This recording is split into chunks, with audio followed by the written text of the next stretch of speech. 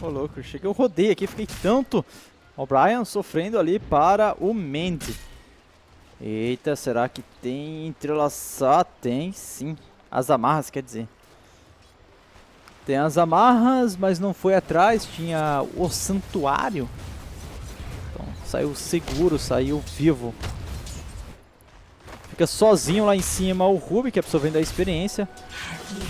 Madara continua com a dificuldade, né? Ele desceu achando que ia estar abafando, mas ainda não. De novo aqui com esta dificuldade contra o Benraz e contra o Vivienne. Ele que não tem tanta armadura reativa, né? Então vai sofrer mesmo. E o Lifestealer dá muito dano em cima do... Olha que bonitinho ali o Taunt, a provocação da Wind. E né, Timber tenta correr ali para as árvores, fica próximo da árvore, toma as amarras, então é o burst mágico dele, com o dano físico do Lifestealer que vem até rápido, né, e forte junto com o banquete. Então não é fácil para ele mesmo. E olha, abrir a ferida, Eita. amarrado, simples. Mas será que mata? Ai, armadura reativa nível 1 com anti-arpórea. Não vai ter mana na Wind, ele consegue sair com pouca vida. Santa seja esta armadura reativa, hein? Salvou ele do tapa final do Benraz. E parece ali, eu não consegui ver direito, se tinha uma criatura na frente do disparo poderoso, então o tiro tem a redução de dano por cento quando passa do primeiro alvo. Eita, estão clicando no Ruby. A Cell tenta se esconder, seu Madruga! Mandou de volta para o inferno, pregou no chão, pisou o Mendes, não. Segurou o pisão, boa movimentação do XD a XD. E bate em retirada. Tá de bota e fita eólica. Coitado do Rubik que nem bota tem. Então, tinha que correr muito bem entre as árvores para conseguir fugir, mas no momento que voltasse ali a recarga da degeneração, ele que colocou 2 pontos na degeneração, então diminui o tempo de recarga, já ia morrer de novo. E a Mad King está farmando melhor. A Ursa está com 23 finalizações, 25 ali pro Viper. A Mirana não está conseguindo se manter tão bem assim. Por isso que eu tinha até imaginado que eles poderiam colocar o Wind lá na rota do meio, fazer uma adaptação para não sofrer tanto. Ó, Madara de novo, Telecinese. Não, eles puxaram, foi. A vez que o Spirit abriu as feridas, choque enfraquecedor. Eles falaram, Madara vai ser difícil de matar. Deve ter armadura reativa nível 2. Vamos no suporte que é mais fácil, né? E mais uma vez brigando aqui em cima. Olha o XD, a XD, degeneração. Lâmina de 2 gumes, ele tem mais 8 de força. Eles mataram o Timber lá embaixo ainda. Ô, Timber. Passando da Mirana. Mirana chegou para finalizar. Flecha sagrada e tem a chuva estelar também. Então eles estão 3-1 no placar, mas Viper continua farmando bem. O Ursa também continua farmando bem e olha a pressão que eles estão colocando no Centauro. Pra se esconder, bate pesado ainda, 208. Plantou a árvore.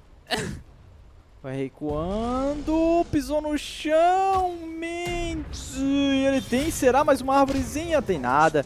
Graveto, mas o choque enfraquecedor do aço para finalizar. Míssel mágico, ele tem telecinese, ele não tem telecinese, mas ele vai conseguir o double kill. Quer dizer,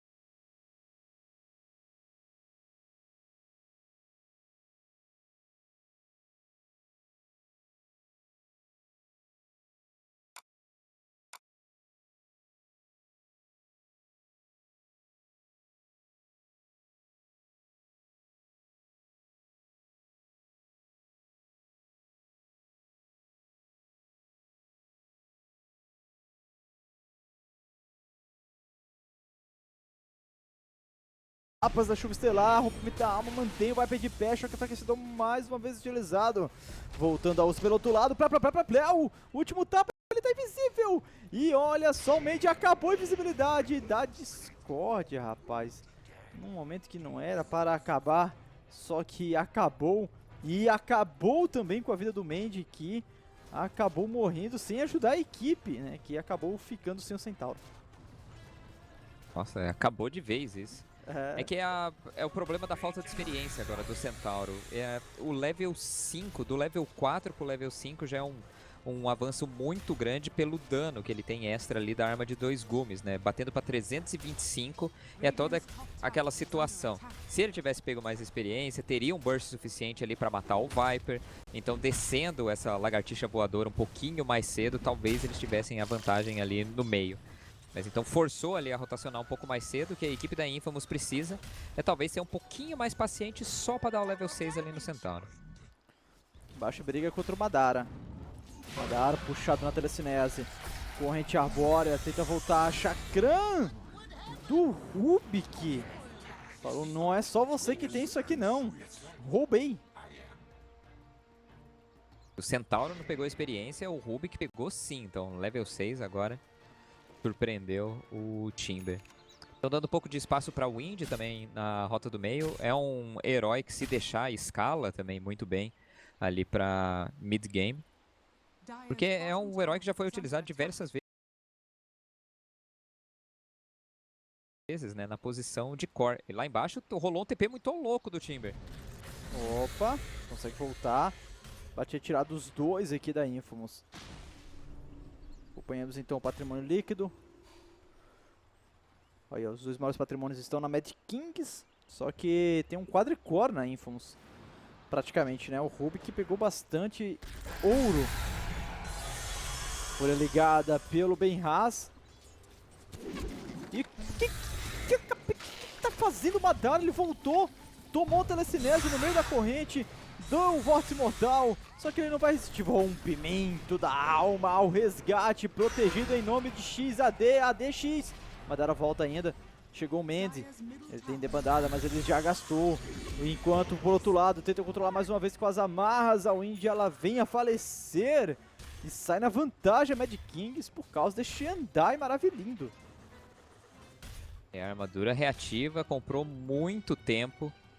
E chegou ali com uma build focando ali o rompimento da alma e degeneração. Então somente um ponto na lápide é para ele ter essa resposta rápida ali e conseguir ajudar o Timber. Deu certo. E olha a Ursa lá, né? Conseguiram jogar ela ali dentro do Roshan.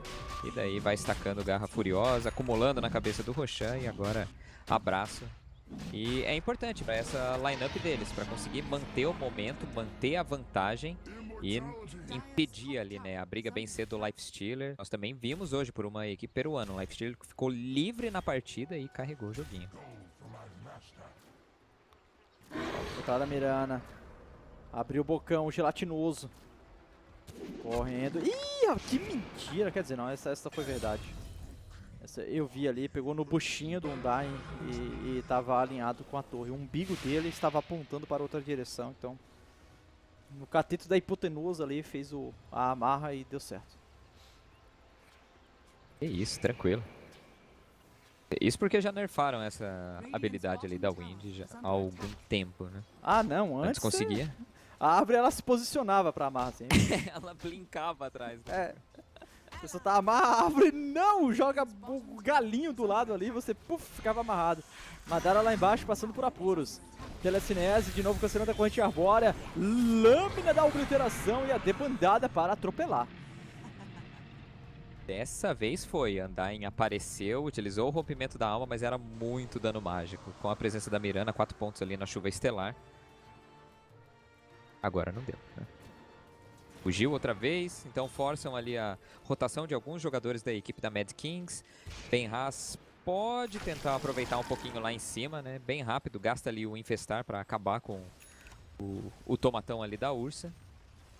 A Ursa volta ali para a floresta. Então a equipe da Infamous agora sendo um pouquinho mais paciente, só punindo um posicionamento um pouquinho mais avançado da Mad Kings. Radiant's middle tower is under attack. Fortificar utilizado. Quem volta aqui para o meio é a Wind. Tirou um brasão solar.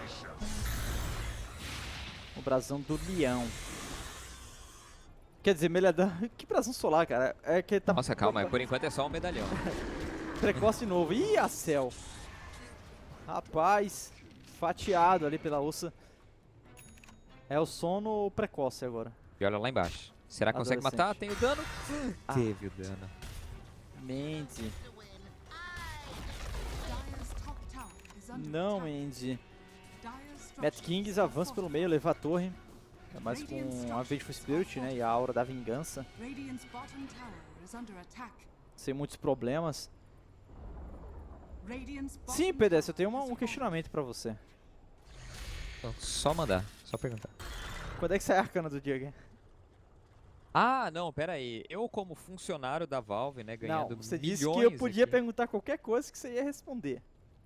Não, eu pergunto. Quando sai? Não sei. Essa é a minha resposta. Pois é, você está Resposta certo. eu tenho pra tudo. Pode perguntar qualquer coisa que eu tenho a resposta. Então, uma má interpretação de ideias que veio de minha parte.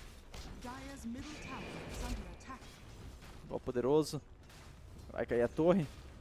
Vai cair, não tem muito como defender não. Timber lá no meio. E a Ursa é de dar translocação, né? Então todo cuidado é pouco aí. A Mad Kings fazendo um bom trabalho. E a equipe da Inha fomos atrás do patrimônio, hein?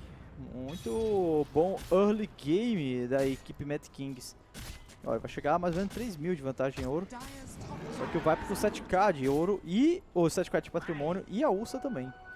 Quase 7k de patrimônio, 6.500. Encontrou um Acel. Interessinese. Voltar, troca das profundezas e trocou lá na frente. Conseguiram matar o Centauro. Um abate para a Mad Kings. E o Acel conseguiu escapar ainda da Ursa. Meu Deus do céu. Porque o Madara tava chegando por baixo ali, né? Eu achei que ia morrer o Acel da mesma forma, mas ele conseguiu sair.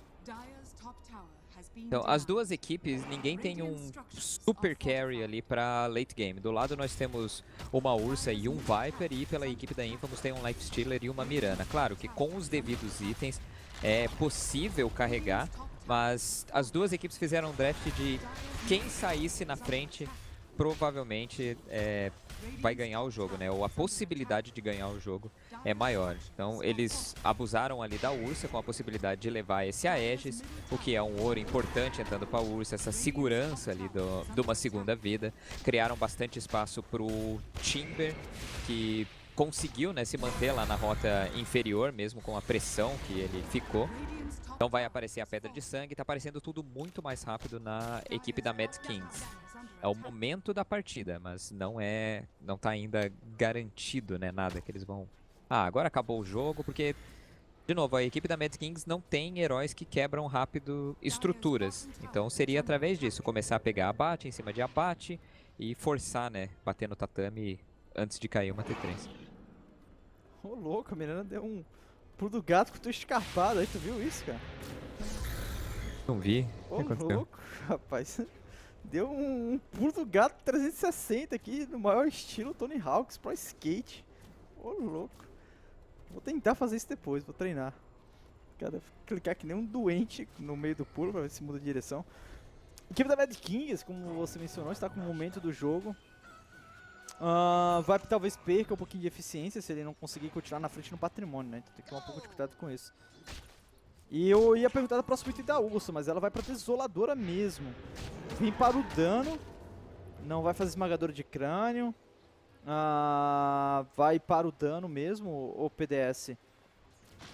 Tendo Centauro, tendo Left do outro lado, é bem normal que isso aconteça, né? É a evolução natural da Ursa, é a build da moda, né? Tá em vogue, então todo mundo tem que fazer isso daí. Olha lá. Antes era o quê? Era lâmina difusora que fazia direto, agora a grande maioria tá optando por essa desoladora. Já entra com dano um pouco mais forte, né? Às vezes você consegue um abate sem ter que gastar um enfurecer. Com a desoladora já quebra bastante a armadura, Então, o dano base da Ursa é baixo, né? O dano efetivo realmente é através das garras furiosas. E isso também dá força para eles quebrarem estruturas. O do gato não consegue sair desta com vida. Vai atrás de mais alguém. Essas perninhas curtas aqui é só uma imagem, é só aparentemente, porque a bicha corre, viu? Sim, corre, liga essa bota de fase aqui. Todo mundo tem que sair correndo para as colinas. Mad Kings tem a possibilidade de levar a torre do meio. Por enquanto não tem a hora da vingança ali para ajudar a Ursa aí, o Viper. O disparo poderoso ainda tenta machucar um pouquinho, só que tem a Mechans, então vai cair. Espaço criado para o time avançar também lá por baixo. Ele já tá com a Pedra de Sangue? Tá. Conseguiu fechar a Pedra de Sangue, tá indo agora pra um Orb de Lotus, uma habilidade muito forte ali contra a equipe da Infamous. Abrir feridas do Lifestealer. Naquele ponto, eles continuam, né? A equipe que saiu na frente agora vai tentar aproveitar essa bola de neve. Eles já não tem mais nenhuma torre fora da base, então fica com um espaço de mapa muito restrito agora a Infamous. Aquele começo complicado do Centauro, né? O Mandy jogou bem, mostrou ali a habilidade individual boa em algumas jogadas. Lindo pisão, tá ali, mais uma. Só que vai conseguir voltar. Nossa! Forte Mortal é um absurdo contra a hora de força, né? O cara sente a dor lá dentro do osso. A dor vem de fora pra dentro. O time consegue voltar, só que perigoso ali, né? Ainda a recuada dele. O recuo dele. 8-8, mais um jogo que não tem tantos abates assim, né, PDS? É um jogo um pouco mais cauteloso. Todo mundo só... Não, pode ser, perdão. Não, todo mundo só construindo ali o próximo item ainda. Então, o Timber com a Pedra de Sangue é bom, mas ele quer um pouquinho mais. E se tem a possibilidade para forçar alguma coisa, eles fazem. Tem uma facilidade... essa flecha pegando o bumbum do Viper, né? Mas como eles têm a Ursa, né, pensando do lado da equipe da Mad Kings, eles podem esperar esse Roshan, que nasce rápido, pois foi feito muito rápido na partida. A equipe da Infamous acabou de gastar a sombra lunar da Mirana, não encontrou ninguém. Mandy tá com o Lifestealer dentro, mas sem a sombra lunar, a Mad Kings pode entrar sorrateiramente de novo ali dentro do Roshan. Ou pelo jeito parece que eles querem abater alguém e depois ir pro Roshan. De pulo pra cima, lindas amarras. Debandada utilizada, não vai conseguir encontrar ninguém a equipe da Mad Kings. E uma Wind sabonete, hein? Muito sabonete essa Wind. Mas eles gastaram tudo. Foi a sombra lunar, a debandada e agora? Qual que é o mecanismo de iniciação? A Mirana pode tentar mandar uma flecha, mas isso daqui só vai facilitar agora a vida da equipe da Mad Kings. Olha o Roshan, paradão lá. Tem que ser o Mandy, no pisão no momento exato. Escondidinho de picanha, vai matar um Dai, cai o Roshan também, pulou pra cima rapidamente, eles querem eliminar o Mandy, parece que vai dar certo para o Ursa, Ciranda, Cirandinha, vamos todos cirandar, o Centauro sai vivo dessa e a Mad Kings já perdeu 2 e é um entrelaçar pegando nos dois também, excelente! Vai voltar ainda o Madara, só que a Ursa perde o Edge do Imortal, esta Wind que é o mão da bexiga, Viviane volta para o combate. Tem metade da mana, metade da vida, o Chakra machucou um pouquinho, parece que vai encerrar o combate a equipe da Infamous, eliminando 2 da Mad Kings. Eles pegaram a Aegis, mas perderam agora rapidamente, mesmo sem as grandes habilidades, né? E agora, vamos falar de habilidade que a gente citava? Edron, você que tá bem saudoso hoje, né? Saudoso. Lembrando dos tempos de outrora. Eita. Quer lembrar da Secret, jogando ainda com o Ihan na rota do meio. Eita. Aquela época longínqua, onde pegavam Wind, né, logo na primeira etapa, porque Amarras, né, conectou em 2 heróis, acabou a briga. 3,75 segundos, sem eles poderem clicar, fazerem absolutamente nada. Wind, né, logo na primeira etapa, garantiu. Porque Amarras, né, conectou em 2 heróis, acabou a briga. 3,75 depois de um segundos. Sem eles poderem clicar, fazendo absolutamente nada. Vamos tentar matar o Madara, o cara mais duro. A armadura de Vibranium não vai resistir depois desse jogo combate. Sem eles poderem cruzar. Rapaz, que absurdo que dano foi esse. Eu achei que ele demorou. Eu achei que ele resistiu um pouquinho mais, PDS, mas foi bem armadura de Vibranium não vai resistir Era o momento da partida para Mad Kings. Começam a perder o momento da partida. E eles ainda vão pra cima, porque peruano assim, peruano é louco, né? Não pode parar de brigar, jamais. E olha, primeiro pode cair, a vez foi Spirit duplo, cajado de força, ela fez um V no chão, mas não perdoa a Miranda, elimina. Vai atrás, a Ursa vai tentar matar o Lifestealer, batendo nas costinhas dele, Lifestealer talvez consiga sair com uma bola de fase, exatamente o que acontece. Também tem bastante para a Mikra, mas não durou muito tempo, 2 mortos na Inha, fomos os 2 mortos da Mad Kings. 2 suportes em troca, e um suporte matar o Lifestealer, batendo nas costinhas dele, Lifestealer talvez mais ouro ali para a equipe da Mad Kings, a força da Ursa, né, contra o Lifestealer. Aliás, foram 2 cajados da força ali do lado da Mad Kings, então a Vengeful Spirit tem outro também ali com a Lança Furacão. Então, por enquanto, quem tem o melhor mecanismo de controle, né, porque Lifestealer é muito controlado com o cajado da força. Ursa também é muito controlado com o cajado da força. Mas em quantidade desses itens, a Mad Kings também ali leva vantagem e eles conseguiram ali controlar até o finalzinho bem raso, pegando ele. É muito controlado com o cajado da força. Mas isso ainda pode mudar, né? O Wind tá com o brasão solar completo, ajuda um pouco contra os ataques da Ursa, leva vantagem, mas bate e eles conseguiram ali controlar até o finalzinho bem raso, pegando ele. É muito controlado com o cajado da força. Mas isso ainda pode mudar, deixa eu ver aqui o item dele. Fazer Sanjiacha. Olha só, escondidinho de Centauro. A rota é a superior. Ih, o Madara saiu. Ele saiu e voltou o Mendy, mas ele desistiu, pois ele viu que poderia ir pra cima. Teleporte utilizado no santuário de baixo. Não quis mais saber de briga, demorou demais. Movimentação também um pouco mais perigosa da Mad Kings. Seria um pouco mais arriscado, só que o Lifestealer está perdendo um tempo de farm, né? Perde tempo de farm.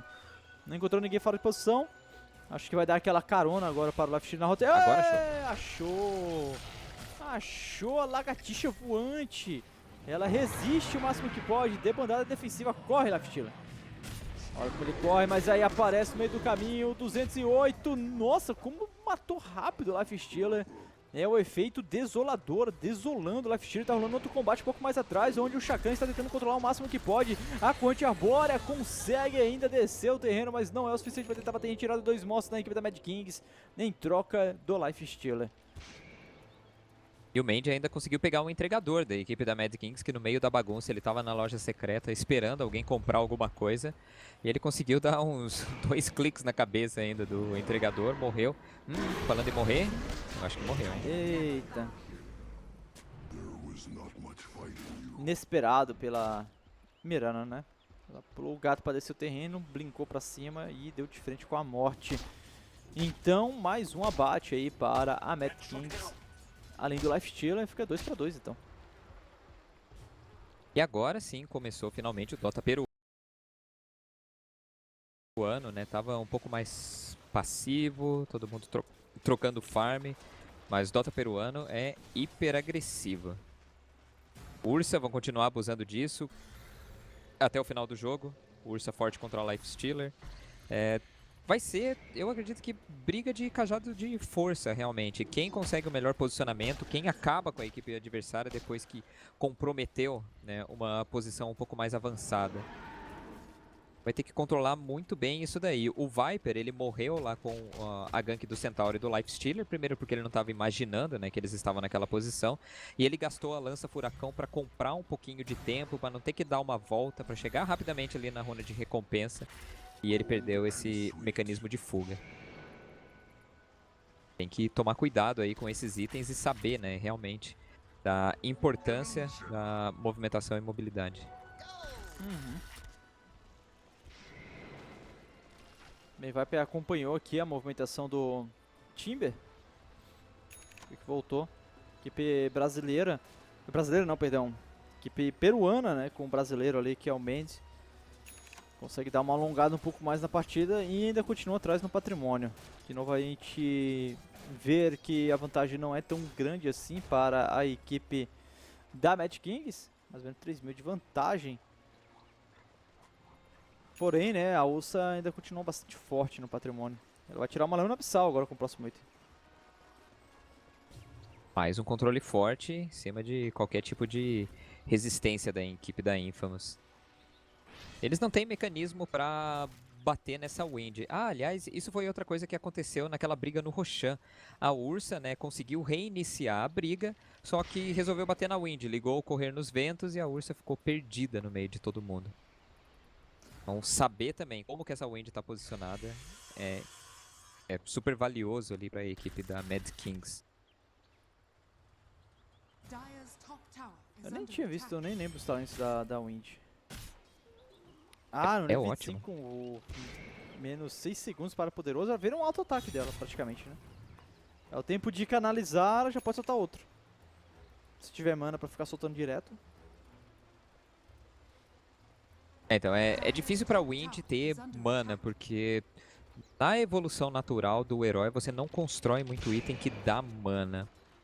Esse talento do level 10 é bem dividido, tem muita gente que prefere ali pegar o 25% do retardo de correr nos ventos, que é muito forte, né? No level máximo você fica com, acho que é 55 de redução de velocidade de movimento durante o tempo que fica ativo aquilo ali. Até Eu acabar. esqueci agora. Até acabar o efeito do correr dos ventos, não. Ela vai soltando, vai ficando no Sim. rastro. Opa. Chakra lá em cima, enquanto aqui embaixo rolou escondidinho. O primeiro foi obliterado. Nossa! Obliterada, rapaz. Não tem T2 na rota superior. Vai ter que voltar pra defender. Dentro da base. Ah, quase que pega a flecha ali. Na cabeça do O'Brien. Então, morre a Ursa. Infamous vai trabalhar no controle de mapa, talvez. Roshan tá vivo ou não? Roshan vai nascer agora. Olha o Roshan. Vem, Roshan. Ih. Tá bugado pra mim esse negócio? Não, vai aparecer daqui a pouco. Aí. Apareceu. E tem uma animaçãozinha, né? Puf, do nada aparece. É capaz de tomar um susto ali. Miranda vai para a lâmina etérea, não vai para a Mioneira. Quer dizer, Maelstrom, né? Auto-ataque com um danozinho mágico do Choquinho. Fez aquela build híbrida em relação à evolução dos talentos. Em relação à build da Mirana, todo mundo continua fazendo cetro de Agnes, que ainda é muito forte, mas você não foca somente no dano mágico, né? Pro late game, você vai querer realmente que ela clique forte. Então, no level 15, tem alguns jogadores que optam pela mais 30 de velocidade de ataque. Só que ele deve ter colocado ali mais 5% de dano mágico, porque tá rolando tanta briga agora, e esse 5% é forte ali contra um Timber, né, que resiste bastante a dano físico. Enfim, os dois talentos ali são normais pra aparecer. Com Ursa viva eles podem forçar mais uma briga. Tem duas criaturas ali, revelando o Roshan, disparo poderoso. Já mostra a posição, Madara, corrente arbórea. Entrelaçar pegando Agora os foi dois. mentiroso. Agora sim, não tinha alinhamento. Orbe de Lotus para tentar proteger. Roshan com metade da vida, vai conseguir fazer, mas é difícil fazer um Roshan muito rápido com a Ursa. Vai tentar roubar!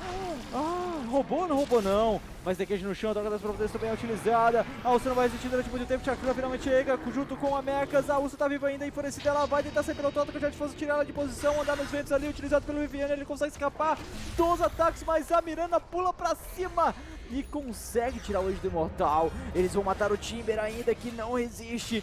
Ursa, você é a próxima a morrer. Semi-limpa da Infamous. Segura semi-limpa. Opa, segura semi-limpa. Traz o pano. Traga o alvejante, pois vai ser a limpa completa da Infamous. Em cima da Mad Kings. Ficaram bem mad mesmo depois deste belo combate pela equipe peruana com o oreganozinho brasileiro. De novo, chegou um pouquinho atrasado. Aliás, o timing do Mandy foi muito bom com o pisão do Centauro. Só não acertou ali, né, no alvo correto. A Ursa tava encoxando o Roshan na parede e não tava ali mais solto, né, na sala do Roshan. Então agora, já gasta fortificação, tem recompra na Ursa, mas isso daqui vai ser quartel dos guerreiros agora pra Infamous. Quarta dos guerreiros e talvez dos magos. QM caindo rápido. Levou o QG, levou o QM e levou meu coração.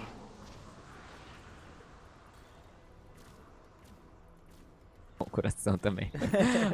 E olha, aquela pequena vantagem que a equipe da Mad Kings construiu, agora já virou como uma vantagem real para a equipe da Infamous, ganhando todas as brigas, utilizando muito bem a debandada. Não tem Rubik para roubar isso daqui. Então aquelas habilidades de restrição, né, de velocidade de movimento, então ult do Viper. Se utilizar o ult do Centauro de maneira defensiva, anula tudo isso do Viper. É uma magia muito fácil para o Rubik usar e que pode ser muito efetiva contra a Ursa, controlar ali no meio da briga. E não tem BKB que vai salvar disso. Ó, a opção para a Ursa conseguir lidar com isso é através do cetro de Agnes. Então tem que colocar a Abissal agora na fila de espera e por enquanto trabalhar só com a esmagadora de crânio. Botou ali no chazinho de cadeira. Fossa este item, metade do caminho, praticamente, para a Ursa. Levaram tudo de cima, momento do jogo vira. Parece que o jogo virou não é mesmo. Para a equipe peruana. Com orégano Voltando. verde e amarelo. Sempre esqueço de falar.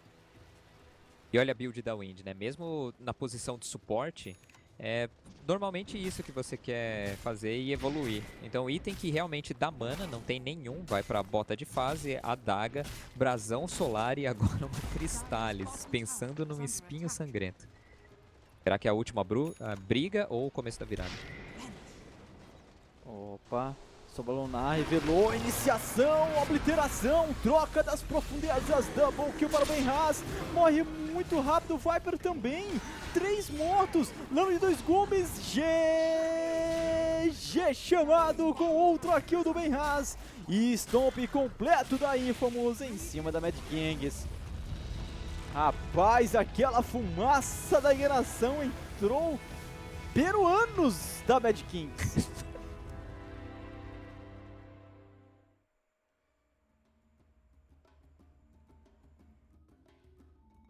Eu digo, os peruanos entraram ali muito bem, é o que eu quis dizer. Peço perdão. Não tem nem como continuar depois dessa daí. Mas 1h da manhã, então tá liberado, mas vamos dizer, esse resultado foi bom para as equipes brasileiras, principalmente pensando ali do lado da Midas. Então a Mad Kings fica na situação mais próxima deles, então tem chance deles conseguirem um bom dia amanhã e ainda passar para a próxima etapa. E também, já que estamos torcendo para brasileiro, Mandy na equipe da Infamous, então ótimo que eles conseguiram essa vitória. Então todas as equipes que são favoritas estão ficando bem aí. E acho que tá na hora de dormir, né? Pedir um pouquinho de arrego, porque amanhã tem muito mais Dota, Edson. Rapaz, muito obrigado a vocês que acompanharam pela audiência. Até agora, 1.551 pessoas, tinha um pouco mais aí antes do jogo terminar. Batemos aí os 3.500 no horário de pico aí na sexta-feira. Então, muito obrigado aí a todos que acompanharam. E amanhã, mais jogos, né? No caso, para vocês, começa de 1h, quer dizer, começa de 6h da manhã, aqui a transmissão da BTS_PT.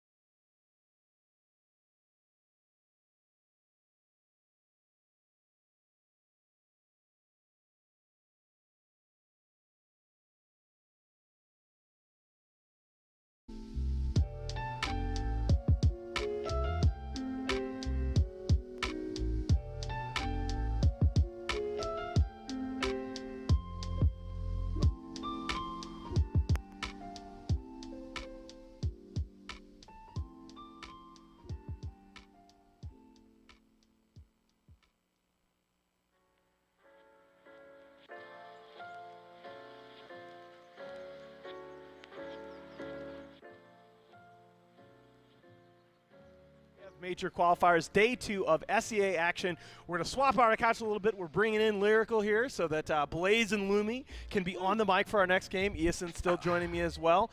Guys, I just want to, we have our next draft underway, and I want to get into that, but I want to take a quick moment to ask the two of you. You guys have done a lot of SEA games here in the last couple weeks. I know Eason has cast a bunch of games. Did you guys see this coming? Because in terms of the quality of play and certainly just entertainment value, this region so far has been incredible. I would love to talk about this a ton. You've been on the panel already, so I'm going to cut you off for go a ahead, second. go ahead. I'm going to let you finish. Go I'm going to let you finish. But no, I actually kind of did, but not completely. I was expecting something big after, like, if you looked at the DAC and Star Series, DAC and the Star Ladder qualifiers, there was a lot of contention amongst the top teams, with the exception of Faceless, obviously, who have proven time and again to be that tippity-top cream of the crop players. But like, you had this moment where TNC, they get 4th at Star Ladder, but right before Star Ladder, they ended up losing to MINESKI. They ended up losing to Geek Fam as well. They ended up losing to a couple of these other teams, and I'm looking at it, I'm thinking, like, all right, are TNC just going to come in bottom 8, or are they going to do well? And the thing that it ends up coming into my head is that all of these teams are incredibly talented. All of these teams have a lot of great players, and they've just stepped it up a ton in this region. They've started putting it together, and I think that it's the implementing coaches, it's implementing more draft focus. It's really cool to watch. That's because we talked about this yesterday, right? That the fact that this region is naturally a little bit down, or at least you expected it to be, after all of the talent that fled from this region following the last major cycle. But certainly, if you look at the game so far, you've got this second tier of teams really stepping up and making a claim. Yeah, definitely. We always say that Southeast Asia is the most volatile region. There is so much talent there, but their biggest issue is consistency. Yep. And whatever they've gone through in the last 2 months, it's clearly showing that they're improving in that field. Absolutely. Well, let's go ahead and take you into our next draft, because this is arguably a matchup that definitely has the potential to decide one of our 4 playoff spots. Yeah. If you guys, just in case our fans are not aware, the tiebreaker format this time in the majors is such that tiebreaker games are going to be based on head-to-head, except if there's a tiebreaker for that last playoff spot. If there's a potential for a 4th or 5th position to be decided and there are tied records after group stages, there will be additional matches played. And looking at the SEA region, definitely the potential for that to happen. But TNC and MINESKI, a team that comes in today 3-1, looking very solid. TNC, a team was 3-2 after the end of play yesterday, lost a really tough one to Geek Fam. This is almost becoming a must-win situation for them. Yeah, definitely. I actually think this is becoming a must-win for both teams, honestly. But MINESKI really surprised me yesterday. I think that MINESKI is in best shape they've ever been so far. I agree, and MINESKI was a team that definitely looked a bit uneven in the last couple weeks coming in. TNC, though, I really do like this team. Of all of the squads that we've seen in this particular tournament so far, TNC has looked, they've run some unusual lineups, some almost pocket strategy kind of lineups, and they've looked pretty polished doing it. I say that in spite of the fact that they've lost with that Invoker and Brewmaster. They've run sort of these niche strats, and they've done it very skillfully. 5 seconds remaining. I'm looking at also the brackets here and thinking about the next couple of games. For TNC, they have lost to Geek Fam and Clutch Gamers. So there's like 5 of the top teams. There's Faceless, head and shoulders above everybody else. Then TNC, MINESKI, Clutch Gamers, Geek Fam. And they are all competing for 3 spots. So one of these 4 really talented teams is going to be out of there. And in my eyes, if TNC lose this one, they're that team that's out. They have to win it, because they're not going to end up, like, if they against those 4 other teams that are high level. MINESKI still have another opportunity. They're going to play Clutch Gamers right afterwards. So, and the scary thing for TNC as well, pardon me for cutting you off, but we talked about this coming into the night on the panel, that Clutch Gamers, for example, had played almost all of the top teams, so they had an edge coming into today. The scary thing about TNC, they still have Faceless yet to play. So they're looking at a situation where they could very easily be picking up their 3rd loss here and still have to play the top team in the region. Well, I think that it's really the most important thing is that they have to face, like, it's going to come down to where those 4 teams place amongst they're themselves. looking Because at they're going to beat all the situation teams below. where they could I think very Team Bazaar hasn't easily looked pick up good. their third loss Rex here Regan Kuyan and is still not have to play anything at this point. No Well, offense to them, and they got open qualifier teams. So the fact that TNC has lost to 2 of the others, it's like if they lose this, I think that they're going to pretty much. And it blows my mind because this is again a team that got 4th at Star Ladder. Team They that beat out Secret. They a beat team out all that these won other guys. WSG, and They again, got open qualifier you can teams. put the asterisk by that tournament all you want, but they won a LAN title. One of the few teams that can say that in 7-0. Looking at these drafts so far, definitely, as you probably would have expected coming in, MINESKI's the far more standard, the more meta heroes, picking up Slark a little bit earlier than you've seen from a lot of these teams, but then all of a sudden they're going back for Elder Titan, a hero that we've already seen in quite a number of these SEA matches so far. Kind of coming back to MINESKI's the far meta, more at least in standard, the Southeast Asian region. the more I don't think meta I've really heroes, seen other picking up Titans Slark a little other bit regions as earlier much. than you've seen from a lot of these teams. TNC, after seeing that they're Slark, going back for immediately Elder picked Titan, Disruptor. a hero that we've already seen in I quite a can only number of assume it's a lineup that they've run multiple times. I'm not too sure what core they're going to pick as their carry, because I actually think this is going to be a Sam H. Weaver Disruptor. Because I think I always see Cuckoo playing Magnus. He's actually very, very good at the Magnus. Oh, you think this is going to be a mid-Magnus? I think it's going to be a mid Magnus. I'm not too sure what I think that the MINESKI are probably going to take Invoker here too. as their carry. I've seen a lot of like Elder Titan, either Ember Spirit or Invoker as the combo. It's almost got to be, right? Because their TNC, after that Magnus pick, start banning out mid-heroes for mid-Magnus. That's got to be, almost got to be a mid-Magnus. I think that TNC, the Magnus Disruptor is sort of reminiscent of VTJ, who they played against at Star Ladder again. They have sort of drawn a lot of their inspiration from these international stages that they've been playing against. And it's just that, oh, they go for the TA. I was going to say, How do you see this? How do you see this? I was going to say, I wasn't too sure if it was going to be Invoker simply because I don't really recall seeing Jay play Invoker. But JTA is extremely good. I mean, the way I see this matchup is that both sides are going to end up farming.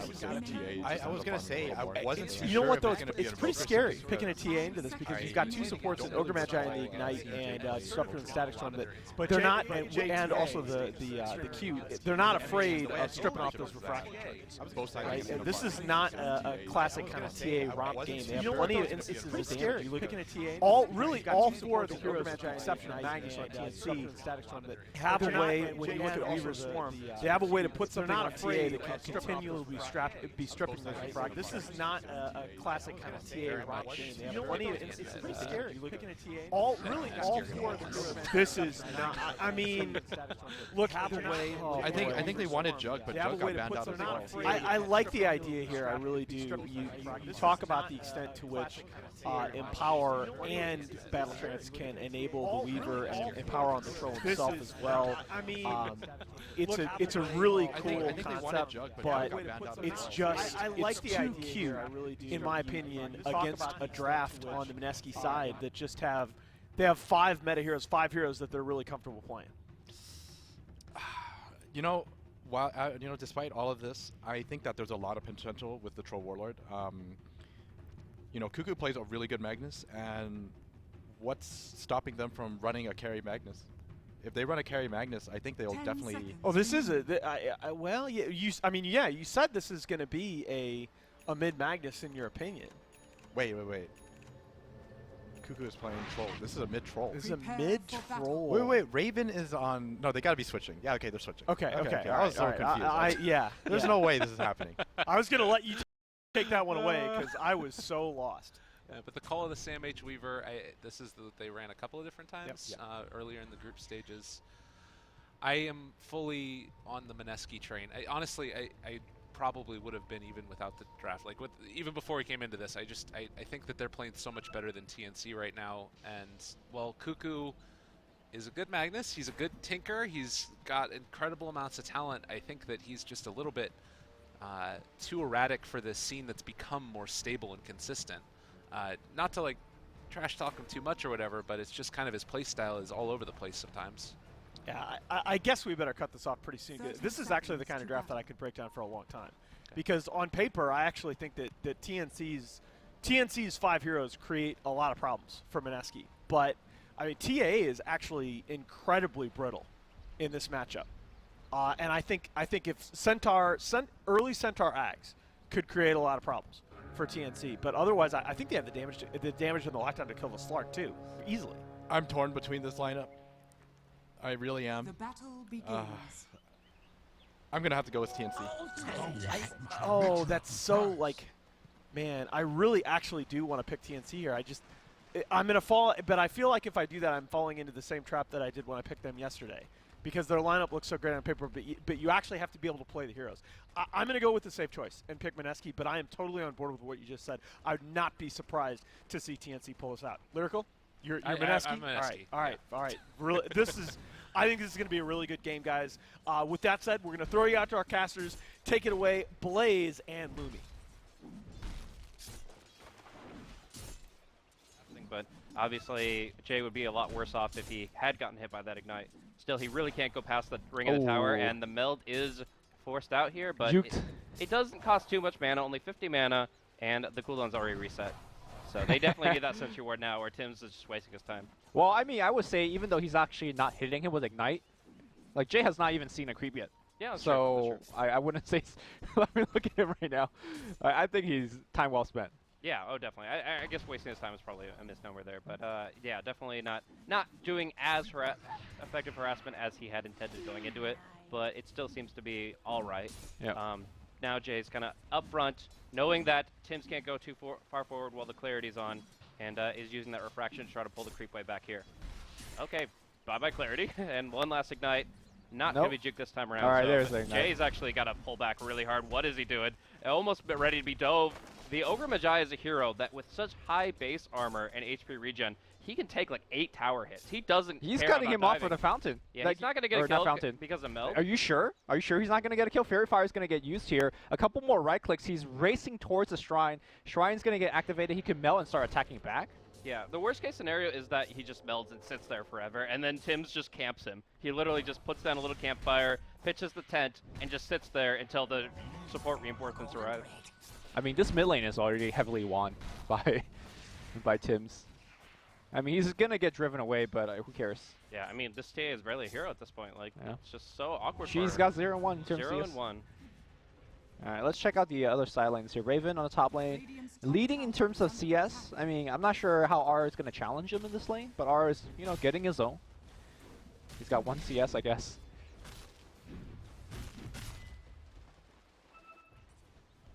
And then on the other half of the map here, we got Miracle. Not exactly free farming, so offlane Weaver is not something that we've seen, especially an offlane solo Weaver, but he's actually doing quite alright here. Yeah, in this position, he's able to just kind of poke and prod. Doesn't even get the Blightstone yet, but that should be coming soon. Miracle just doing his own thing, though. He's actually topping this CS, so it's all right. Tim's in the mid lane, a lot of trouble, gets nuked, or ganked on, essentially, and Tim's will be going down. The skewer from Cuckoo trying to save him. Yeah, I was wondering how long they were going to put up with that. I mean, there's so much pressure being put out there. Eventually, you have to rotate at least one support. And I'm glad they rotated 2, because it enables kill opportunities like that. Yep. So I said that Sam H was doing fine. I didn't actually check his CS or level. He's currently level 2 with 1 CS. Yeah, he's obviously living, but it's not it's not the ideal situation. And this is the reason why you don't see offlane Weaver that much, because if you get zoned out, first of all, the comeback opportunity on that hero is actually quite low, especially when you're not forcing kills. And because you're so low level, your Sakuchi is not leveled up as much, so the kill opportunity on you is actually very high as well. Yeah, I like this practice that Miracle has of just breaking down the tree line here. This is a spot where, like, if the Weaver wants to go for a side pull or if he wants to just kind of juke around, he has less options now because all these trees have just been quilled. Sure. You see, like, sometimes off-laners do it themselves for different reasons. Like, Broodmother, I think, comes to mind. Yeah, for vision and intel, for sure. But this is a good example of a carry doing it. Getting something extra out of the lane. It's actually going to be an Invis rune that might set up an opportunity on Templar Assassin here. Going to be able to go on in pretty hardcore. Do they have detection, though? Worst case scenario, again, he just melds and waits it out. Okay, yeah. You know, they could have just hit the creep wave in front of him and just splash off of... Yeah, you can only do that for so long, but it definitely can work. Show him who's boss, you know, send him a message. Do a little bit of side blade sniping action the other way around, but bottom lane is going to be the pounce onto the Weaver. they open up telekinesis and just combo up on him. So yeah, it's a really rough spot for the Weaver.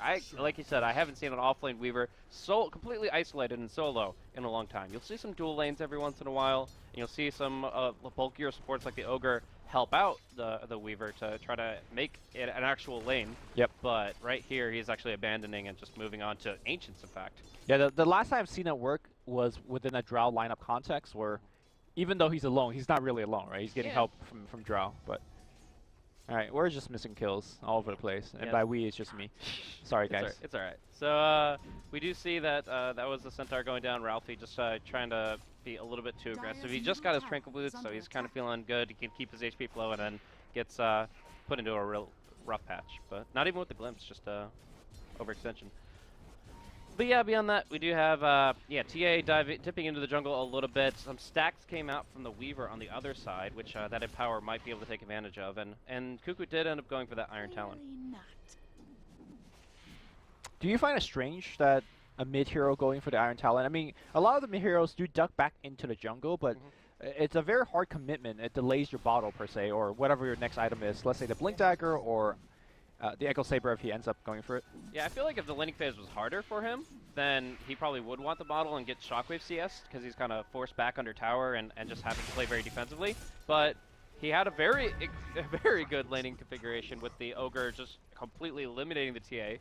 On top of that, Shockwave's not going to do much once it's a neutral game between the TA and the Magnus because of Shockwave, or because of Refraction. Right. So, yeah, I think it's perfectly fine for him to opt into this. We've seen a few heroes do this for just efficiency purposes, like Slark and Meepo. So, I think it works out pretty well with this Empower build. Yeah. And that's, I mean, you were saying that you're skipping the RP at 6, right? Yeah. And we're going to see that here again. And it would not surprise me if he just goes back and maxes Shockwave, or sorry, Empower over Shockwave. If you're going to opt to kind of go for more of the jungle farming build, but if he's looking to fight more, obviously Shockwave Max is the way to go. Looks like they're making it go here on Jules. Jules does have the bug on him, but really it's going to be a little bit too hard. In fact, he pops the dust. He's looking for the stop. Beautiful. It's a two-man stop, and now... Weaver, for sure. Yep, they actually get the lift, get the pounds, and he is dead. Very nicely done here. And perhaps a very overzealous play from the TNC boys. Yeah, I could tell that there's just like the gears turning and Miracle says like, who could I kill realistically? And yeah, the Weaver is actually a freebie at that point because he had used Shikuchi right when the Echo Stomp connected. So it was just absolutely perfect. He even had a Sentry there already, so it was just a solid pickup no matter what. But TP cancel up top. They get some great kill momentum from MINESKI. Does this make up, however, for Jay's early mishaps? The fact that he has very little going to lane stage. He's evened up the CS. I mean, he's come back for sure, but he was supposed to be dominating this lane. I mean, I don't think he's supposed to dominate, but to be fair, right, it's a trade-off. Because the Ogre was forced to help mid, the bot lane is trashed on, right? Absolutely. And I put my money on a TA recovering much easier than a Weaver can. So sure. I think the game's still going pretty well for MINESKI. And that's just not like me trying to favor them. I actually think that they're doing quite okay. And you gotta keep in mind that MINESKI also has very strong mid-game Roche capabilities with the TA. So I think all things considered, they are in an okay position. And they're going to be able to take the top tier 1 tower and go hard on the other side, who already wastes his Echo Stomp. Going to rely on the Stampede to bait in the Troll Warlord. Raven will try to fight it out here. No attacks with the Whirling Axes. Is going to be able to get a kill on the Elder Titan before dropping himself. Miracle rotating all the way around here with a pounce on a 12-second cooldown. Yep. That Whirling Axis is actually did a lot of work. They were trying to right-click him, and everyone was missing. So you went for the max Axis build. Sometimes if you get a more PvE environment, then you go for the max Fervor. Better for pushing towers, better for farming efficiently. But here he kind of wants to get into the fight. I think that this is going to be, yeah, Cuckoo farms a little bit more. He'll get his Blink Dagger now, presumably. We saw Helmut Dominator yesterday, so you never know. But and he even is going to go for some Shrine farming, it looks like. But yeah, I think that for the most part here, it's going to be pretty combat-oriented. We're going to see Dragonlance on the Troll Warlord, and then they're going to be starting to start pressure towers. Well, this is a new it, right? You just pop the ult on Raven with max in power, and that was a 3-stack Ancient down within seconds. Yeah. Sven, anybody? This is what it was reminding me of. To an extent, yeah, and it's just the steroid setup. They've got Empower and Bloodlust. There were a few teams that built lineups entirely around these kinds of power-ups where you get an Ogre, a Magnus, and a Vengeful Spirit, and you just say, go kill stuff. This one carry suddenly gets like double the damage output just from these like 3 buffs here. So you got 2 out of the 3. You got a lot of great potential for this Troll Warlord, and he builds himself up to, again, that very quick Dragon Lance, which is still like a good item even in melee form. We've seen good stats. We've seen it. The stats got nerfed a little bit. I think it's 12 and 13. 13 agility, 12 strength. But you're at the end of the fight, and if they're running away, you're going to switch to range for them anyways. You get a little bit extra value out of the passive, and more importantly, the stats are just really solid. Yeah. I mean, if you see Meepo getting this item, you know it's decent stats. Meanwhile, it looks like the Magnus gets caught here. Well, the Stomp is going to slow down these illusions a little bit, but here comes Samage looking for the kill, and he is going to get it. Maybe. I mean, he's weak. You got to remember how weak he is. But it looks like it's going to work out. Oh, they didn't get the save, but now Samage going to get stomped on. Okay, pretty good storm, but the kinetic field not set in time, and now looks like the TA has gone down. Ninja Boogie in a lot of trouble as well. He's also going to get picked, so what happened with a really good start of a pick on Magnus turned around into a 3-for-0 trade after that. Yeah, Ralphie, again, just trying to bait too hard with the Stampede. Like, he's very confident when he has that ultimate, and you can just see it as he's kind of shock following the team forward, and everybody goes in, unfortunately, to their own demise. That being said, now we see the tower dropping extremely quickly, and yeah, this Troll Warlord's going to start gaining momentum. But do you feel like the Troll Warlord's in this position as a hero where he starts to really fall off? I mean, he gets like this level 18, gets a lot of attack speed, and then what does he do after that mark? What does he do as the game progresses? Yeah, you're right. I mean, to answer your question is I'm not really too sure what he is good at doing at this point in the game. Like that ultimate, it's not just for himself, so maybe we shouldn't be looking at Troll as a carry by himself in this game. We really have to heavily account in for the Magnus as well. Yeah. I think this game he's more than an RP, right? This game he's actually perhaps even the highest damage dealer, especially with a Troll ult being applied onto him. Yeah, theoretically, it could be very potent. So, yeah, I think that's where you have to look at it, is that this Magnus needs to focus on a bit of a semi-core build, and it could be very, very effective. Yep, Tim's going to get caught out here on the bottom side. He is going to go down. Weaver coming in here. I'm not sure exactly for what. Now he's yeah, okay. He's out. Yeah, it's a bit of a rough ride for Sam H so far, but, I mean, he's at least staying involved, staying active. Ancient play for Raven here is just clearing out Ancients after Ancients. It's been a lot of good jungle play from TNC. I mean, Raven's always an efficient player, but it seems like as a whole, TNC are really enabling him. You can make the argument that at this point in the game, once Miracle is starting to take a line with the Shadow Blade, I think these are two of the best cores that you could have to even fight Slark heads up if he just like pounces on you. All that thought here, Jules gonna get caught by a field, but can they actually make a go on him? He is heavily under his power, and here comes the 3-man Hoof Stomp. That's one kill. The Storm's going to come through, but a little bit too late here. Raven, RP actually missing completely on Miracle, and now they are on the run. Raven's going to go down, I believe, Tower Shot going on him. He's being slowed down right now. They're getting vision on him. The Clap's going to get the kill. That's 3 so far. And now they're still on the chase. Ninja Boogie's got Sakuchi. He's looking for the telekinesis, does find it, and now a couple more right click on Cuckoo. He does go away, trying to pour it out there, and he make it home. Boom! Is going to get the job done. That is 4 for nothing. I don't think they lost anybody, right? Yeah, they did not, and they were able to turn around perfectly to get some critical kills. Obviously, the two most important here. Weaver's already shut down, but getting those kills on the Troll and the Magnus, much needed. And it comes out at like the perfect timing. They just got the Blink Dagger on the Centaur, and then even that last kill, just barely getting the Soul Ring off cooldown to get the mana, to get the stomp. But yeah, all in all, this is the resurgence that MINESKI were really looking for. It's not like they were doing terribly. Maybe the TA is a little bit further behind than you want to. You mentioned the Slark is just going to have a hard game overall because of the draft, but that's what they were looking for. He stood under his tier 1 tower for like a good 1 minute. He even got a teleport scroll delivered to him, but then he just like walked out. I guess not expecting 3 heroes to be there, but... All right, I mean, just seeing the last particular initiation by R on that Centaur, this is one of the reasons why you need to ban Centaur against MINESKI. I mean, Centaur is already almost a ubiquitous ban at this point, right, for a lot of teams? Yeah, I'd say so. It's a very powerful hero. I mean, brings a lot to the table. Most of the time, I like to talk about the Aghanims effect with the Stampede. Right. And then, obviously, at 25, he has 2 great talents to choose from. But... I mean, just the fact, I look at every Stampede that Centaur has dropped, and Ralphie very clearly had intentions with it. Either baiting somebody in a little bit too deep and counter-initiating or whatever. All right, Earth Splitter's going to come out right now. It's going to be a good one. Storm cutting people off here, but on the backside here, Samich going hard on Jay. They do get the quick kill. Where's the reply here on the back line? Of course, RR looking for the double-edge cleanup, but not going to be able to get it. In fact, he might be going down. He does get, well, it's actually the trade. Miracle comes in from the back line as well. Dust is going to fly out. They want the Ogre instead. Ogre is very, very tanky. Rubik somehow behind the enemy line. The collapse here from Jules. What a stun from Jules. Grabs 3. And now Miracle still in there. Uses a pounce against Sam H. Sam H dropping extremely low. Raven comes in looking for the right clicks, but without his team's disabling for them, he's actually unable to clean up, and at the end of the day, that was a 4-for-2 engagement for MINESKI. It was really, really chaotic, and guess what? Slark loves those fights.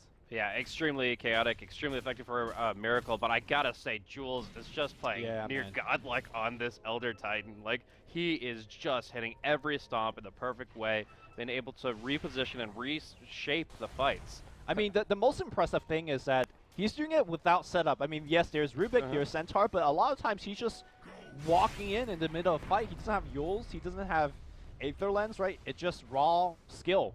Absolutely. And that's much harder to do than what it seems, because like that spell has such a long delay, and he's able to just cleanly cast him.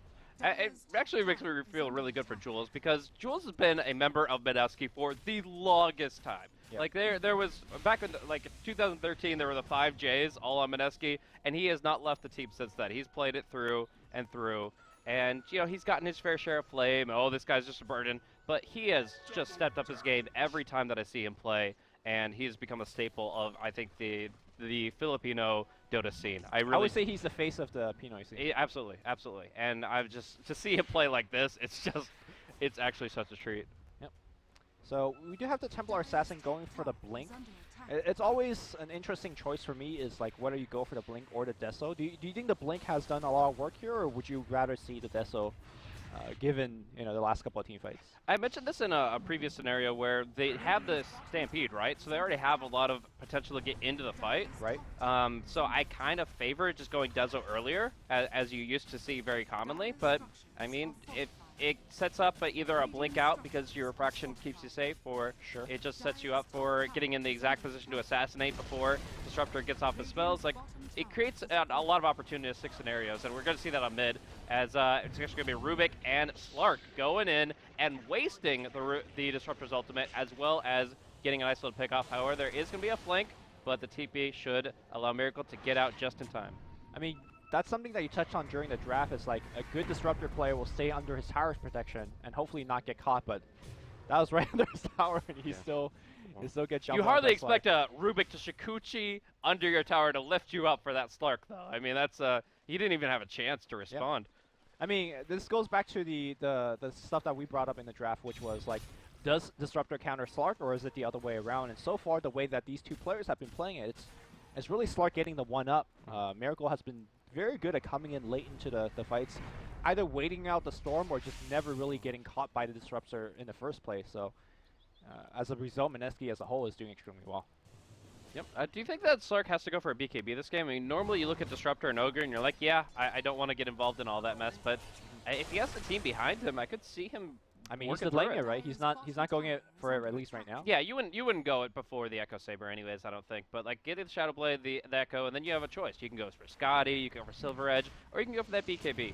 Basher is an opportunity as well, but we're actually going to be seeing a really good combo coming in from the Magnus here on the mid. Going to be able to pick up 2 quick kills. Yep. Just a quick Blink Skewer on 2. How often do you see that? Yeah, RP was used just to ensure the kill. Tier 1 is going to go down, though, and I don't think there's going to be any reply by MINESKI, or at least there shouldn't be. Down bottom, there's going to be at least some decent damage. But here's the thing, Roshan is happening right now. There is no TA traps inside the Roshan pit, but I'm pretty sure MINESKI is aware of that happening, and I think you just have to give it up. So that one kind of quick 2-man skewer on the mid turned into a Tier 1 tower, and now a Roche. TNC's right back in this game.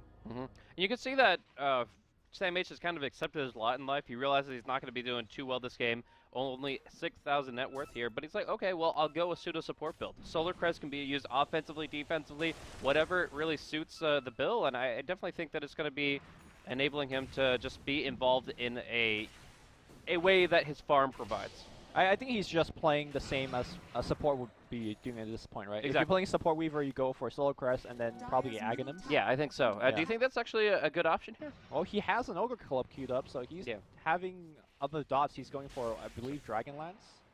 Dragonlance would be an alternative, yeah. So, I mean, obviously, Ogre Club builds into Aghanims as well. It's just usually not the first component that we see. So here's the thing. I personally prefer the Axe build, but I could see his reasoning for not, because if you look at the way that MINESKI is going to be winning the fights, it's off the back of 3-man Hoof Stomps, or 3-man Earth Splitter, that kind of stuff. And it'll be nice to, like, time-lapse one, but still half your team is going to get caught under it, so maybe... Isn't that defeatist, though? I mean, you think about it, if you're playing into this game, you think, my team is going to get 3-man Hoof Stomped and ET combo, then you're already kind of screwed. I guess so. I mean, this is why I prefer the Axe, Yeah. and we have a Storm hitting nothing again. If you look at the front line for MINESKI, like, look at their damage output. It's a TA, it's a Slark. They're a single target to the Wazoo, right? So the Aghanim Scepter is going to be so good at just rescuing and making Miracle as well as Jay waste their time on one target. Ninja Boogie and Miracle just circling like sharks in the water. As the tower doesn't even get denied in mid, they just let it fall. Raven also awkward He's got moving. Aegis. He does, but you don't want to waste it for no reason. Either way, it looks like he's going to be fine. But I really like this dual movement here from Miracle and Ninja Boogie, because Ninja Boogie has been sitting on Shikushi for a very long time this game.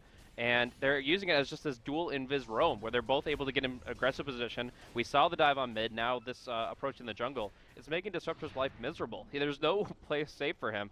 Observers and sentries coming out all over the place, but it just doesn't seem to matter, because you've got not just the one hero trying to kill you off, but two. All right, Jay's in a spot right now. All right, he's okay. Sam H really hitting the creeps hard. I guess he's looking to transition as damage. The reason I more prefer the Aghanims build than the Dragonlance that he's going for is that I feel like the team already has enough damage. I feel like the extra utility might be a little bit more valuable, but as these team fights are developing, it seems like it's always pretty chaotic, and perhaps having Weaver with damage output from the backline is also quite important. So I don't know. We'll see how it plays. Yeah. So the Magnus Cuckoo has picked up an Echo Saber as well. We're looking at a BKB coming out for the Troll Warlord. So I consider those pretty impactful pickups that allow TNC to really push the envelope on their team fight and start to really break down the tier 2s. Like, that's what their goal is by picking up a BKB this early. The problem is they're up against a lot. I mean, the Aghanim Scepter is going to come out for Ralphie here in just 500 gold, and the Blink Dagger's already up for the Rubik. So they've got plenty of counterplay potential. To me, the missing piece for TNC right now isn't the items that they're purchasing. It's great. To me, it's Disruptor hitting his stuff. Okay. Like, I felt like there has no Disruptor presence in these fights at all. That's fair. I would definitely say, at least compared to expectations, because there are some players on Disruptor that can absolutely just change the game and do so much work with glimpse plays, with big ulti combos, and we just haven't seen that at all. I mean, in the drafting phase, like when Disruptor came out, immediately we're like, oh yeah, it's good here. Slark has to be on his toes, that kind of stuff. And I mean, they snap picked it. It wasn't even like a second and a half before they've already grabbed up the Disruptor in response to the Slark. And Rior is known to be kind of this AoE-centric player. He plays Sand King and all these other heroes that love to control the fights well. It's just, it's not been his game so far, and he's got to step it up. Oh, Sakuchi, of course, getting stolen by Ninja Boogie. Oh, that might be a freebie. Oh, nice blink out. Okay, Earth Splitter going to cover his retreat. They glimpse him back, and now he's still in trouble. He pops the Kuchi again. Do they have the section? He's running the other way. He gets picked off immediately. So that's going to concede the tier 2 to me. Okay, Skewer going to cancel that stomp. That's going to be a secondary kill. Okay, self-Yules, I believe here, that was used by Jules. He runs out of the kinetic field. Still going to be dead, though. Yeah, they're just going to pressure Dire for right now. They've got some damage on the tier 2 with a double damage look TA. at mid and top. Yeah, they're just going to try to do as much as they can on the Dire side. So they've got the DD rune, they got the Desolator, and they're just going to try to keep them here. R is going to get caught here, and that's going to invite perhaps a base trade. No, that's going to be TP forcing back. Okay, Sam H, first one back here, is trying to slow down the push, but that's a Desol TA going on the Raxes. It is going to be a base trade here. Melee Rax under a lot of trouble. Rior teleports back in, has glimpses. Storm's going to get dropped. He glimpses him right back in, pops the Shrine as well, and now Miracle unsure of what to do. He needs to jump away. He does. He gets stunned up. Skewer is going to find him. He's going to be dead. The Melee Rax is going to get saved. Meanwhile, on the backside here, of course, TNC Raven, as a Troll Warlord, has cleaned down all of the Raxes. We'll be able to TP out to safety. A great victory for TNC as MINESKI throws themselves essentially one by one to the grinder, and just lost a tier 2, lost a couple of heroes. Looking at the decision made there by Jay and Miracle, I don't think that they made the wrong choice, though. I think that there's once you start losing heroes like that, they lost the Rubik and then the ET. Once that condition was set, they had to do something in exchange. So there's no way they're just going to defend high ground without their ET, without their Rubik. So they go in, pop DD, go for the tier 2 in mid, go for the tier 3 up top, and get a lot of damage on the racks. Maybe they could have gone for range instead of melee, so they probably would have gotten some more out of it. But I actually don't think that was a bad call from the cores. The real misstep was down on bottom, where a Rubik is spell stealing out of a tree line right by 5 heroes, and the ET is trying to be buddy-buddy with him and try to save a fallen comrade. So my question is, do you think that they should have essentially YOLO for that melee racks? Because Alvin got stormed right here, right, next to the range racks. Like, do you think he should just man up and just jump into the melee racks? And yeah, he's probably going to be dead, and the TA might have died too, but I felt like trading your 2 cores for that melee racks is perhaps more important than the outcome that they got. It's a really hard call to make in the heat of the moment, though, and I feel like it's one of those things that takes a lot of experience with your team to communicate very quickly. There are certain teams that are really good at it. Alliance obviously was when they were masters of the Rat Dota. I think Fnatic was the first team that I really got to see pick apart a team using heroes like Wisp with the global movement back and forth. This situation where they're like, okay, we want to put pressure on Dire so that we force them to TP home and they don't put as much pressure on Radiant. And then extracting while having to worry about Glimpse, it's a really tough situation to put yourself in. And I don't really think that it was all in their hands. I think some of those factors were just out of their control and they were just playing the hand they were dealt. Yep. And it was not a good hand. No, it certainly was not. TNC are just really outmaneuvering in multiple ways. And with a great glimpse onto a hero without a BKB, they might just be able to pick up another. Well, Storm does not get the target. Now Jay perhaps wanted to go back here. His team is coming nearby. Can we get a Hoof Stomp? BKB has already been used by Miracle. I think that was a miscue. They do get the one quick pick on Ogre. Oh, they actually got the Magnus down by bottom room, so I assume he cast it on him around that time. Okay. And they were able to isolate the Magnus, pick him up, and then make sure that the TA got out safely with a Hurricane Pike. So. Also, Sam H did actually go back for the Aghanim, so. Yeah, he had the Ogre Club, so he had the choice before him, which one he wanted to go into. He didn't. Might get caught here. They lift him up. Steal Sakuchi, probably? Yeah. And he's going to be on the chase, Sam H. Where's the gem? That's just going to be a wild goose chase in the end. There's really, yeah, Center might actually make this that work. Range, though. Okay. I was like, that's not going to hit. Nah. So in the end, yeah, they're not going to be able to get enough out of it. I think it'll just be a very, very extensive chase. They do have TK and the Blink cooling down, but nah, the Swarm keeps it on cooldown, and they don't get anything out of it. Most importantly, though, the TA takes that opportunity to kill off the top shrine so that the next row should be really in favor of MINESKI. I mean, yeah, there's potential with these AoE ultimates, but again, we haven't seen them well enough from TNC just yet. And the lack of shrine, the lack of proxy to get in position. Yep. Unfortunately, we don't see TNC going for the shrines as I think they should be. Yeah. They are going to make a smoke movement here, though, and leading the pack, the freshly Eye of Scottied Troll Warlord is in a great spot just to lead the charge. They'll be able to blink in. They should be able to get at least one pickup, and it could be Miracle. They're going to go for it. They have to commit Blink RP for this one. I think they got it. No! Blink RP is going to go on this side, and immediately Stampede gets used. Skewer is actually going to get stolen instead. Cuckoo going to get focused down immediately. Nice time lapse here by Sam H. Cuckoo back into fighting shape, and whoa, Skewer back here by the Rubik, but he's just going to get blown up, and I think that should be the fight here. The rest of MINESKI going to get caught one by one. Glimpse going to find another one, and you can see that, well, Troll Warlord is Superman at the moment. A clean pick, 3 for nothing, and that could be tier 2 and perhaps even a second set of racks. Yeah, so they get a lot out of it. Just the solo RP on the TA was all it took. I had expected a little bit more, but they end up dealing with the Sark very nicely with that time lapse and forcing out 2 buybacks already. Do you think those buybacks were a bit too soon? I mean, what can you do, man? You've already lost the bottom lane. You can't really take any more structural damage. I suppose.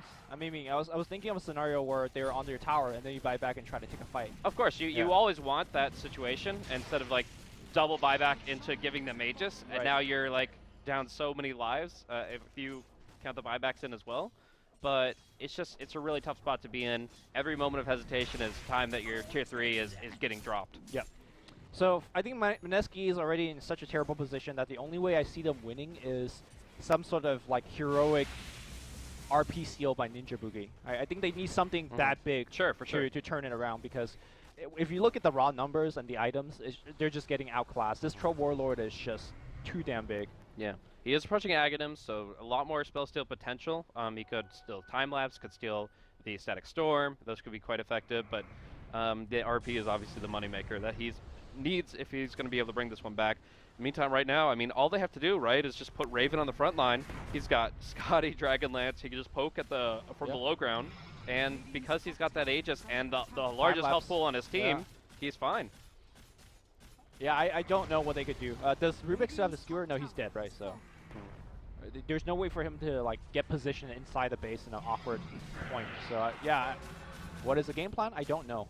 Still Battle Trance. That's actually pretty big. Yeah, for Slark, it's very helpful, but you have to be in a position to take advantage of it. All right, Flap not gonna hit.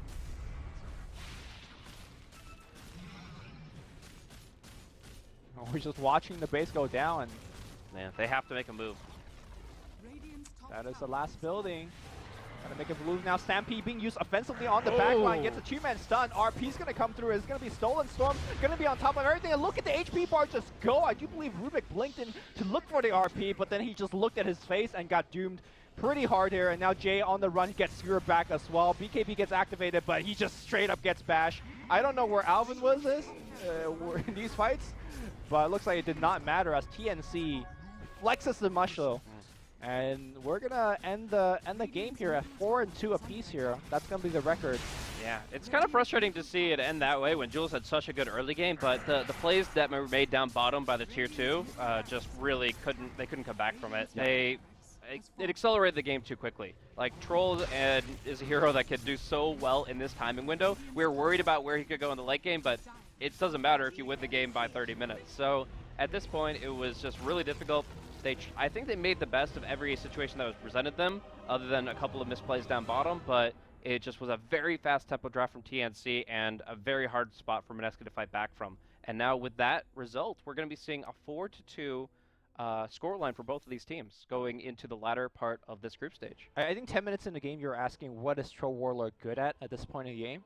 And one thing that I didn't think about was his capability to base race, because it's such a rare thing to happen in Dota. Yeah, we don't see those. But there was a base race, right? They base race against a Troll Warlord, and he's like, I was focusing on the Dire base, seeing what Miracle and Jay could have done, and then as soon as I panned the camera back, there was no Raxus. So that is what a Troll can do, and unfortunately, MINESKI caught in a tough spot to go for the base race, and they got punished super hard. So we are going to be done for this particular game. I'm not exactly sure what is coming up next, but as what we've seen from the C qualifiers, actually you got the list up. Yeah, so it is going to be Prestige Worldwide going up against Clutch Gamers. Our famed 0-5 team, let's see if they could extend their 0-6 run. To end the curse, okay. Sure, or end the curse. I believe Blaze and myself will be casting that one as well.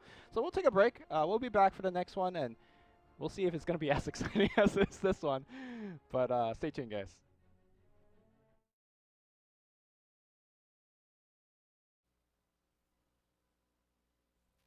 Do you play Dota 2? Would stakes make your games more exciting? No, not those stakes. These stakes! Log into our website and challenge a friend, or search for a quick match. Choose your settings and get matched in what we call a stake to play game. Hold on, just gonna win this. Yeah! Victory. And when you win, you can buy, I don't know, a steak or whatever. And yeah, that's basically how ePulse works. So sign up and play at epulse.com.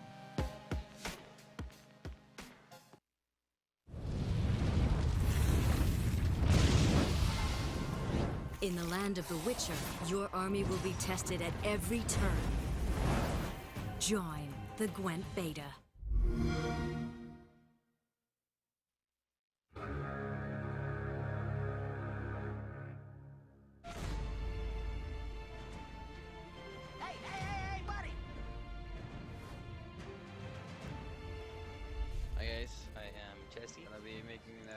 From a replay.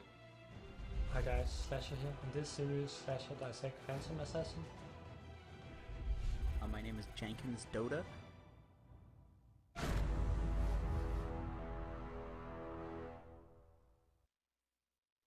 gaming bets, online betting for every esports fan. Dota 2 and Hearthstone, CSGO and Overwatch, StarCraft 2, the choice is yours. Express bets for multiple matches or live bets on the game you are watching right now. Know your way around Dota 2? Make a prediction for picks and bans. Playing CSGO? Guess the number of rounds in a certain match. Daily quest for all participants and all the best choice of payment systems. More than 600,000 users have already made their bets on the spectacular matches since 2011. EGB.com. You know for sure who's gonna win.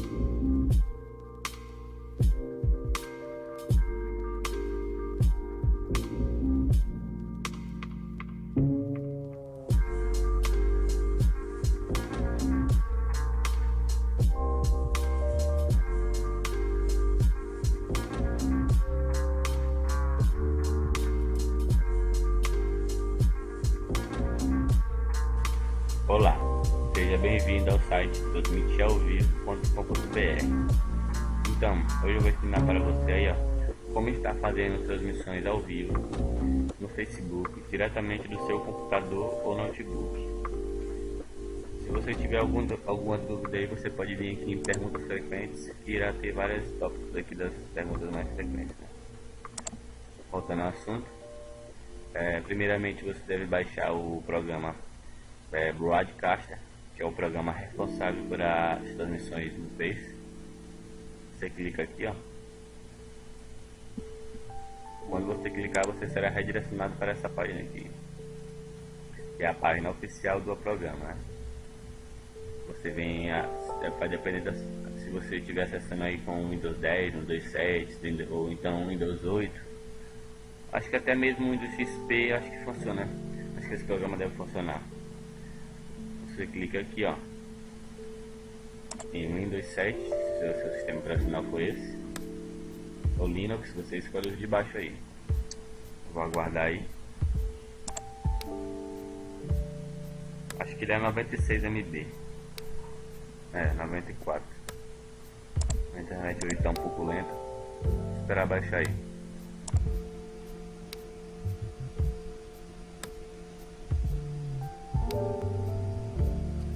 Welcome back, everyone, to the Beyond the Seven Studios. Our coverage here continues of the SEA region in the Kiev Major Qualifiers. Wanted to take a quick look and update all of you out there on the standings in this region as I bring in my panelists here, Lyrical and Iason Egod.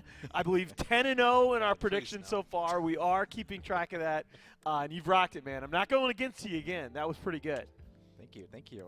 I really just thought that the draft was better overall from TNC. Yeah. It's just there's too many things that MINESKI needed to go right in that game, and for TNC there's just way more room for error. I can admit that they haven't been playing the best, but just off the lineup alone, that was a TNC win in my eyes. I mean, we doubted the Troll Warlord pick, but it paid off. But I did really quickly want to take a look at these standings for you guys. Again, this is a 9-team round robin. Every team plays every other exactly one time. Faceless are undefeated at 6-0, and with 5 out of the 9 teams with 3 or more in the loss column, Faceless are now assured of a place in that top 4, that playoff bracket, so they will be moving on. Meanwhile, Clutch Gamers, who are going to be in action against the Open Qualifier, the Champions Cup actually qualifier team here in our next series, Prestige Worldwide, they're sitting pretty at 4-1. They can put themselves in a very, very commanding position in a match that they should win. And from there, you've got MINESKI, TNC, Geek Fam, and several other squads all still mathematically alive here for our last team in that our last team into that 14 playoff bracket. Very, very exciting games. Wanted to also update you guys. Action is underway in the China region, and we've started off with a very surprising result as actually IG Vitality dropped its first game to Team Max. Yeah, so I actually followed Team Max a little bit through the Open Qualifiers, and it's a team that is composed of like a lot of older school players, and it's an organization that not a lot of people would have seen beforehand. And it's kind of unique to me. I think that it's cool. You know CDC, you know eHome, who by the way have no team in the regional qualifiers, which blows my mind. That's crazy. And you now have the rising stars through the Open Qualifiers of a new organization, Max, that has I think 3 different squads, if I'm not mistaken, that are playing for them. This was the only one that ended up making it through the Opens. And IG Vitality, they maybe a little bit shook themselves after the poor performance at Starladder. That was like the tournament that I think all of them were really excited to participate in against the top teams where they had all their squad, and maybe it's just like a changing of the meta where they're not as comfortable with it as they were when they were really starting to win all of those qualifiers in China. Yeah, it's just surprising because I've been following the Chinese online games in the in-houses, and they've pretty much, along with Newbie, looked like the class of the region. I mean, I believe they've taken some games off Wings. And so I expected IG Vitality to really be a dominant team, but not so far the case. It's only one game. Again, a lot of Dota left to be played. But as we are coming down the stretch here in the SEA, we've got a number of teams fighting for that last spot. Our next game is going to – our next game – is going to feature Clutch Gamers, who a little bit of a surprise. I don't think any of us expected coming in that they'd be sitting at 4-1 right now. Lyrical, were you high on this team? I watch a lot of SEA Dota. Okay. I saw, actually, you might have spotted out a Reddit thread about them about a week ago or something, where they were making some really sick moves. They're just a great team fight team, and I think that if you follow a couple of those tier 2 Chinese, or rather SEA tournaments, then you'll have started to pick them up. But that has been about the past month when they've really stepped up their game. Trent Pax is actually the one who first I heard the word about them and he's been high on him while casting the Mr. Cat stuff. So it was by proxy, but it was a team I was watching for to do well. But yeah, great showing here, and I think it's just a mixture of teams getting better, and then the top teams maybe resting on their laurels a little bit, which is why we see things like TNC, even though they win that game, still not looking great in the scope of the qualifiers. It definitely reflects in their draft too. Their draft is always centered around some kind of heavy team fight in the as part of their composition. I forgot which team they ended up playing with, but it was such a great game to watch when you see those kind of combos work out. It was the Darkseer Disruptor combo. Oh yeah. Time and time again. Sure. Yeah, vacuum into the static field, static storm, and kinetic field. It's just the best thing to watch when it comes to these kind of games. So. Yeah, absolutely. No, the meta certainly nothing new that the meta is revolving around team fights, but maybe even in this faster-paced, more objective-oriented game. I mean, farming just is really feels like mid-game farming right now is just flat out bad. Yeah, it really does. I mean, it's one thing. Really, one of the few teams now that's able to make mid-game farming work consistently is OG, just because they farm up their side lane cores so consistently and are able to control tempo and create space so well.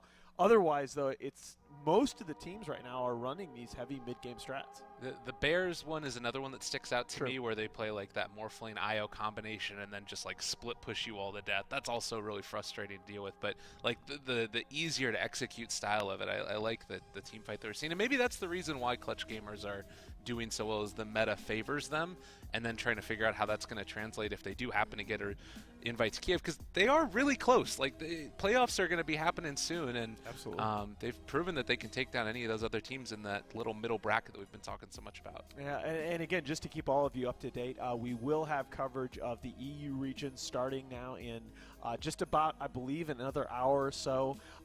We have 3 teams tied atop that region at 4-1, one of them being Bears, the other 2, of course, Alliance and Secret. So that region, again, only one bid coming out of there. Looks to be incredibly competitive.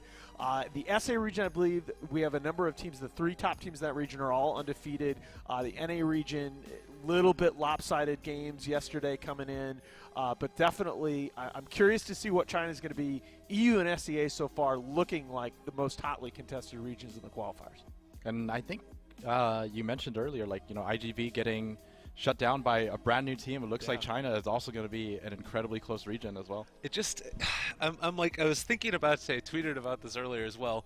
There are going to be 4 separate regions going with 2 games apiece. So there's going to be, for the next 4 to 6 hours probably once EU starts, there's going to be 8 games going simultaneously that are all amazing. There's just too much Dota to watch. It's crazy. And we haven't mentioned CIS as well. Yeah. Where Virtus Pro held serve yesterday, they're also sitting undefeated, but there are a couple teams also up in that 3-1, 4-1 range that look like they could challenge VP if they slip up.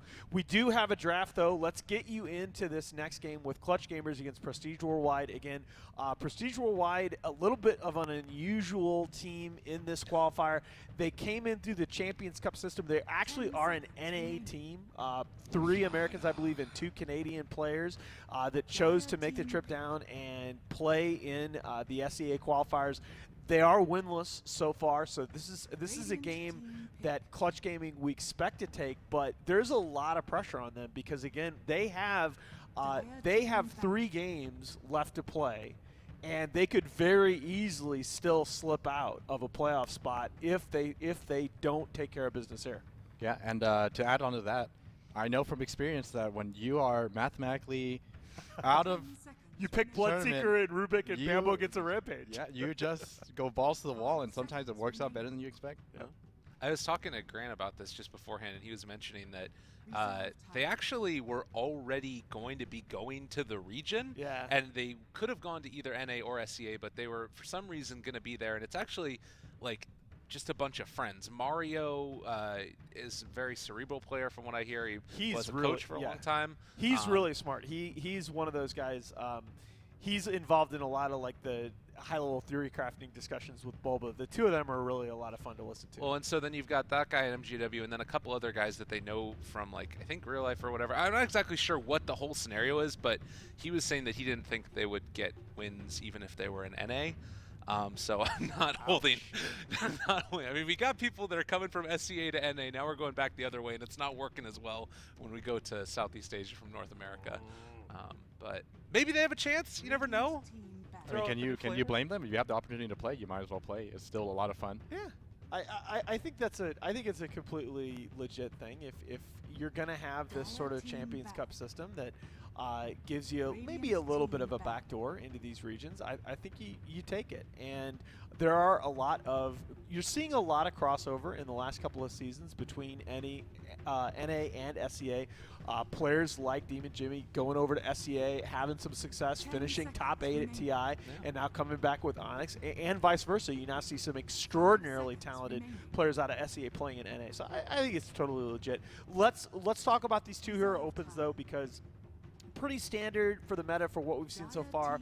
Slardar, the most contested overall hero in open qualifiers. I do think maybe just a touch overrated. Centaur, though, the premier offlaner right now to go with that Slardar, and then two supports that have had a lot of success and consistency in this region in the games we've seen so far. Yeah, definitely. I think so far it's just too early to tell what exactly both teams are trying to accomplish.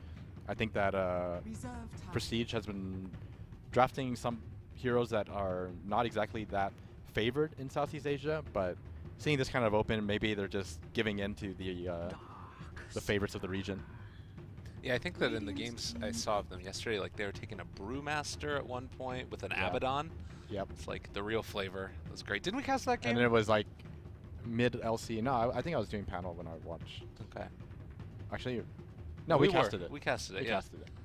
Yeah, that was an interesting game. They lost, but it still could be good. And you know, you got a little bit of the wombo of the combo, a hoof stomp into a kinetic field, static storm, and it feels like they already know what clutch gamers are going to be running and maybe trying to fight fire with fire a little bit here by taking that. Although I just always feel like Darkseer is so great at being able to disrupt team fights and, you know, turn them back around.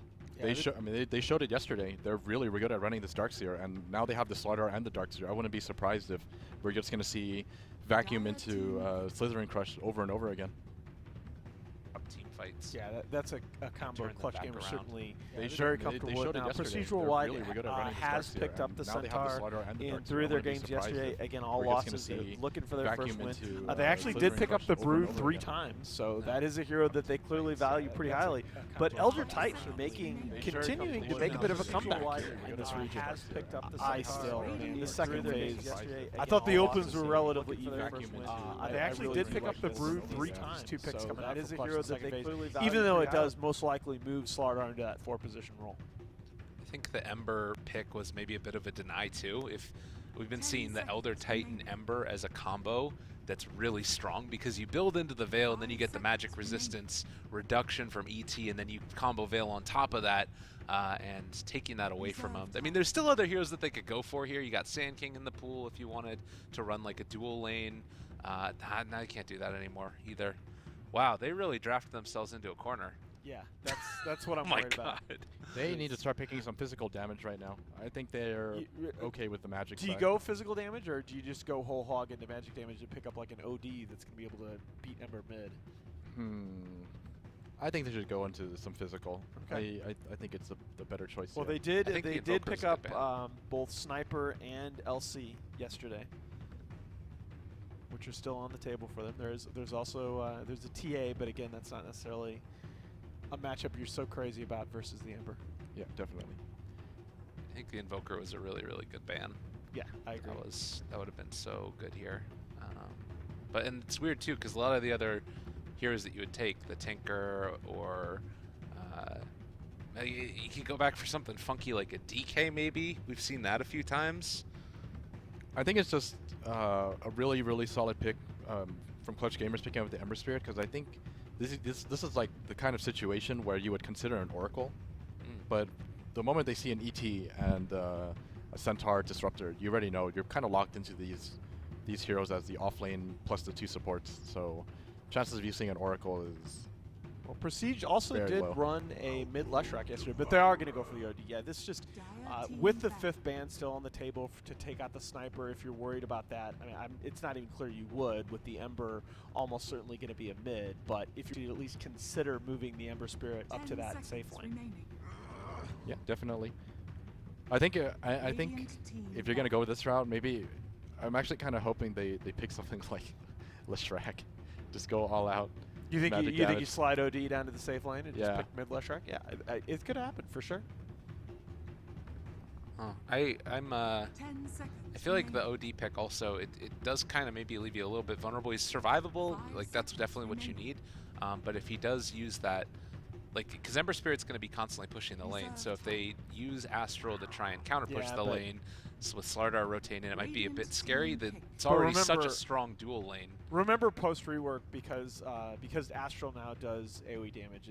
OD is a bit less vulnerable to just being constantly pushed under his own tower. Well, that's what I'm saying, is that if he's going to have to use it offensively to cut that, and then you can have a rotation in. But I guess the bigger problem is probably going to be how do they deal with the dual lane of the Darkseer and the Slardar? They've got Disruptor, which can be somewhat effective, but ET's probably going to have to stay down there, I would imagine. And then, like, unless they pick a super survivable safe lane hero here. No, you can't go with like a hero in the safe lane that can't at least subsist under the tower. I was actually thinking the Drow Ranger, but I had talked myself out of it for exactly the reason that I was just articulating. I think Drow just gets. I think she's going to get her lane shoved, and she's going to be operating continually in the shadow of her own bottom tier 1 tower, and that's a really tough situation to be in as a Drow early game. Yeah, I definitely agree with you. I feel like this Disruptor, Elder Titan, and Drow together, even as a tri-lane, is going to be very lackluster against the Slardar Darkseer. That's a really tough situation to be in as a Drow early They're going to be like, I definitely against the wall. I feel like this... I understand the idea, but I just feel like that was 100% not the pick, and I think based on execution, what we've seen so far, that we all probably were picking Clutch coming in, and after I see the draft, I'm actually leaning even a little more strongly in that direction. Oh, definitely. Clutch. After seeing the results from yesterday and just watching them play, honestly I wouldn't even look at the draft, and I would still pick Clutch Gamers. I mean, the biggest thing that Prestige I think has to do is maybe even go for like a Hail Mary off the bat, maybe even kind of try and sneak down and get an early kill in that bottom lane, because if that Slardar and Darkseer duo is just left unattended, it's gonna make the Drow's game just impossible. Tough one indeed. I think that Clutch has got it, though. That's my prediction. All right, fair enough. Would have never guessed. All right, guys, we're going to see Clutch Gaming. Few people have been looking at them, says Lyrical, coming into this tournament. Certainly they're a surprise to me. Looking to go 5-1, keep the pace atop the SEA region. Prestige Worldwide looking for that first big win. The NA stack gone down, playing on their own away turf here. But we're going to throw it out to our casters. Here is Blaze and Luminous. Like, you have the kind of base breaker in this Elder Titan Earth Splitter. You've got a lot of potential physical damage and magical damage because of that natural order. Like, you get a lot. The Drow kind of starts it off, and the OD just drops the hammer, and you get 2 kills right there. So I feel like they can start fights really well. But they need, obviously, the Blink Dagger on the Centaur. They need some really good skill usage on the ET. And Remy's actually going to be starting with the Iron Talon. They might actually get a kill here against Haha, right? Or Hannah. They could just glimpse him back into a stomp. Okay, never mind. No spells were selected.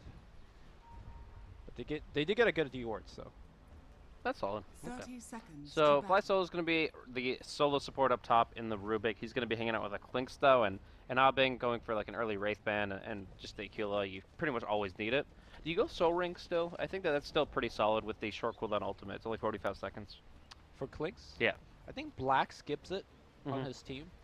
I think it's actually player preference a lot of the time. If you don't go Soul Ring, you definitely have to go Treads to try to swap them out. Yeah. Also, you ask yourself if you're going to be going for Dragonlance into Hurricane Pike. Yeah. Because the extra int there allows you to skip the Soul Ring if you plan to go down the row. But we'll see. All right, so for right now, we've got ourselves Elder Titan with the early Windlace, early Smoke. Gonna see what he can do. Most of the time, though, you're waiting for level 2. When you get to the Spirit, then you're able to kind of extend your reach and make sure those disables connect the way you want. The OD's lane should be pretty fine, I think. The Ember Spirit's not going to be able to do too much directly at the beginning. So we're going to keep our eye on bottom where the first blood's most likely to happen. And he actually went Spirit. Yeah. I mean, it lets you harass pretty hard, right? He can trade very well in this situation. In fact, they've both gone for the non-killing kind of skilled up for the Radiant support. They're just looking at damage and force them away. And in fact, they're just going to Ancients and neutrals, so... Alright. Not expected fully, to be honest with you. But, I mean, the Darkseer definitely needs to work on his levels a little bit first, and they're just going to stack. I mean, that's the big thing, is stacking at this 1 minute mark is actually so important. Because, like, obviously, 3, 5, 7 minutes, like, it feels like so much time has passed when you start building up those stacks. If you want your stacks to start rolling, you really need to get them out at the first minute. Yep. So they're just a team that wants to optimize that. Fly Solo stacks up a camp on the western side of the Dire jungle, and obviously we see that Slardar was able to help Hannah out there near the secret shop. Now, it's not imperative per se for this Dire dual offlane to do extremely well, because at the very least they force Centaur to also go jungle. So you're kind of trading somewhat evenly there. The only downside is that Slaughter is not getting what he often gets, which is like a kill and quite a bit of levels. But in fact, he is actually being very aggressive against Mario, forcing him away, at least for the time being. And of course, Klinks is free farming as well. Yep, so just able to bully his way in. Actually going to be the Stomp Connect. Could this be the first blood here? They're going to get enough mana for the Thunderstrike. They need a little bit more auto attack damage. That is going to be the Tango, and... one more? Yep, first blood. So, just a little bit too far forward. Very nice stomp coming in from the ET, and really good spot to start off for them. They need the momentum for sure. Yep. I mean, it's not the worst because he gets the TP back and grabs some experience immediately, but it's more so giving him the first blood goal than not getting too much of any return. Centaur rotating up top slowly, and he's still looking to Iron Talon jungle. Tranquil Boots already queued up, skipping the Stout Shield. That's the interesting thing that I find, because normally if you are dedicated... Oh, sorry, he does that to Stout. Yeah, I was wondering. I was like, are we talking about a different hero here? I'm staring at his inventory. Yeah. But that's fine, that's fine. So, but yeah, I mean, as far as that goes, he's still gotten a lot of good consistent CS through the jungle. He'll have his Tranquil Boots at a good clip. The Klinks is the one that's actually at the top of the lane CS, though. Mid lane, we're going to see a rotation from behind here, and this is going to be a pretty decent gank. Astro still on cooldown for a couple seconds. He's looking to man up here. I'm not sure whether he'll make it. Oh, he's got the kill. Looking pretty good. In fact, that's going to be one kill. Support rotating in. That's a 3-man crush. He needs one more hit. Astro! Oh, jabaited! And it looks like he's going to give a secondary kill. Well played by Prestige, and they're going to get to take a team shower here. And boy, that's a good one. And yeah. No tally efficiency as well. They are in a really good spot now, getting the momentum on the OD. This guy can be a killer with this kind of a start. He's already had the precision aura working for him, and a lot of players would just look at that situation and be like, okay, well, I'm just gonna try to run to the tower and hope I survive. But he mans up, he gets some good arcane orb damage in, and is able to set his team up for a double. So very, very nicely done. Hannah, on the other hand, he's making his way away. This is actually Boombax playing, stood pretty much in off lane. Slardar, and then the Darkseer is just full on jungling with the Soul Ring and the Iron Shell.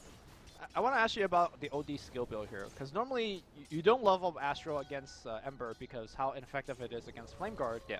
But do you actually max SS Aura? I thought you just lean a little bit, maybe like 2-on-2 into Arcane Orb. No, I've always found that more consistently you can get more Arcane Orbs out across the board because you have more Essence Aura, especially if you go for like 2 Null Talismans, like Treads, and then maybe into Veil. Okay. You just always can cast that spell, or cast that orb, because you have that aura so heavily maxed. And but do you expect that's the item build here, the Veil follow-up? I mean, it seems natural. You already have the 2 Null Talismans, so it's a pretty easy build up from here. You've already kind of got half of it in your inventory, so okay. I'd say so. It works really well with the ET again. Like any kind of Veil plus Natural Order damage is going to be pretty immense. And you can't count out like Disruptor's magic damage, for example. The Static Storm towards the tail end of it is actually pretty high DPS. I mean, the thing we've been seeing OD is that he has been having a lot of different item builds. There's, you know, the good old Dragonlance, Force Staff. We've been seeing Midas. We've been seeing HODs, Veil. Like, so it's really hard to grasp what is the right item. And it looks like he is queuing up Hannah Midas as we speak. So all right, so that's not too bad. That should allow him to kind of propel himself forward. He's already got a really great start, and he just kind of wants to make sure that that continues to be the case. It does mean that they'll slow their roll a little bit and look to kind of take the game more in the mid game than just knock down towers left and right and snowball hardcore like you see some folks go.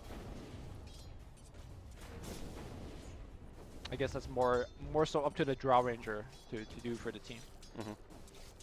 So we'll see what she opts for. She's going for, it looks like, just the Dragonlance for now, and going to be able to build up a lot of agility pretty early on. The Pike is pretty important in this game too. You got a lot of good control from the start of the Ember, but they don't have Blink initiation for a while.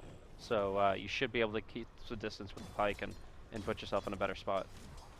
Yeah, that's one thing for sure is, as we expect, Prestige has drafted a lot for the laning stage, having some of the best lane winners, and you can make the argument they're winning at least 2 out of the 3 lanes. I say the Centaur is doing absolutely fine up top as well. I mean, Klinx is free farming, but Klinx is going to free farm regardless of whether Centaur being there or not. So overall, I think Prestige is at a very good spot. It comes down to the mid game is how many towers do they lock down with the Drow Ranger, and more importantly, how many ganks can they avoid from the Klinx? Because this Klinx is going to be coming online relatively soon, and he's going to be looking on the hunt. Absolutely. We're going to see actually an opportunity for a glimpse play here onto Hannah. Going to be able to put him into position for the stomp with the gust, but will it be enough damage is the question. The crush has already been used, so they will focus fire as best they can, but Hannah is still a little bit too tanky. They're going to have to pop the Stampede to get some distance on the Drow. Stampede. I think pretty much just defensive usage there, and purely, yeah, not the best. Nah, it just goes to show that this Darkseer is a tough cookie to crack, and it's going to be a lot more effort put in to try to bring him down. In fact, actually getting a double stack here from the hard camp, actually getting a lot of great efficiency in this position. All right, mid lane wise, CS is very much so in the favor of MWJ, but that's kind of what we expected. Ember is going to lose this matchup. The Midas really doesn't help Clutch Gamer, so yeah, I wonder exactly how they're going to recover this mid game. Is it kind of all up to Klinx?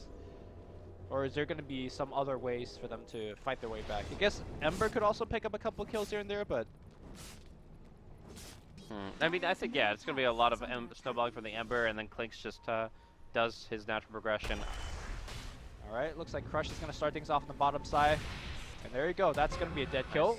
Two Stomp being stolen, and it's going to be another Stomp connecting. Hannah did not get hit by it. That's going to be a Stomp. They're going to get a secondary kill as well. Tower doing quite a bit of damage. Double Edge, and now Fly Solo getting hit by the tower because the Double Edge has taken down a Darkseer. Glimpse for one more? Well, I think they might. Can they actually get the kill, though? Yeah, they need the Double Edge. Now it's going to be just poking and prodding it down. The Drow did not give him that extra bonus damage. He's got the Tranquil movement speed away, and he might just try for the TP. No, Kinetic catches sight of him, and he'll have to juke further into the trees while the Ember rotates down to take it down the Centaur. Radiant's bottom tower is under wow. attack. Yeah. Kind of crazy fights all over the place. I guess the biggest winner is the OD, who essentially got to stay in the lane. Meanwhile, I do believe Bing has taken down the tier 1 tower as well. So his gameplay is now officially online, starting to roam around the map to look for solo kills. Don't think it's actually possible for him to kill MWJ, though.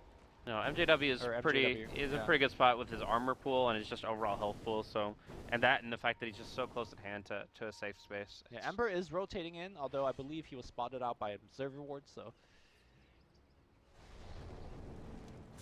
and he is going to be going for no talisman or for the Veil of Discord on the Ember Spirit. As far as the OD, he just finished up the Midas and will be able to put that to work immediately. Meantime, down bottom, is there a kill here? I mean, they don't have amp damage, otherwise it would be guaranteed. Anybody that steps past the tower, it just is dead. But in this case, you have to kind of work for it.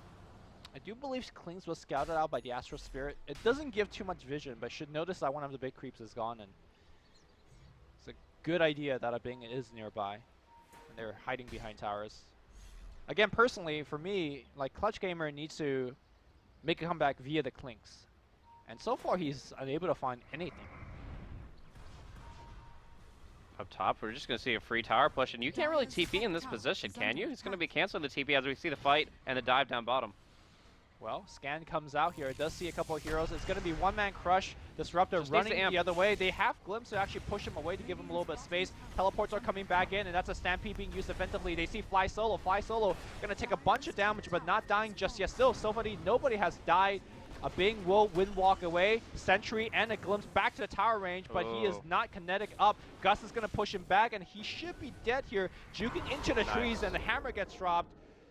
That's a lot of long names to pick up that kill, but they do pick up the kill on a Bing. Well played indeed. That's actually a really huge pickup for them. And in the meantime, Remy's just pushing out the top lane, takes up that tower, and just gets so much more out of it. The response there was really solid from Prestige Worldwide as they're able to make it impossible for the dive to succeed. I think one big problem was Boombax couldn't get the amp out soon enough on the Disruptor, so they didn't have any vision as he kept juking through the trees. Made the dive take way too long, and the response was there from PWW. It's going to be hard to say PJW and PWW, and it's not even PJW. PWJ. No, it is PJW. I'm drunk. too many letters, guys.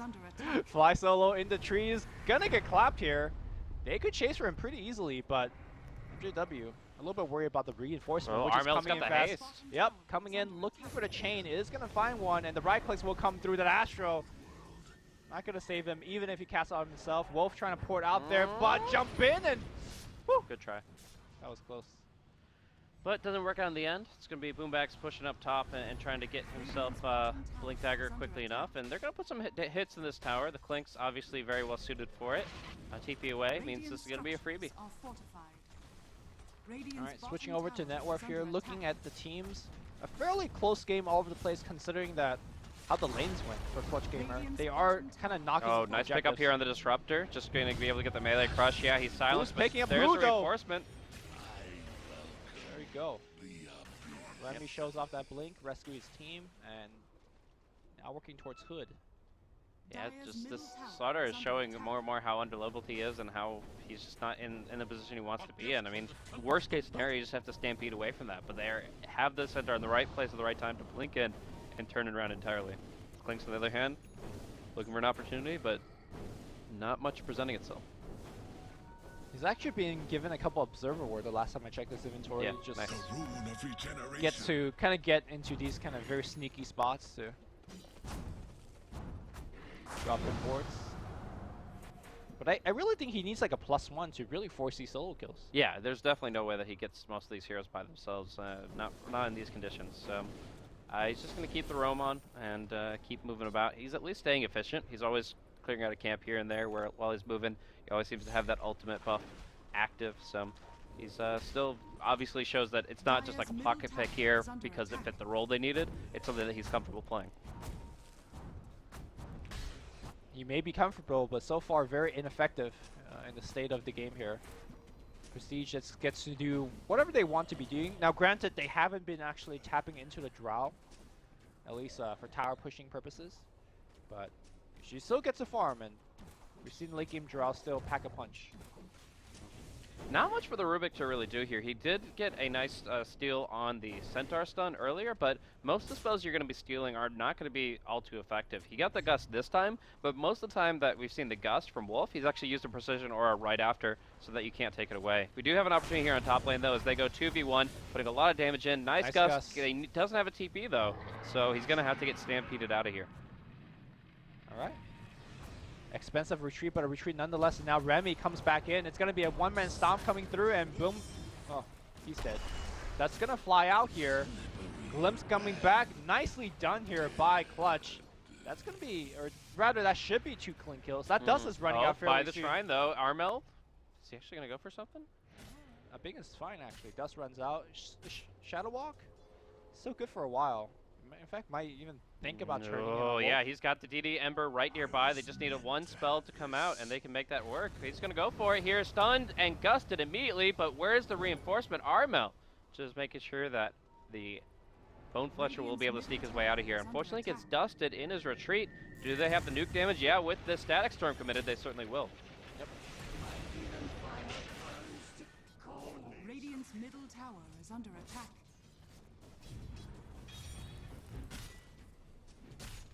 Helmet Dominator on the Darkseer. Of course, this is a hero that, or an item that anybody can get pretty much, but he's actually using it in a pretty unique way. He's possessing the creep, and then he's ion shelling it and trying to go for a kill here. The Satyr gets sleeped, and still the Elder Titan. He actually might die. This creep is fast. He's got a shockwave left. Almost enough damage. Oh, just shy. Yeah. But, I mean, just the natural 425 movement speed from this Dominator is actually proving quite effective in terms of I've seen it so many times. Ice does this. Oh, yeah? Yeah, all the time. Cool. Very cool. And sometimes he even puts it on the small Satyr. Oh, of course. And he'll burst somebody and just walks up next to it. It's actually like the most, I don't know, BM thing that you could do as a Darkseer. But very effective, to be sure. Well, now Hannah's kind of showing some dominance over this part of jungle. In general, when you're up against a Clinks, you're going to be pretty afraid of farming in the more open parts of the map. And so the eastern side of the Radiant jungle is completely cut off to them when they lost that tier 1. Right. So Hannah's taken full advantage of that, farming a solid rotation of 3 or 4 camps, and with the Helmet Dominator just not even at risk.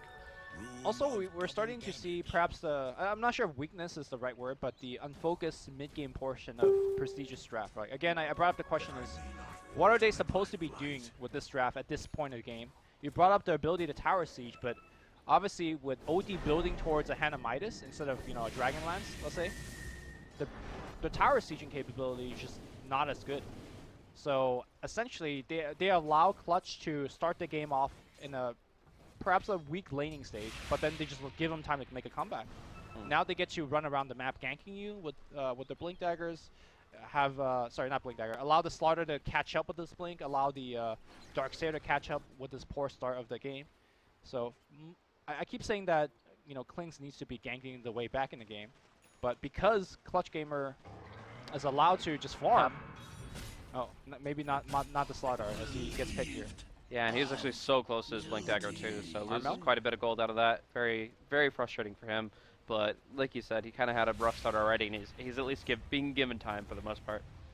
Yeah, overall, I just think that Clutch Gamer has gotten way too much space. Then, yeah, they should be getting. Very passive play coming in from Prestige Worldwide. Maybe afraid of making an error. They do go up top here, but the double edge only just takes off the Flame Guard. Is that Gust going to be long enough? Doesn't look like it. Level 3 Gust is long, but not long enough. Where's the Remnant? Where's your Remnants? Oh, boy. Playing the new Ember Spirit a little bit too much rather than the old one, and not keeping a standby for a situation like that. Very nicely done here by Clutch Gamers. Good usage of, like, you know, small stuns and disables, able to keep the OD in check for long enough, and they do get the kill. Yeah, it's just, I mean, there are a lot of Embers that are preferring nowadays to run these kind of 3 Remnant setups where they could just go for really heavy burst nuke damage, but when you're farming, you always want to have one just at least a screen away so you can get a jump out. Really well played by Fly Solo there.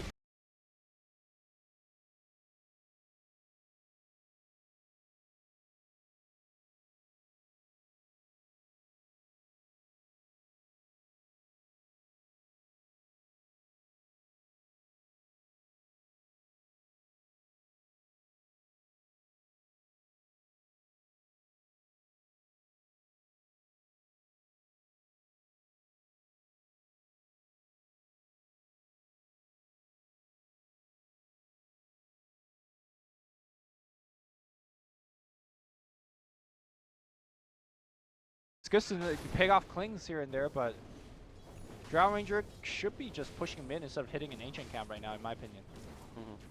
Well, there's going to be a smoke Shrine play here. They've got the wall, they've got the vac, they've got the initiation they want. He actually, I think, had quick buy on Mechanism for the Darkseer, and now Hannah's actually just rushed out the Blink Dagger instead. So, opts for a surprise factor and the ability to kind of jump before PWW's ready to respond. Force that forward. Oh, that Drow Ranger pretty much is dead at this point. Yep, that's going to be a quick, clean kill. OD being silenced up as well. Fly Solo gaining on him. Got a Force Staff. Lift him back, and that, okay, Astro has been used, and Astro will be stolen to actually buy himself a little bit more time. Disruptor getting focused on. He's going to die very, very fast. They actually missed out the Hoof Stomp, and as a result, Fly Solo gets a blink away. The Centaur Stampede has been used, but so far they're just getting picked off one by one. Nice blink away, but I think they still have vision on him. They could actually go for the Astral play. Fly Solo unable to get the Astro off. But regardless, that was a 3-for-0 engagement. They picked off both of the cores. And Clutch Gleamers looking pretty good. Yeah, still a very nice triple kill coming in, and they're going to be able to really...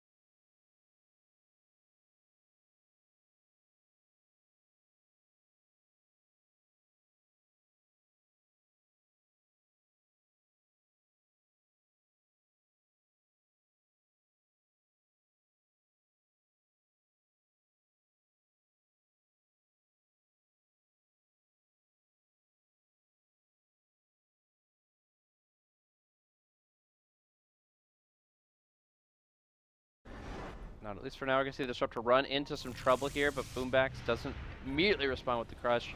Kind of wait to feel the situation out a little bit more, and both sides part their ways. Whenever I see Boomback, I think of Boombell. Yeah, I do that as well, but I mean, they're from the same region. I'm curious if there's any similar inspiration between the two names. Wing Dust use on a Bing. Gonna get hoof stomped, and he should just get bursted down. Yeah, they drop everything for him. Gonna try to turn around for Remy. Remy, a little bit too tanky for that one. And that's Ags. 22 minutes Up top, gonna be a Blink Crush onto the Drow. She does get the force half away, but closing the distance is that Ember Spirit. Just needs a little bit more remnant damage in here. Gets Yule's up, but one more hit will do it. Okay, they do get the clap for the stun, but now the chain stun's gonna come through. Remy comes in, and because Bryn has been turned on, the double edge is so much more damage. Fly Solo will get trapped under that Astro. No way to blink him out, and he is gonna be dead as well. Can they get the vision for the glimpse? I don't think so. So at this point in time, I mean, you have to wonder if they really need to be pushing out that far. I mean, it's great to find easy opportunities, but as soon as that Force Staff came out, the Drow was in a much harder position to punish, and they end up getting the reinforcements they need. I feel like if you're just like maybe looking at Roche and covering that area, getting better ward vision, or at least dewarding, that might be better than trying to fish for these opportunities. I mean, I can't fault for them too much because it was a Drow Ranger. Like, it's a very key kill, but still, it was a big commitment, and they definitely pay for it. And you got the Stampede now with Aghanim's effect, so you're able to respond to those situations.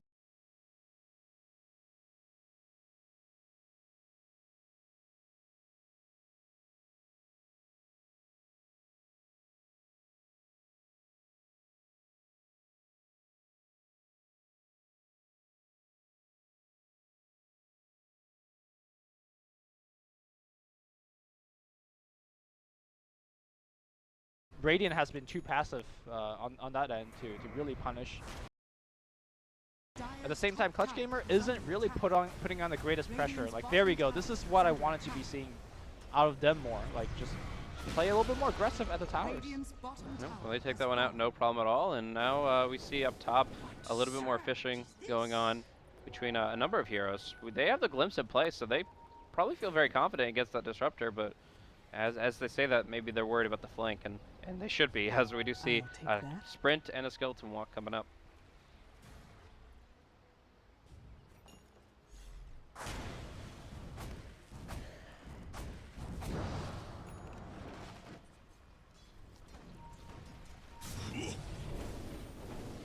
BKB very shortly coming out on the OD. That's going to be allowing him to really just kind of man fight his position. Yeah, that you have to worry with the amp damage, and you have to worry about the Desolator right clicks from Clinks. But as a whole, I do think that just from the Stampede in conjunction with the BKB, he should be able to stand and deliver for the most part, especially if they're able to focus the Clinks. Limp's going to find Hannah, but Hannah is going to get stunned up as well. Are they going to use the Storm is the question here. Okay, they're doing a good amount of chain stun, but it's not going to be enough. In fact, it's going to be turned around. Nice back wall combination. No follow-up. Going to find Hannah, but Hannah stunned though. Hannah goes down to the hammer on the back line, and now Clinks coming in here, focusing on the Centaur. 1-1 trade so far here on the backside though. Ember Spirit really being caught out here by that silence. Drow Ranger letting him fill, and the bashes are coming in as well, but he gets a final jump back out, and now Drow Ranger being isolated by his enemies. Going to be a 3-for-1 trade right in front of the Roshan pit. Instead of going for the Rosh, Clutch Gamer seems to be wanting to pick up extra more kills. No. So they're going to go back for the big rock man, and this last team fight definitely putting Clutch Gamer very far ahead. And you're seeing some frustration for MJW here, pinging out the situation that he was put inside. He was able to get a really good kill on the Dark Seer, who was retreating, get himself 4-staff down in chains, self-imprisoned, but wasn't able to get out in time. So again, a lot of frustration, very clearly presented by the mass piggy coming in from MJW, who's seeming, I feel, has been doing a lot for his team. Like, he's been really carrying his weight in the fights, and I'm just not sure if it's communication, if it's just a lot of frustration at the current affair, but they obviously need to get something accomplished and get their act together. It's a morale ping spam. Yeah. You're taking the positive mental attitude here. It's like, oh, yeah, X-Ping, we got this. We got this. That was a fight that totally we could have 5-0'd, you know? It's fine. Oh, yeah, that's what I think of when I hear the X sound 100 times in one area. I feel so motivated after. Oh, man. I mean, I feel like I've misjudged half my pub games up to this point. I should have realized. They were just trying to tell me, don't give up. We can do this. Yeah. All right, double Invis gank. I know you were a big fan of that last game with the Slark and the Sakuchi Rubik. This time around, Clutch Gamer unable to find too much. When I watch this game, I feel like takes me back maybe a couple of years where the teams are just not as decisive as some of the top tier teams right now. I think Clutch Gamer has been pretty decisive, but they are the team that can't siege buildings as effectively as Prestigious. And Prestige to me is not utilizing their team potential to its fullest. Yeah, I think they're playing very careful though. I think the way they look at it is that this is a team that everybody in the group should be beating, and if they lose to them, it could really hurt their standings overall. This is from Clutch Gamers' perspective here. Yes, Clutch Gamers, they know that everybody else so far has beaten Prestige worldwide. If they're the one team that makes one really stupid misstep and then ends up dropping the game to them, they're going to be kicking themselves throughout as these standings continue to progress and we get to the closing of this group stage. So and Drow lineup is that possibility is actually very high, right? You lose a team fight in front of your tier 2, you could just lose Rex. Absolutely. So it's definitely something where they might be just concerned, but Link they're Ooh. Wait, where was the stun? Yeah, it's just a pullback. Oh no, it was actually the Drow Ranger's Hurricane Pike pulled him out of telekinesis. And regardless of whether there was a Slara stun, he would have still got sent to safety. Yep, very nice, very good response from him. And in the meantime, Centaur keeps on doing what he's been doing all game. Remy gets to push out the top lane and make it so that they're kind of on the clock here up front. ET is great at stalling out these pushes. It keeps forcing the enemy to reset and reposition, and also can kill off the creep wave quite effectively. But still, Clinks is the superior when it comes to the siege, and they're not able to draw this out to a war of attrition. All right, instead of going for a push on the high grounds, Clutch Gamer wants to make sure that none of their lanes are being pressured on too much. I mean, that Aegis is kind of ticking down. I honestly thought they could have just slow siege high ground right there, but... Yeah, I mean, that would be... If this was like 40 minutes of the game, I absolutely would say they would have been doing that, but it does feel like they still don't have all the items that they're looking for to really feel extremely confident in that. We're still going to be seeing some offensive items like the Mjolnir picked up on the Ember Spirit, so he can do more. And then they can kind of focus on the Clinks being the frontliner. Like, not necessarily frontliner since his attack range is pretty absurd, but being the focal point of the fight so that the Ember Spirit can play around it.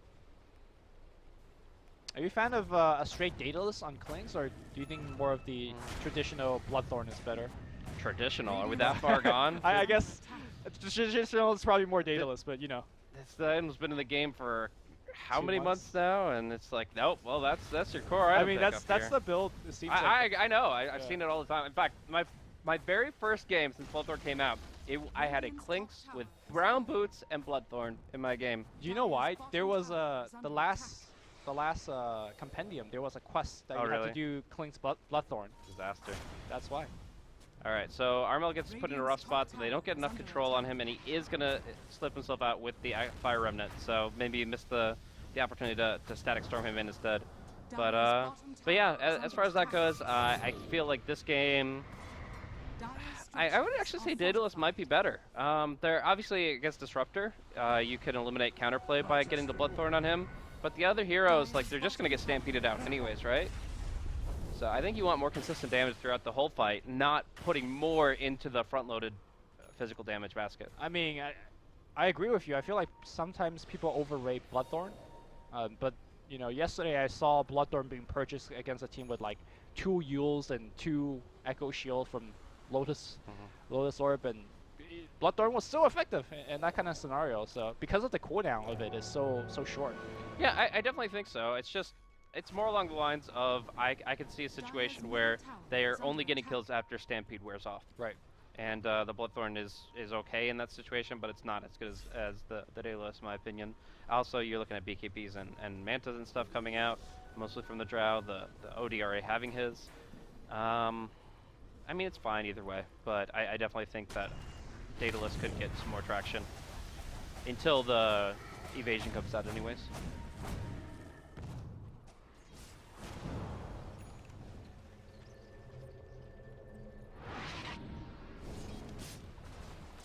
Oh, a pickoff down bottom. It's going to be the Centaur Warrunner just doing his thing. He's going to Stampede out. Very nice steal.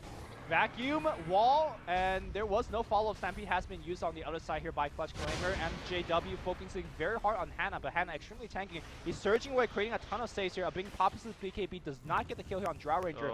Drow Ranger forced to TP away. Mario gets Yules up, so his TP home is going to be cancelled as well. It is a cluster F over here, and I think that's favoring CG right now, as they're able to lock down, chase people one by one. Most of these people were able to force TP home, but still an undeniable victory here for Clutch Gamer, and more importantly, Rubik, I believe, still has Stampede stolen. No, he actually reseals Static Storm. Which might be even better. Yeah, it might. Yeah, definitely it's better. Well, I can see situations where it might not be the case, but I definitely think in this spot where they're trying to push through and they just don't want to be initiated upon, that you can put it down in a very good spot where it's very difficult to play around. Well, I'm comparing a Stampede that which would have been on cooldown to a fresh Static Not Storm. that long a cooldown, man. That's true. Centaurs is already back up, so it definitely would be, it's definitely a spell that comes up very quickly, but so too does the Disruptor. Quick respawn from him, and we'll see if they could kind of hold this position here. Starter's just looking for his opportunity, but he's already going to be forced right into it. OD on the front line. Clips pretty much everybody there, and Rubik re-steals now Gust. And of course, adding Objective Gaming over here hits this tier 3 down to about 40%. Remy wants to actually go for the chase, and they're going to bring one back, but the BKB gets activated, and now it's going to be Centaur on the front line. Nice Two men stun, vacuum back in, and that is going to be the play here by the Clutch Gamers. And now that's going to be a buyback immediately. Centaur also has buyback. I think they're fine still. They can keep going until Centaur buys back. Obviously, you have to worry about the kinetic static on the high ground. The steps are pretty much the exact radius that Disruptor's looking for. But if you can kind of move against that, you're okay. And Clinks doesn't even have to go to high ground. He can stay down here in the low ground and keep firing away. Well, Ember has no trouble going up the high ground. Blink, lift here, fly solo. Gonna get, pops the BKB, wants to man-fight Apping. Doesn't have his BKB activated just yet, and he's just dead here. The hammer gets dropped here, 2 dead immediately. Nice glimpse away here from the Slaughter. Slaughter trying to run away, but look at all the projectile following him. Remy giving his team a little bit of vision. The Thunderstrike doing work as well. Force that forward for the Ice Arrow. That's going to be yet another kill. Remy grabs his double after a buyback. That was a disastrous fight here for Clutch Gamers. If you can call it that. It was mostly them just trying to get away, but a very nice kinetic field from the tree line allows Mario to set up themselves for some comeback here. Obviously, that was a very overzealous initiation, right? They don't have any BKBs up. Yeah, that's the big thing here. And then Rubik just blinks into initiate. I'm not sure that was the play. Yeah, I just don't think, I think they were underestimating their opponents a little bit, and I do think that they weren't at all aware that the Disruptor could be in that kind of position, so that we're cognizant of that fact, and they do get punished pretty heavily for it. But in the grand scheme of things, they still force 2 buybacks, one from the OD, one from the Centaur. If either of those heroes goes down, that should be Rax.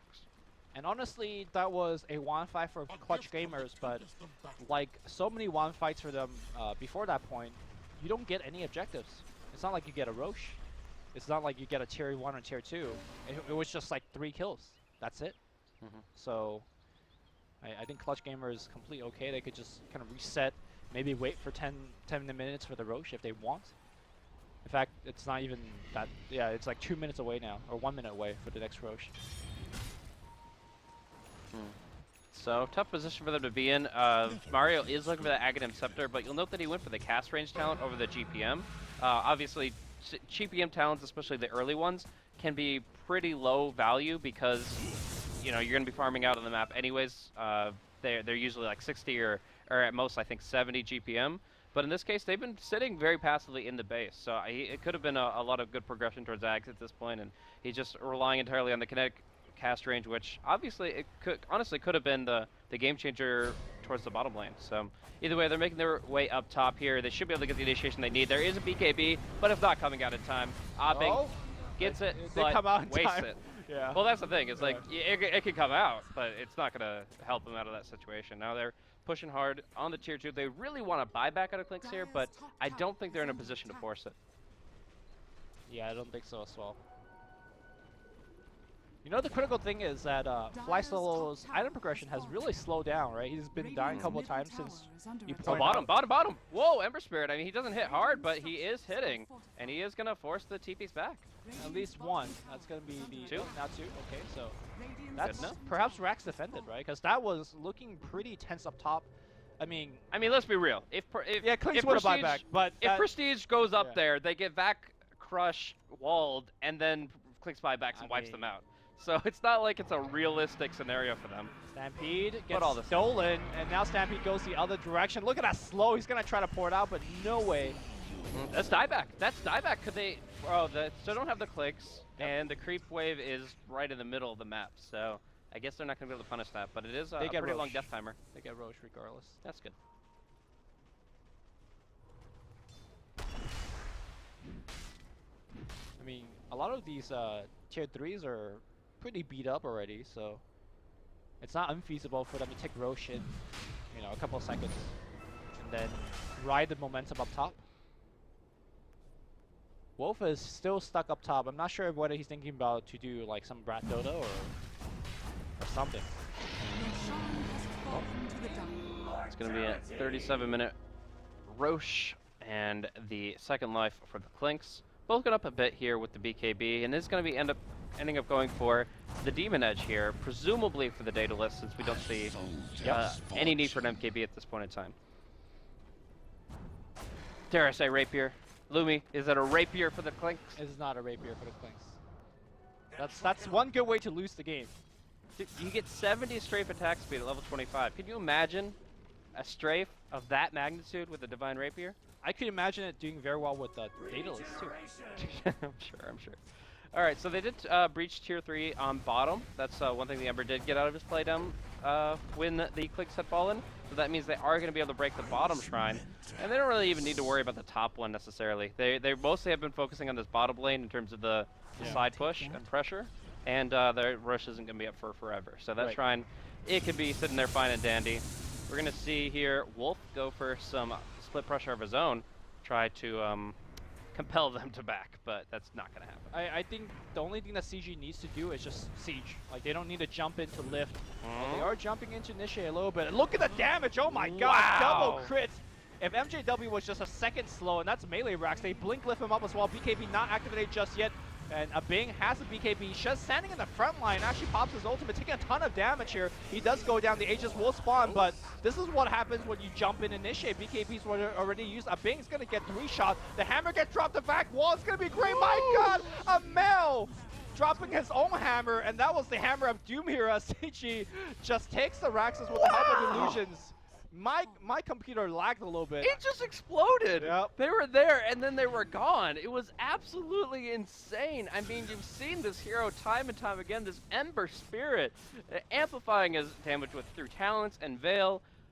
But that was ridiculous. That was absolutely insane. In an instant, the team is wiped out and 3 of them have to buy back.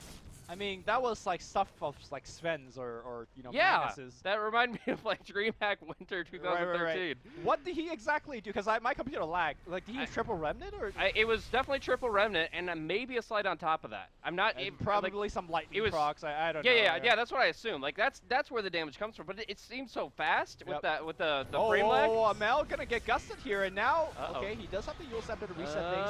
Fly Solo coming back in. He does have the stomp. Is he stomping? He does have the stomp here. Nice back in. Look at the deeps. That's it. That's game. Yeah, he's actually doing a lot of physical damage as well. No, they're gonna just a slow burn. Look at him, just walking on top of his face. Production, I want an instant replay of whatever the heck that Ember Spirit was, because that was we have just. Instant replay? No, we don't. But I think we might get it on the mainstream. We'll see. But that was just insane. Whatever the heck happened there, that was just an arcane explosion. All right, well, CG is gonna clean up the Raxus. I mean, Ember is actually hitting decently hard with his attack speed, so he's cleaning the Raxus pretty fast. Yeah, it's 2 lanes gone. Yep. Very tough position for procedural Clyde. And Fly Solo gets to play around with Sanity's Eclipse of all spells. Does he have ult? Or does he have Axe? He does. He could actually, like, he 4-second them in the Abyss. That's not necessarily a good thing, but, you know, it's interesting to be sure. All right, BKB being activated right now, and the right click's coming through. Nice double shotgun prison coming out from Hannah to actually save his ally here. And now MJW's ult ends, or BKB, excuse me, ends, and Fly Solo still holding on to that ultimate. Wait, did he re-steal? No, he double imprisoned with the Sanity's Eclipse, then he grabs the Stampede and just has some fun. Okay. That was a wombo combo. That is going to be Clutch Gamers taking an expected but very flashy victory here. So this game looked close, but to me, Clutch Gamers was never ever in danger. Because I think the way that PWW played, it was just like they're kind of in the game, but they're never advancing the game on their own terms. Sure. I mean, the closest they got was getting the Clinks pick up top and trying to turn that into more. They got a tier 2, and they had to back. So I definitely see where you're coming from and the fact that they just couldn't convert anything into objectives and long-term gains. So across the board, well played to Clutch Gamers as they continue to advance here in the Southeast Asian group stage. I believe that means they are 5-1 here, just shy of Faceless's undefeated 6-0. So a few more games from both of these teams going to be coming up in just a few minutes, guys. We are going to be jumping into our next match. At least myself and Lyrical will be bringing you the action of, as I stall slightly longer, TNC and RRQ. Yep. So should be a lot of fun, guys. Thanks for tuning in to the Beyond the Summit Kiev Major Qualifier Hub, and we will be seeing you guys in just a few minutes for some more SCA Dota.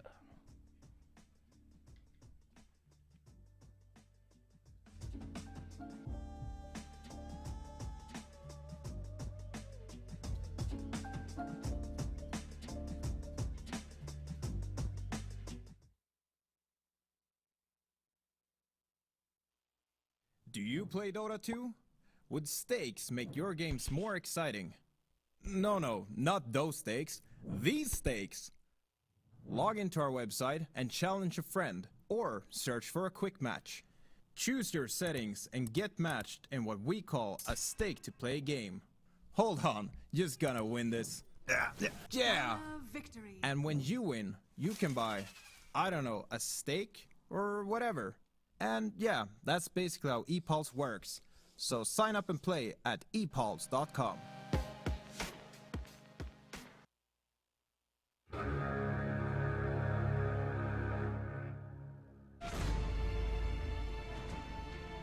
Hey, buddy!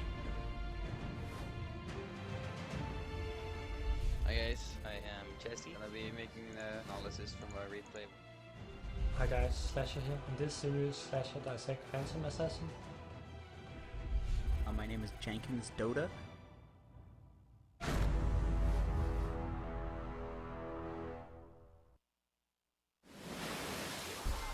harness powerful forces of nature? What will be your mightiest weapon? What will be your most cunning play? Join the Gwent Beta. E-gaming bets, online betting for every esports fan. Dota 2 and Hearthstone, CSGO and Overwatch, StarCraft 2, the choice is yours. Express bets for multiple matches or live bets on the game you are watching right now. Know your way around Dota 2? Make a prediction for picks and bans. Playing CSGO? Guess the number of rounds in a certain match. Daily quests for all participants and all the best choice of payment systems. More than 600,000 users have already made their bets on the spectacular matches since 2011. EGB.com. You know for sure who's gonna win.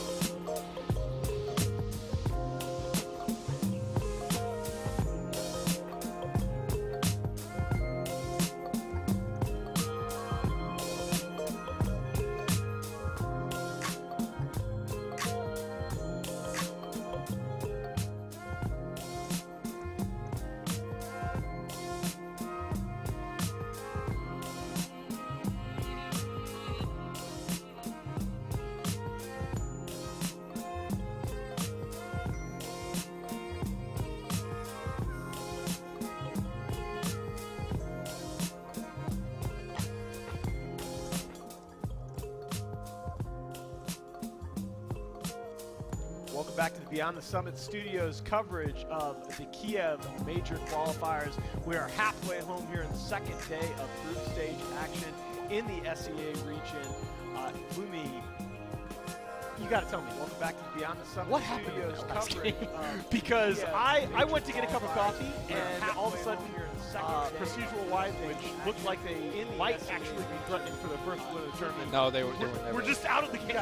The game was just, what happened? So, are you referring to that last because play? I went to get my computer lagged during the Ember Ultra Kill or whatever that happened. No, they were. But no, they were. Yeah, he kind of did. It was actually going back and forth because there was something kill or whatever. My computer lagged as well. The Ember Ultra Kill or whatever that happened. No, they were. Yeah, he kind of did. It was actually going back and forth. Yeah, there was some kind of difference. It was actually, but I never thought Ember PW because PW kind of no, they were. Yeah, but they never actually. That's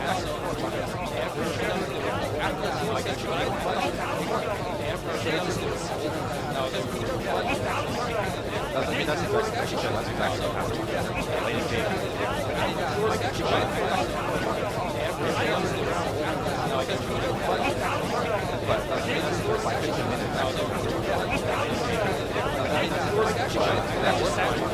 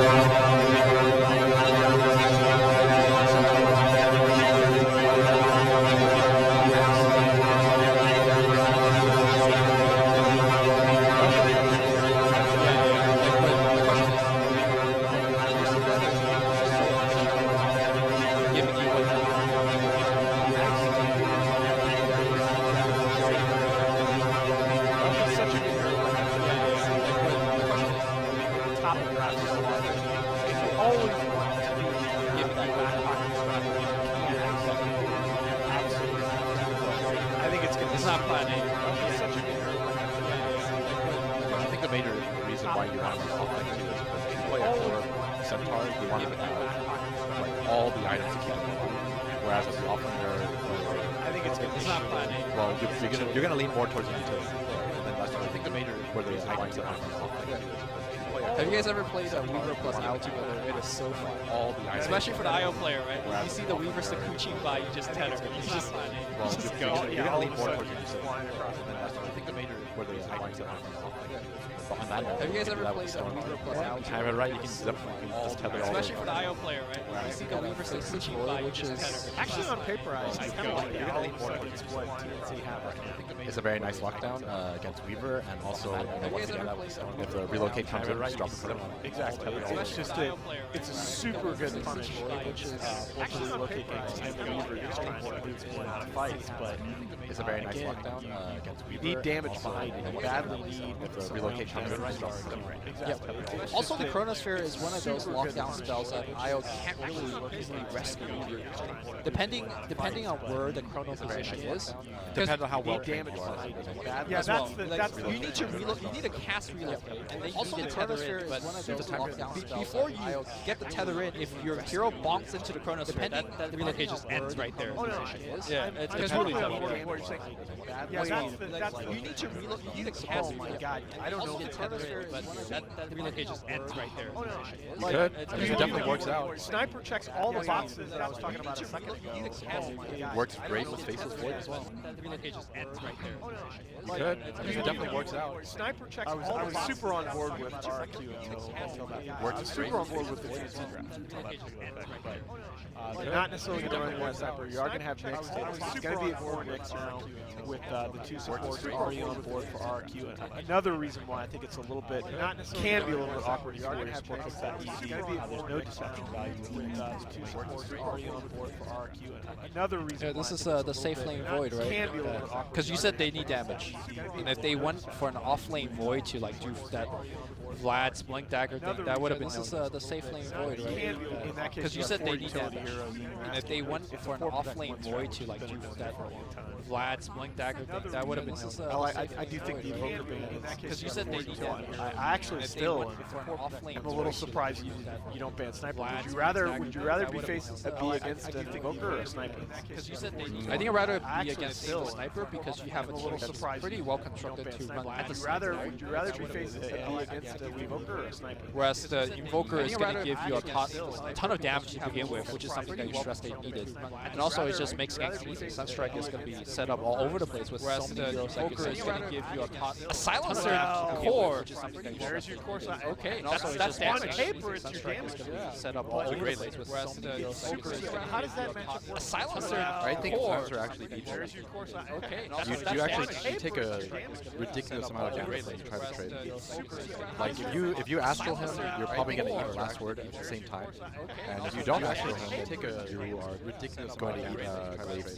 Still, If you astral him, you're probably going to eat Ogre, I believe the highest one and if you don't astral him, in the qualifier so far. It was 18-6 coming into the day. I just give the OG a little bit more potential backup in the mid lane, rotating on the sniper. I'm sorry, the silencer. Silencer does have that damage control, but also very immobile. Potential backup in the mid lane, rotating on. This is a classic case of me liking RQ's draft more, but I'm going to go with TNC here. I actually still like TNC's draft, honestly. It's really close. The reason why I just don't like RQ's draft more, but I'm going to go with TNC. Because TNC are definitely going to itemize to deal with all the damage that comes out of RQ. It's really and close. I think once the BKB timing comes around, I don't think I can picture RQ because TNC are definitely going to itemize. My big concern is that TNC lacks disable. I mean, they have the Goof Stomp, BKB and they timing have comes Ogre, around. which is not too great. Like, I could see a game where Faceless gets unchecked and he gets to go do whatever he wants to do. I think they're going to have a hard time keeping that silencer alive because at least until Void gets really big in the late game, silencer is going to be your primary damage source in a lot of these fights, and exactly for the same argument you guys were making where TNC has the lineup where they could get on a sniper, I see the silencer being susceptible to the same thing. A lot of these fights. Well, at least he global for himself. Exactly for the same argument. And you talked about not having disable, but TNC has the lineup where they could get not on having a sniper, disable I is see not the the worst thing in the world for them because fights. you have a Wisp who's going to make one of the cores run faster, and you talked about not having disable. You have Bloodlust. But they have Sanctuary, they make all the cores run faster. That's true too. So you got not only that, right? You have You have Stampede, you have Wisp Feather, and you also have Bloodlust. You have Bloodlust. Do you really need the disables if you're just going to run everyone That's over? true too. So you got not only that, disable would help. Okay, yeah, that is true. You can solve that issue later. Do you really need the disables if you're just going to run everyone over? That's true too. So you got So I'm hearing, guys, that we're all going for TNC. I am TNC. Okay, Bold picks. So clean sweep. Just a reminder, our viewers, you can catch the games in their entirety on our sister streams, Beyond the Summit 3 and Beyond the Summit 4. We've got Cyclops and Lysander doing the other games that we're not featuring here on the main stream out of the SEA region. We're going to have the EU games starting up for you guys in a couple of hours. What about the China games? The China games, unfortunately, we are not covering until the playoff stage begins. We are going to have, I've been assured, we are going to have those games for you in the playoff phase. What about the China games? But we just are a little bit short-staffed right now. We're not going to do them during the group phase. They are underway, but again, I'm going to throw it out to our casters. We've got Lyrical and Blaze. Just playing battle medic kind of to an extent, and just allowing his teammates to play more actively. The battle begins. Lanes getting ready to Sam get sent H out. is just going to get a free bounty rune. All right. No problem at all. It's going to be a 3 bounty swing for Radiant. Very, very effective for them. Tim's even gets the block in, so Cuckoo doesn't have to worry about that. And yeah, he's still going to get the bottle. All the heroes that doesn't get a bounty rune, it's actually Tim's on the Wisp, and he'll just have to wait a little bit longer for that bottle to come in. Yeah, no problem for him there. Nope. And we do have the IO, who's moving down now towards Rior in the bottom lane. It is an aggro tri-lane, so this is... I don't know. I guess that they're going to have to focus the IO no matter what. Like, no way you're going to be able to bring down the Ogre in this lane with IO regen around. Do you think that they can burst through this little Wisp, though? So there's ways to look at it here, and we're going to see Raven get some damage in against him. But I'll talk about that more as we see this fight kind of devolve, and it just both guys heading back and forth. So first of all, Wisp is really bad in tri-lanes. He doesn't bring enough to the table until he gets a little bit more in terms of levels. Would love to get some more experience, do some little like mid pulls type stuff. Doesn't get that opportunity here as he's stuck down bottom and pretty much babysitting. He's also one of the worst supports in terms of just direct trades. But when he's at level 1, you actually don't do any damage to Wisp. You leave him at 100% HP so that he can't heal anybody, because Wisp doesn't heal anybody if he's full health. So they're harassing Raven and targeting him specifically. Then, when Wisp is level 2 and he has Overcharge and can self-inflict, that's when Wisp becomes the target priority and just gets nuked down.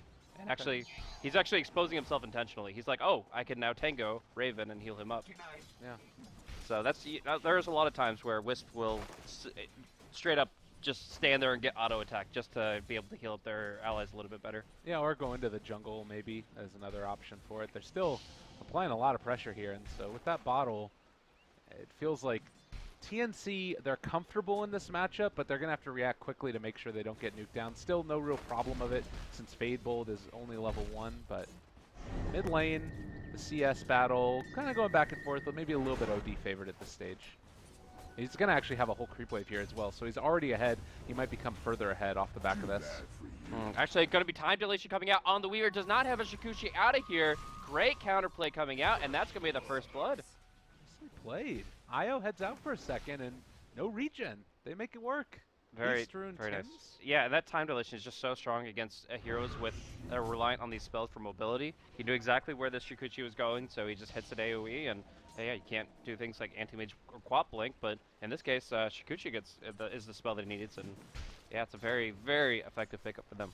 Yeah, neat too, because you tend to see more often than not for a Void going for the bash points instead, thinking that that's going to be value, but taking this, recognizing the importance in this particular lane, very nicely played.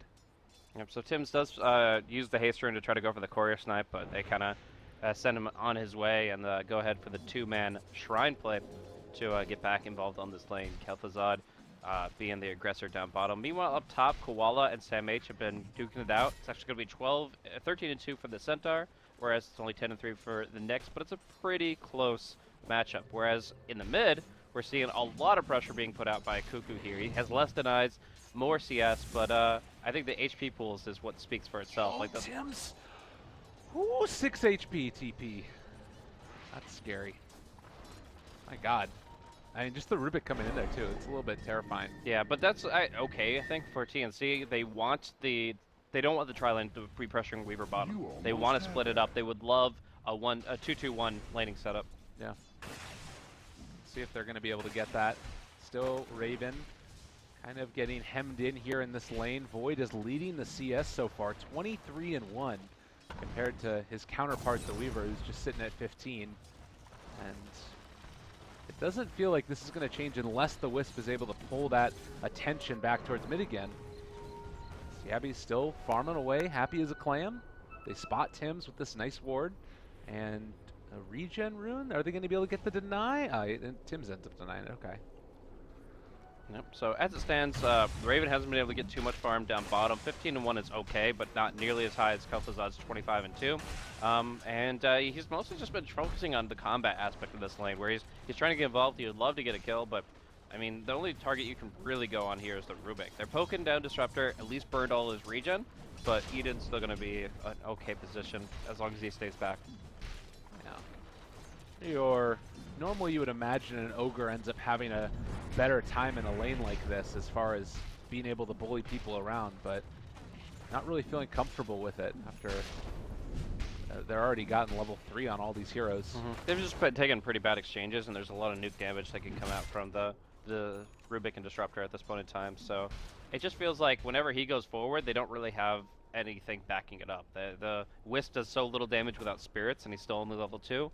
And the Weaver just not in a really great position to do anything more than just poke and prod. Alright, so now level 4 is up for the Void. He has those 2 points in time lock, lowering down the cooldown. They're going to move forward, see if they can make something happen on Zephyr, the kinetic field. Everybody's stuck in it, but does look like they might be able to bring down Raven, possibly. Right clicks, oh, not nice quite in stampede. range. They pull him back in, and well, Eden might end up falling down as well. There's so much regen coming in from this IO. And they lose 2. A huge loss for RRQ. Yeah, that would have been very risky for Raven, except for a very... I said, no! What? No! What? He just stands there, gets Fade Bolted, doesn't expect Rubik to be up so quickly, but that's a level 3 hero. All right, TNC. Respawning, teleporting, killing. I just like, it took me like a second. I'm like, okay, well, he's still here, and the Rubik's just walking up to him. I mean, obviously, at nighttime, he didn't see the Rubik, but you gotta expect something. Rune. Oh, they wanted that one. Oh, boy. Yeah. So yeah, Raven, I was about to say, narrowly escaped that situation thanks to a very effective use of the Stampede, as the Centaur wins out a bit on the top lane, gets his level 6 faster, and they get more involved bottom, but I mean, it's all for naught when he just gets gunned down anyways, and Rubik picks up an early Arcanes. Yeah, and this is going to make the lane even more difficult to deal with for Raven. Granted, you don't even have to necessarily keep these heroes down here. You've got Kel'Thuzad enough farm that he can make give room for the supports to start moving around the map themselves. And it does look like that's what they're doing. They're going to pull back in this Centaur in a second if they wanted to. Yeah. Or just drop down the kinetic field and, well, return damage being dealt to... Oh, he might get a return. Maybe going to be able to just pull go back. for it. Go for it. The kill, possibly. No, Sam H. Alive on 40 HP, and Koala... a bit too afraid of that one. Oh, is the Rubik going to do it again? 4-man shield and Ring of Health. Nah, doesn't end up working out that way, though. It would have been just glorious if he could. But yeah, no, the Ring of Health and the 4-man shield, he's actually really tanky and is able to soak up all of that damage, nearly gets a return kill under tower. So there we go, and beyond that, the only one really doing well right now for TNC is Cuckoo. He's been having a pretty good landing phase, been able to make the most of this infused raindrops to deal with some of the harassment damage from the silencer, and it's just been very, very active down bottom, or in the mid. And Void, he's only a few hundred experience right now from being able to get his level 6 up, but oh, the rotation in. Impale a little bit off the mark. They drop the global and going to be able to pull back in and kill off Rior, but could have been more if they would have hit that Impale. Yeah, but all the same, I mean, just getting a global out really quickly, it's actually one of the big benefits of level 6. It might be a solo kill. No, Cuckoo doesn't commit for it whatsoever. And that's just going to be that. I do feel like, yeah, when you have a silencer, you want to start getting that cooldown rolling very early. I've talked about this a lot when we've seen support silencers, but even more so with cores. This cooldown is a huge aspect of your hero. This ultimate, you want to expend it to win fights, to win exchanges over and over and over again. And I think it's just very pertinent that he was able to drop it at such an early stage of the game where he's able to net a kill on the bottom. Yeah, they're going to actually end up going in onto Tim's instead. The Impale hits, one more hit. Kel'Thuzad picking that one up. Almost has his Helm of the Dominator now. you take a look at his farm, and he is definitely top of the mark. Granted, Centaur is right there with him, but I don't know. I feel like this is a good place to be in. Oh, the turnaround. Koala, misses the impale, but still can make something of this, I do believe. Stampede away? No, can't quite get it. Really nice decision there with the Carapace. Good timing. Yeah, sees it coming a mile away. And now we're actually going to see down bottom pressure coming in. Time dilation on the Weaver. Chrono, maybe going to be able to make this work. They pull him back out of it. That will obscure the runaway. No, they still end up losing that Rubik, and now Tim's maybe in trouble. No, you can't kill him. He's got bottle sips. He's fine. Can't quite get there. Needed a bash. And now the TP away. Will be able to make his escape. Yeah, so that's really unfortunate. Just a little bit too much damage coming in on the Rubik. Again, he has 1 armor right now, and Lightstone is enough to make the Swarm tick through. It's a level 1 Swarm, but it did its job. And yeah, Odie just farming up his Hand of Midas that we've seen so many times in these qualifiers. And Centaur pretty far up link as he approaches Hood of Defiance as his first item to prioritize. Seeing that spiked Carapace do so much against the Centaur is kind of a neat little answer in general to the hero. I don't know if it's something we're going to see more often than not, but pretty cool. He's taking more points than that as opposed to the mana burn as well.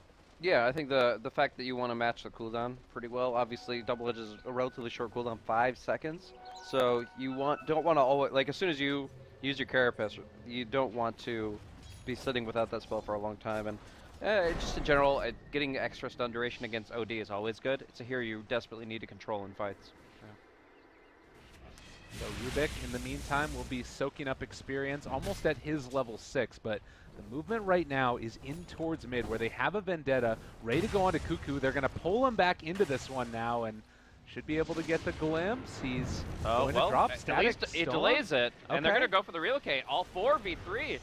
Maybe a little bit of a problem, though. They dropped the global. Yabby is maybe going to fall, able to walk away from this when they don't have the damage. He ends up getting out with the bottle regeneration. Eden's still low himself.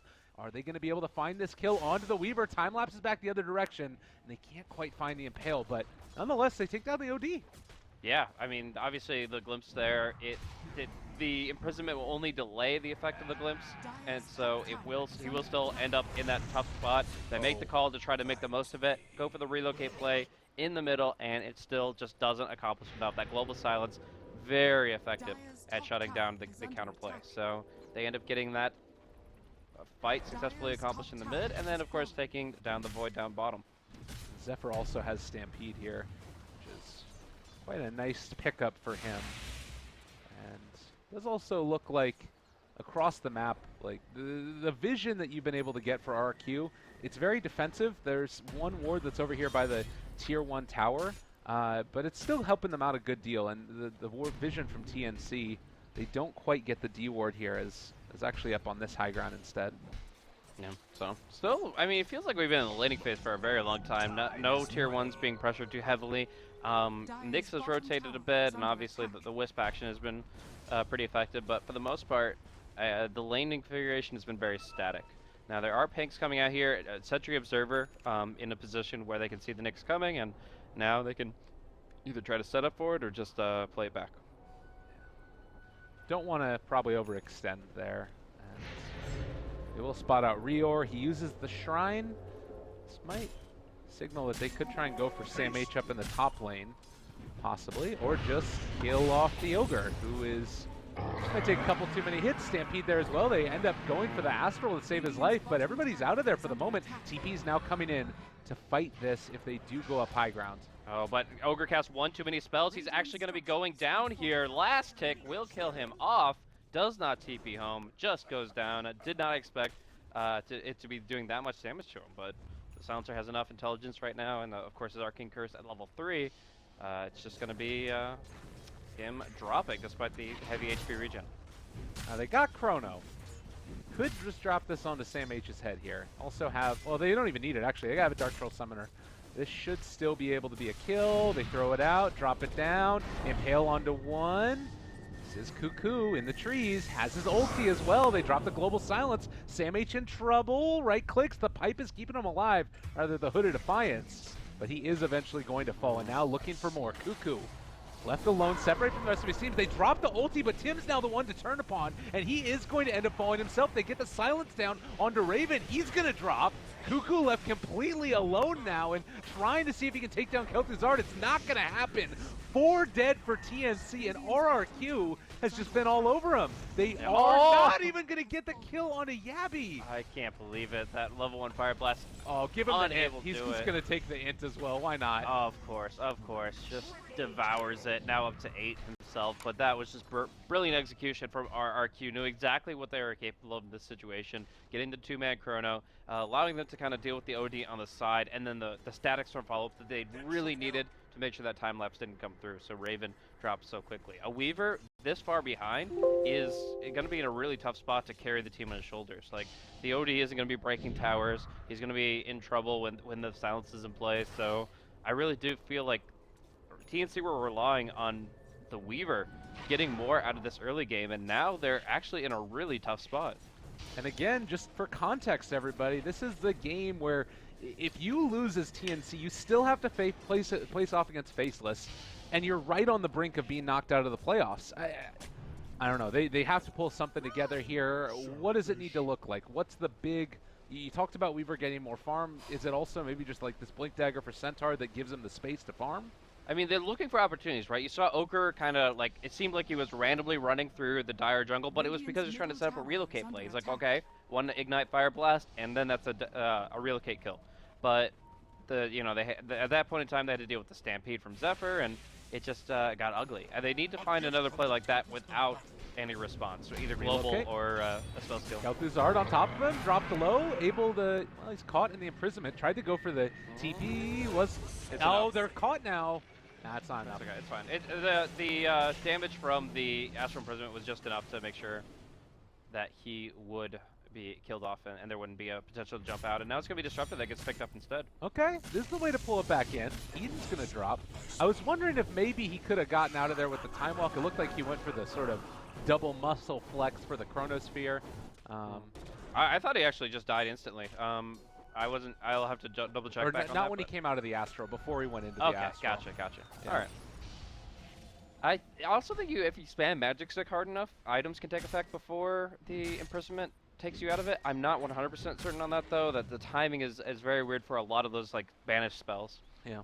So, Tornado is a very common one that people survive by using items, but either way, I don't know if Magic Stick would have been the game changer here. It's just it's TNC bringing back the kill score a little bit, and they need to really focus on taking advantage of their mobility. They have Shikuchi, Relocate, Stampede. They just, again, need to send in the Clown, send in Ogre, and just allow him to take things up without getting picked off too easily. Just call Ogre a clown. I can't believe it. It's blasphemy, I tell you. Sam H in the meantime up on the high ground. They do still have the blink if they wanted to go in, but a Chronosphere is available. Also worth noting, we haven't talked about Nyx Assassin has his Hand of Midas, so he's going to be able to scale into the later game as well. And they're actually all in the area right here. The wrap is coming from Zephyr, but it's just going to scare him off.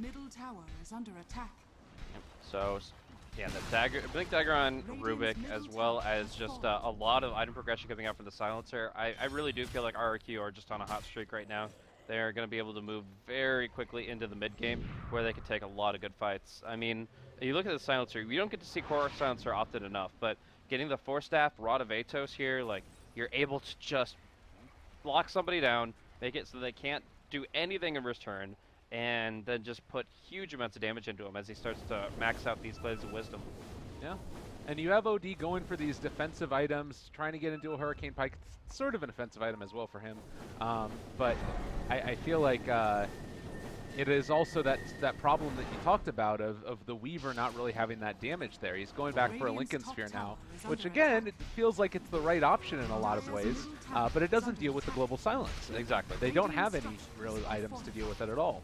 No, it's just the unfortunate fact of the matter is Silencer is actually quite effective against the Weaver here, and it's actually going to be a quick Feels pick like here it's on the right Rubik. option in a Global lot of kind of ways. wasted, But but it doesn't up deal with the top, global no, just silence. TP. Exactly. They don't have any. They're going on the same aid. Oh, Disruptor TP'd right into this Ogre. And Silencer a is little bit actually scary. quite They effective do have against Sam the H off to here, the side. and it's actually going to be a quick pick here on the Rubik. Global kind of wasted, but up takes the mid tier 1 here. Cuckoo just cleans that up, no problem. Oh, Disruptor TP'd right. Raven even going behind enemy lines here. Not afraid of anything now that the silence is out. Chrono Spear is coming, but already they kind of just take what they want and leave. And this is sort of the big thing about RRQ. Again, a team that maybe a little bit less disciplined without that international experience that you get from the TNC team. Who's now gone to a couple of different lands and really getting a little bit off the mark there. It would have been a nice one to pick up, but can't quite get there. And now they have a glimpse. If they can get vision, maybe? They are going to bring down Tim's almost. All right, now yeah, he does die to the last word at the end, but OD gets out. Yep, so they're actually just, I think, rotating to try to grab the tower, but RRQ are able to very quickly reposition themselves and address that directly. So no more tower gold going for TNC's way at the moment, as it is denied by Silencer, at least half of it. And from there, it's just going to be the progression towards the next set of items. I really do feel like Weaver doesn't just want Dragonlance. He needs like some kind of purge, probably BKB. After that, Mantis is actually pretty solid. Never mind. But beyond that, you definitely need the Ags on the Centaur. And then he probably goes for something like Lotus Orb himself. They're on top of all of them. Static Storm, though. Nice! A little bit off the mark as they weren't able to catch him fully in the kinetic but field. It saved Koala there, absolutely. Like, they could not actually stay on top of him, get any of the spells they needed to finish off the Nyx Assassin. Now they can fight on their terms. Chronosphere is there. I actually end up walking into it for OD as well. Can they bring down Raven and Astral to save Eden? He is going to fall. Now maybe in some more trouble. Yabby trying to get out of there. Force Staff still on cooldown for quite some time. The rest of the team is going to be wrapping around from the other side. They go up to the high ground. Nobody is there to help him out. RRQ not able to make it work, and maybe it just shouldn't have been in that position to begin with. And also, it comes down to the fact that Centaur was able to grab the Shrine. I'm not sure if OD was trying to go for some hits or for the Shrine as well, but this Centaur was just close enough to activate it, get some heals on the Weaver, and then they got the self-imprison out. So, great reactive play from TNC, and RRQ caught with I mean, even with their ultimates, still not able to do enough. And maybe it does come down to that fact that the Static Storm had to be used so defensively from the beginning. Yeah. If they didn't have to use the Static Storm to save the Nyx's life there, then maybe they would have had it as a follow-up from the Void ulti, and that could have been something more. And now with both of them down for at least a little while longer, TNC moving into Roche. What was once looking quite bad for them over the past couple of minutes has now turned into a 4,000 net worth swing, and, well, wanted to go get the Aegis, needs to be careful. Oh, interesting. It's going to be blinking forward, trying to finish off a hero that really shouldn't be addressed in this manner. And even a global just completely wasted. Now Carapace will wear off. He doesn't have the blink yet. He's just dead. What is even happening right now? They seal Stampede, turn it back against them. RRQ are just completely crumbling and falling apart. Why are you fighting into Aegis here? Oh, no. I think they just realized that Roche was happening too late. This is not a lineup that you look at and say, oh, these guys can just kill off Roche. Relocate forward. Yeah. OD, well, he's not going to be able to catch up to him. He's just going to get some blink, needs a little bit more time for the stun, and that is he's actually out going to of be a mana. kill. Yeah, another one for him. My God, that was a dumpster fire of a couple of minutes if I ever said I want. It's really tough for them. They just completely underestimated what TNC's lineup was capable of here, and we do see, of course, them chasing out the Silencer as well, having nothing left in the tank to get away. He's relying entirely on the Disruptor to help him out, but imprisoned, locked in. Rubik, what can you offer? It's going to be an imprisonment the other way. They're all going to die. Like, they just keep on running into this. They're losing all of their heroes over and over and over again. Like, it started with a bad roast decision, but it's ending with continually confusing decisions. Zephyr also in trouble. He is going to drop. No. They lose Koala. They've lost like 10 heroes in the space of 2 minutes. It's actually absolutely ridiculous here. They didn't expect that Roshan would fall so quickly, and that's all right. Like, the Nyx moves in, sees it. It's like, oh, maybe I can snatch. Oh, maybe I can't do anything. And then the fight connects, and it just gets really awkward really quickly. Like, I really do feel it was bad shot calling from the Knicks specifically, because he was the one that was wrapping around the Roche pit looking for a target from behind. He's like, okay, pop global. And then when they pop global, they're like, okay, let's do something with the global. Oh, wait, that's gone. We've done nothing. The static storm is not on the OD. Like, what do we do? What do we do? What do we do? And it's just chickens with their head cut off running around. Koala made a bad call, and it snowballed very heavily against them. Well, I can't believe that happened in that way, because they were looking so good up to that point, too. Like, they were moving around the map, always in pretty decent position, and one or two missed team fights and poor decision-making, and God, that was rough. I mean, we already started seeing the scales tip the other way just from the fight that happened around the lower shrine. TNC already had taken one really good fight, and they got the Roshan for free, right? Like, even if RQ had come over the map, it was still pretty much guaranteed. Just based off of one fight and Roshan, I feel like TNC were getting really in the driver's seat in this game. But following it up with 2 sets of hero deaths, it's just RRQ kind of just handed it right back over. And now things are feeling out of control. They really have to execute perfectly, make the most of every moment that the silences are in play, and actually Cuckoo, going in aggressively here, should just be able to get the imprison. Now, wanting to find it, he does have that Hurricane Pike, but not quite using it as of yet. Koala there as well. He's going to blink out. It's all right. They're just going to push out the towers now. Top tier 2 should be pretty easy. If RRQ fight into it, they're in trouble.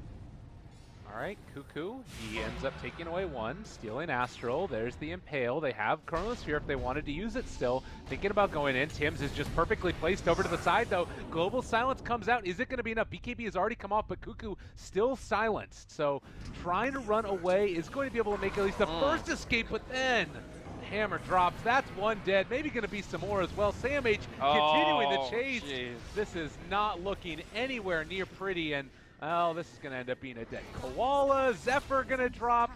It's this thing where it's like you gain a positional advantage. You gain a sort of small lead in an Aegis or something like that, but then RQ sort of deciding to go back into it. Yeah. I don't know. Their draft already, like, they have trouble controlling certain heroes at certain stages of the game, and when OD picks up BKB, that's the main one I have in mind. The game started kind of tiptoeing and trickling away from them just by like 1 or 2 bad fights, but then it seemed like it just fell on its face. Like, man, RRQ just dropped flat. Things stopped working for them, and now we have the entire top lane gone. I mean, they just relocated past 2 towers into their base and claimed it as their own. TNC are in, man. 26 minutes, and they have wiped out the entire top lane, taken a dramatic kill lead, and we'll see what happens to the Centaur here. I mean, they have Astral, they have Force Staff, they've got everything. And the other thing about that fight up there in the top is it's like you use your Static Storm, so now you don't have that for the next fight with the Chronosphere. And now Nyx is gone. Kel'Thuzad getting chased down. They've got the Chronosphere, which ends up connecting right on the edge of SamH, but there's no follow-up. So it's used sort of semi-defensively, and now Kel'Thuzad is going to end up getting ran down just over and over again. It feels like RRQ is not, they completely fell apart. That was one of the quickest crumbling I have ever seen in a Dota 2 game. Yeah, I mean, it's really tough. Already we knew that they were out of the potential qualification for the playoffs. They already had a 1-5 score going into this game. They were playing for pride more than anything else, and I think it just, morale and psychology took effect. Like, they just realized that this isn't their tournament, and they're back to the drawing board. It really was unfortunate, because for the first, I'd say 20 minutes of this game, they looked solid. They looked like they were able to really take the fight to their opponents. They were using their abilities very effectively. A lot of good rotations, but in the end, they couldn't make it connect where they needed it to and turn into anything more. So they lost a couple of fights, and it just all fell apart so quickly. All right, well, ladies and gentlemen, we're going to be moving into our next series of the day, and it's looking to be a fabulous one. Clutch Gamers versus MINESKI. I can't wait. These are 2 teams that right now, I think they are the ones who are most likely to move on as the second SEA open or regional qualifier slot. I think that they've just been playing so well. Oh yeah, definitely. I think it's like TNC and GeekFam are the ones that are kind of like on the edge, but like I really do feel like both of those teams are just right in where they need to be. I mean, obviously they'd wish they would be performing a little bit better against Faceless, but Yeah. I mean, this this qualifier allows 2 slots to advance to the major, so no matter what, I think it could be one of those 2 teams. So it's definitely a match that you guys want to check out, and we'll be bringing it to you guys here on Beyond the Summit 3, potentially Beyond the Summit 1, and we'll be here in just a few minutes, so stay tuned.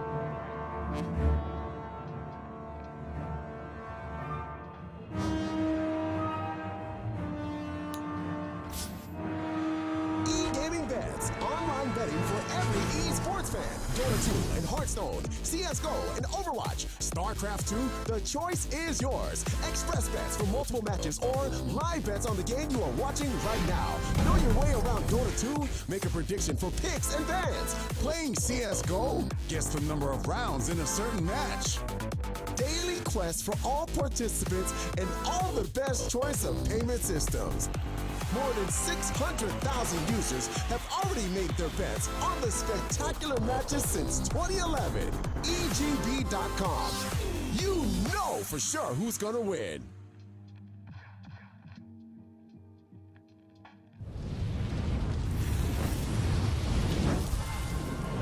In the land of the Witcher, your army will be tested at every turn. Join the Gwent Beta.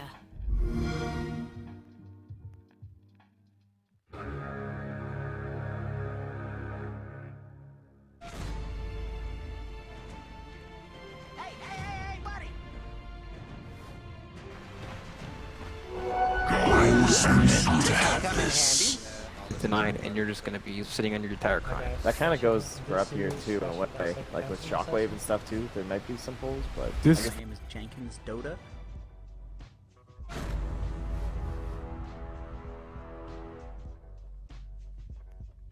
Do you play Dota 2? Would stakes make your games more exciting? No, not those stakes. These stakes.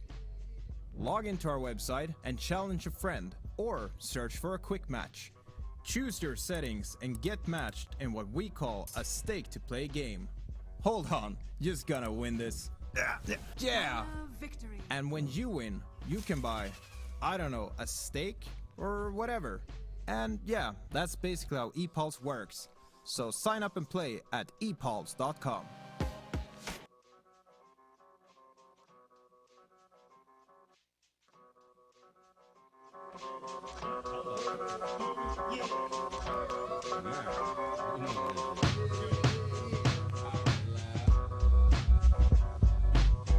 he knows. He knows, yeah, that's true. He's in dream.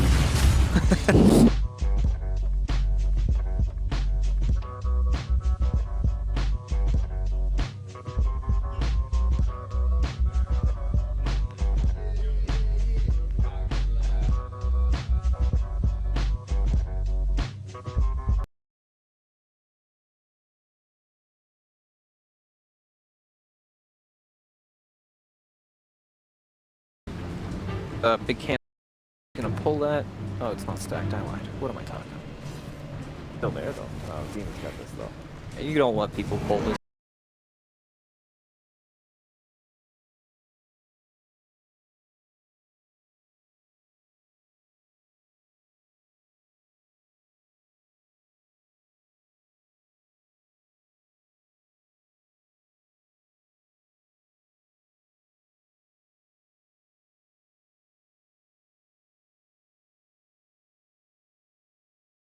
Here, I'm out. Sand King's a little sad. Mm-hmm. Out of regen. What level's Doom? He miraculously got 1 billion levels in the game.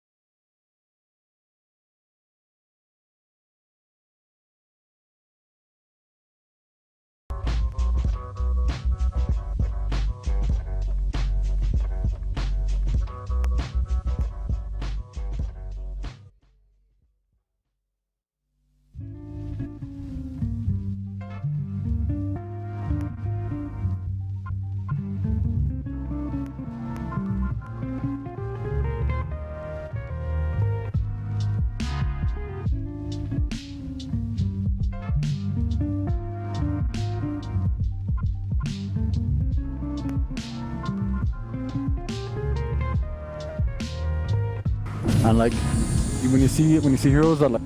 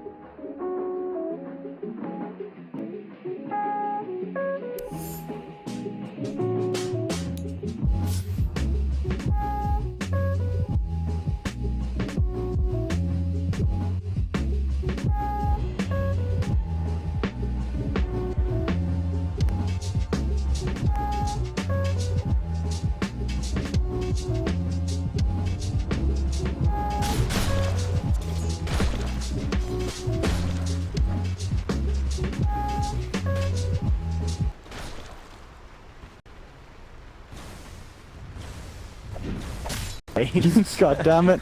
Gosh darn You're really it. playing. Yeah, gosh darn it. You better just not. I think we should try to make this a little bit more PG. Like some golly G's. G Willikers. Some wowzers. I'm a big fan of crickets. I'm actually a big fan of the wowzers. Alright, excellent. Get one into the team fight. Oh, Jiminy Cricket. Here comes the RP. Wowzers. It's a team wipe. This is how I imagine the Splatoon capping would go. That's what always talked about, you know? You have to cast one of those games. That looks actually hilarious.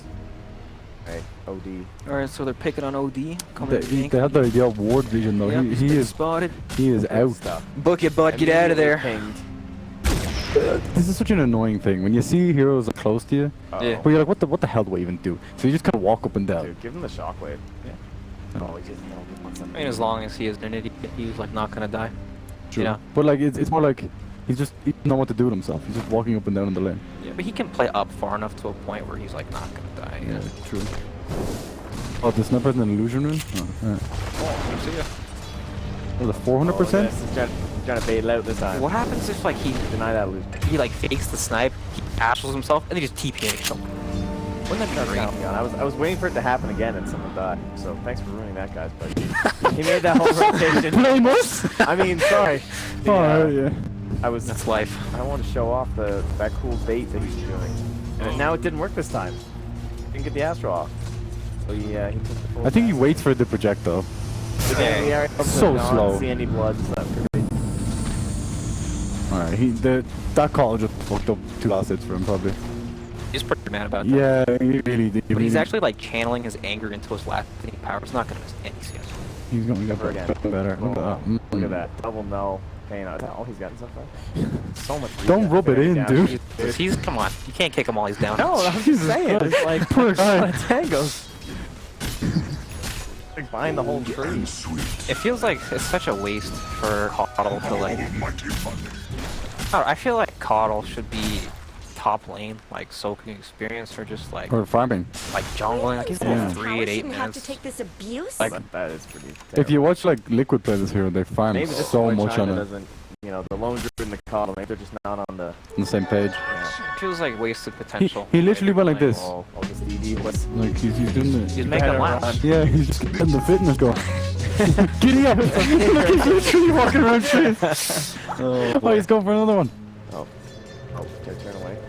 Yeah, good. Keep on the call, dude. The important stuff. Well, Alright, so we ported mid. At least he can port back to home. yeah, keep the efficiency. No, this is You come start on, like dude. with your Magnus and he empowers himself and you're just like, really? Come on, man. And he's left with these two little tiny mud golems. They kill the golems. Who left these coddle? Always fine, they're respawning. Alright, But like, they're wasting so much of like what they could be getting. You know, there's no one top. It's Rubik now. Ursa's like playing off map to like threaten Roshan. He's doing They're Roshan. even doing Roshan. They'll never be able to do anything about it because they don't have any pressure there, you know? The only way they can figure out Ursa's doing Rosh is if they just Have the call in that area. Like, if they just randomly walk by and like pop Ursa's smoke, which is extremely unrealistic. Yeah, full Yeah, health. yeah. Tanks the whole thing. Yeah. That is. Wow, he even saved us. oh! No. Wow. Fly by team kill. Jesus Christ! That was. Don't piss that guy off, man. No. He'll kill you. That was the bloodiest thing that we're gonna see this season. Gee, we showed that on camera? Yeah, I'm actually not okay with that one. Weren't you trying to keep this PG? Yeah. And because That was his dog, dude. I don't even know anymore. I just thought it was very good. It's cruel. It's very brutal. Oh, so yeah, Matt gonna skip Arcane Boots and just put it into Flick. He's got it queued up. I'm kind of legit, no? Is he? I guess so, but Radiant looks like he could have bought it for quite some time. I think he's just making a little walk there. Okay. Radiant's top He's kind of tower late though, right? just as Like a much strip up link as would probably be far. pretty decent. I mean, you got you'll want space them, in the man. jungle. You'll use them all game long. If he buys Everything misses. Oh god. Go away. Excellent. They're kind of just floating in their default direction, hoping to catch him. That was a very, very interesting. I think they thought Disruptor was coming or something. What level is Coddle? I was gonna say, dude, there's a Rubik in this game? Like, yeah. What level is Rubik? And compare him to Coddle. Rubik is 6, Coddle's like 4, Disruptor's 4. I think it's 5. Tower has fallen. Almost 5. I mean, that might be 5 with the tome. 11 minutes. I think Dagger's up on Sign Kingdom. They're getting after MTG. What's the sniper? Where are you at, bro? Sniper. This is what happens when you walk into the wrong neighborhood. Yeah, that is not. I mean, brutal. That's when you forget Shrine's birthday. The bird and the rhino come to kick your ass. The bird and the rhino. He's kind of like a metal bird, isn't he? Well, he's not like normal. Or They call him Blackbird in China. Blackbird. Makes no sense. That's just. See, they have a weird name for a lot of heroes. Yeah, don't they? Disruptor. I think he was fine. I get some TP rotation, Yo, guys. yo. Remember when you helped OD? Team? Oh, he's sick. Listen, Juke. Breaking out the moves. Yeah, He's made so much. That was nice. Dire's middle tower is Breaking under ankle attack. Bit of a nice. Dan goes down. That's alright, he's got Astro. I believe he misclicked the Magnus next to OD and took Astro. Radiant's top That's tower okay, he's pretty bad on it. Maybe after. It might be with that. What up, Blink? It's hard to not want that. That was a very nice set of Disruptor though. Give it to that lad. tower is under attack. He bought on us. Yeah, that's when your child space created like 10 times to show you did something. Doom only has 11 last hits. Very active. They don't play Doom. So, well, it's hard to like just sit in the jungle and farm creeps and Doom by like Iron Talon or something. He's kind of a useless hero if he does that, right? So you want to, Yeah, he's good early. you like eat the creep, then you pressure with the Yeah, he's very good with that's that. when you're big and beefy and strong. The Scorch Tip does a lot of everything. Top and bottom. He's definitely going for the solo kill. Oh shit, does he have the damage process? He's got no mana for. Oh shit! Oh, Okay, alright. Did you right away? oh shit! Oh my God. Alright, we missed. He's supposed to bust out the taunt there, man. Yeah, that was taunt right That was a thing! That was style points. Yeah, so they killed Troll mid. I'm sure that wasn't exciting. That was way better. Yeah, good thing. Probably More players with no power, yeah. Remember what we said earlier when Whatever, like is OP better than Astro? You know? Oh, definitely not. They're beating on Exactly. Very clearly not. He didn't misclick anyone, Brax. You weren't thinking 17 steps That ahead. is true. The score is, we say this over Are those cracks in Dire's top tower? Anyway, I want to get into this. 72. I mean, this Ursa. This is the matchup. Kind of like the Rubik. I feel like that was the first time I've seen Rubik so good. He's just been doing his thing, man. He just finally shows up, got his blink dagger. Ready to party. Oh man, imagine Rubik doing that to you. You'd be the Mara with it. Oh shit. Best miscommunication there. That was a bit weird, a bit of a let's come both of them. So while they're initiating here, man, there's a lot of action across the map. Like one of the teams that is going to play a role here. In fact, yeah, at 5 and 2, they are definitely going to be in the playoff picture. Yeah, and this this matchup is another, I would say, pretty hype matchup. Clutch Gamers still like showing everyone that they're a really solid team in this qualifier, and you know, we talked about MINESKI too. We've been really impressed with MINESKI, but unfortunately losing that game to TNC, I think they definitely have what it takes to beat Clutch Gamers despite this current standings. Yeah, and they do. You know, it's got to be said, MINESKI do essentially control their own destiny here. Even though it is possible that GeekFam went out, MINESKI, I think, has a couple of winnable games themselves. I'm just looking at this, and who do they have left to play? Yeah, so I believe MINESKI still have RRQ and PWW left to play, so they should very winnable games. Very winnable games. Yep. But still, coming into this, we are into the draft. Let's get that up on the screen so we can take a look. Fairly typical opening bans coming out of both teams. MINESKI do have first pick on the Dire side. So Clutch just takes out both of RR's best heroes. And MINESKI take out both of Clutch Gamers' best heroes, at least in my opinion. I think Bing played the most convincing Lone Druid I've seen in a very long time. When I watch the Southeast Asian region, whenever I think of Lone Druid, I would think of Raven. Yep. Yeah. But after seeing Bing play it, I think he's definitely up there. And that's a big comparison, right? Like next really to Raven. is. Yeah. I mean, you're talking about a guy that played well at a TI. 10 seconds and Darkseer as well. I think it was Hana that plays it.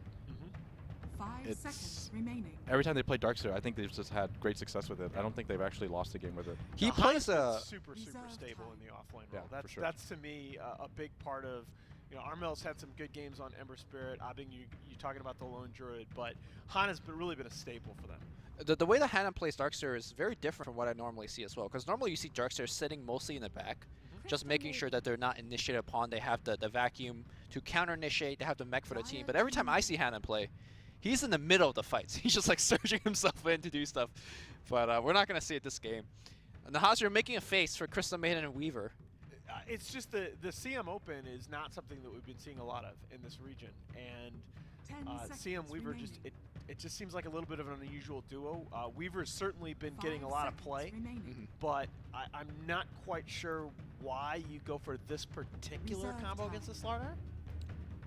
I actually really like it when I see this kind of opening. Okay. Because this is the kind of opening that, at least in my eyes, means they have a plan. Yeah. A very solid plan. Yeah. It does smack of a scripted draft. That's true. Yeah. So we're just gonna have to see what they have in mind, lined up for this with this Crystal Maiden. And normally when you have a Crystal Maiden, it pretty much means it's gonna be a very, very aggressive early game. It leaves. I mean, I guess we're not seeing Keeper play as much of a role in the SEA games as we've seen in some of the other regions, but you're leaving the Keeper on the table. Radiant team back. Well, hello 4-position Slardar. I've never really seen the MINESKI have a lot of success with Underlord, because I feel like Underlord as a hero doesn't really fit well with their two very aggressive cores playstyle, because I feel like this is more of a slow immobile lineup that wants to turtle up or move forward slowly. But the way that Miracle and Jay plays, they are in. And I'm not sure if you want an offlane like Pit Lords to be they're around. not a team that likes to. They're not a team that necessarily likes to split push a lot. I feel like you've got to have some kind of wave clear split push advantage to take full advantage of Underlord and his ulti. You know, the ability to turn one tower into two. You can always look at it as a safety net. Yeah. You know, you have the two super aggressive cores, right? Might as well give them a way out in case they. I mean, if you could catch up, like I don't know, they're. I just don't. I'm always, when I look at Underlord and I look at the success that he has had, I think if you put yourself in a position where you're always using that ult defensively, the hero loses so much value. You've got to use that ult to exploit map control, in my opinion. Yeah, I definitely agree with that. And a Lifestealer gets banned out. I think that's a solid ban, considering they have the Slardar. Ogre Magi gets taken out. I think the big turning point in this draft is going to be that third pick for Clutch Gamers. I think it'll reveal a lot of what they have in mind.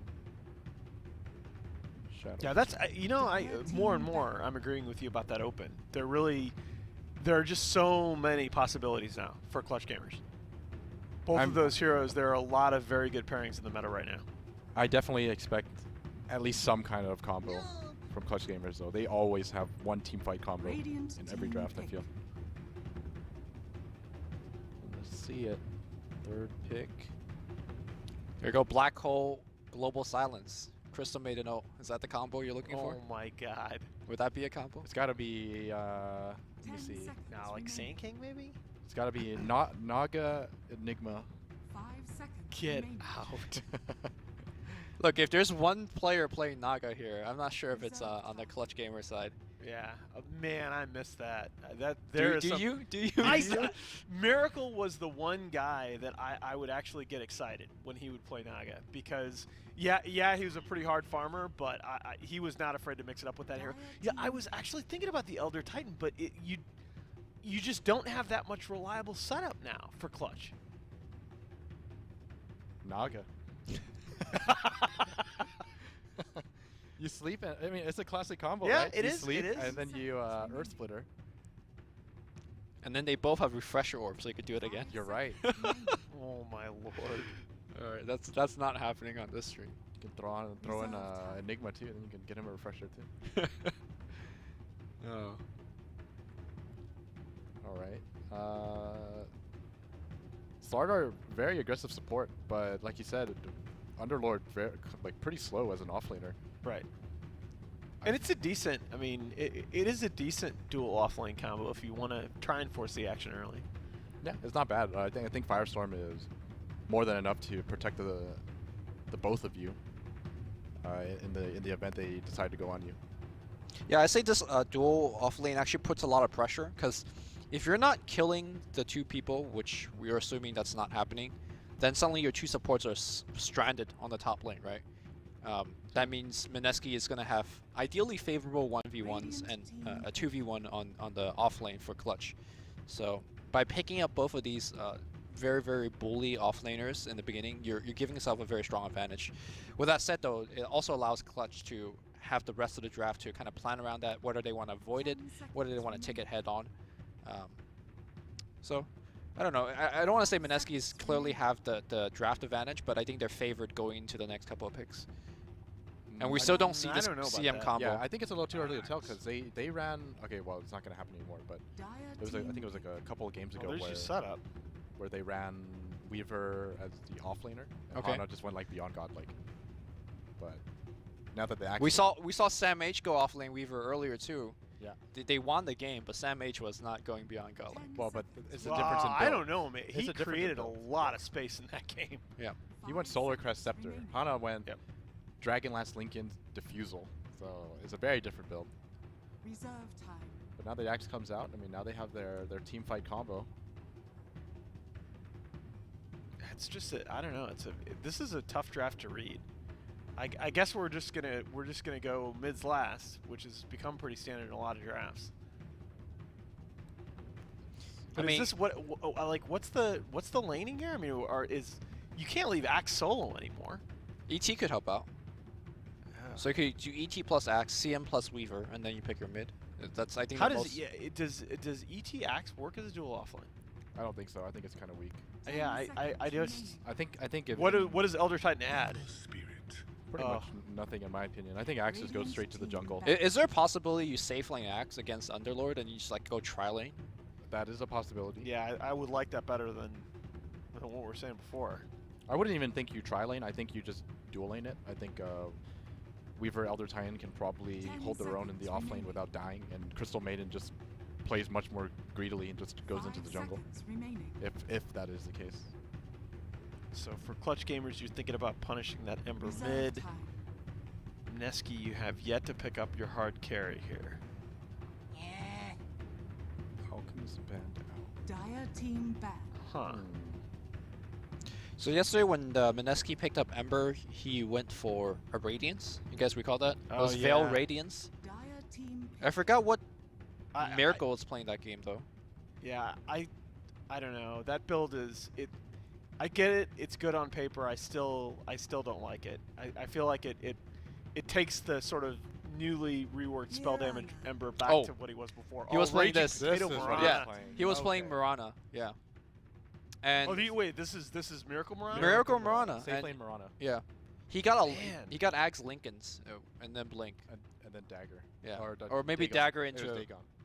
Yeah. Anyways, Tinker? For clutch? Yeah. Why Tinker?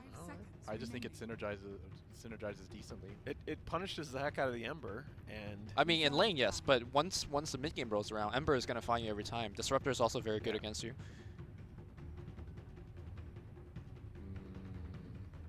OD is already banned out, no Shadow Fiend. I mean Invoker's kind of the stock pick here, I guess. I want to see something like wacky. Like Naga mid. Wacky. That's pretty wacky.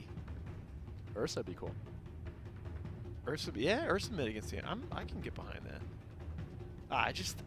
I mean I think Invoker is just too good to pass up here in terms of the combo potential.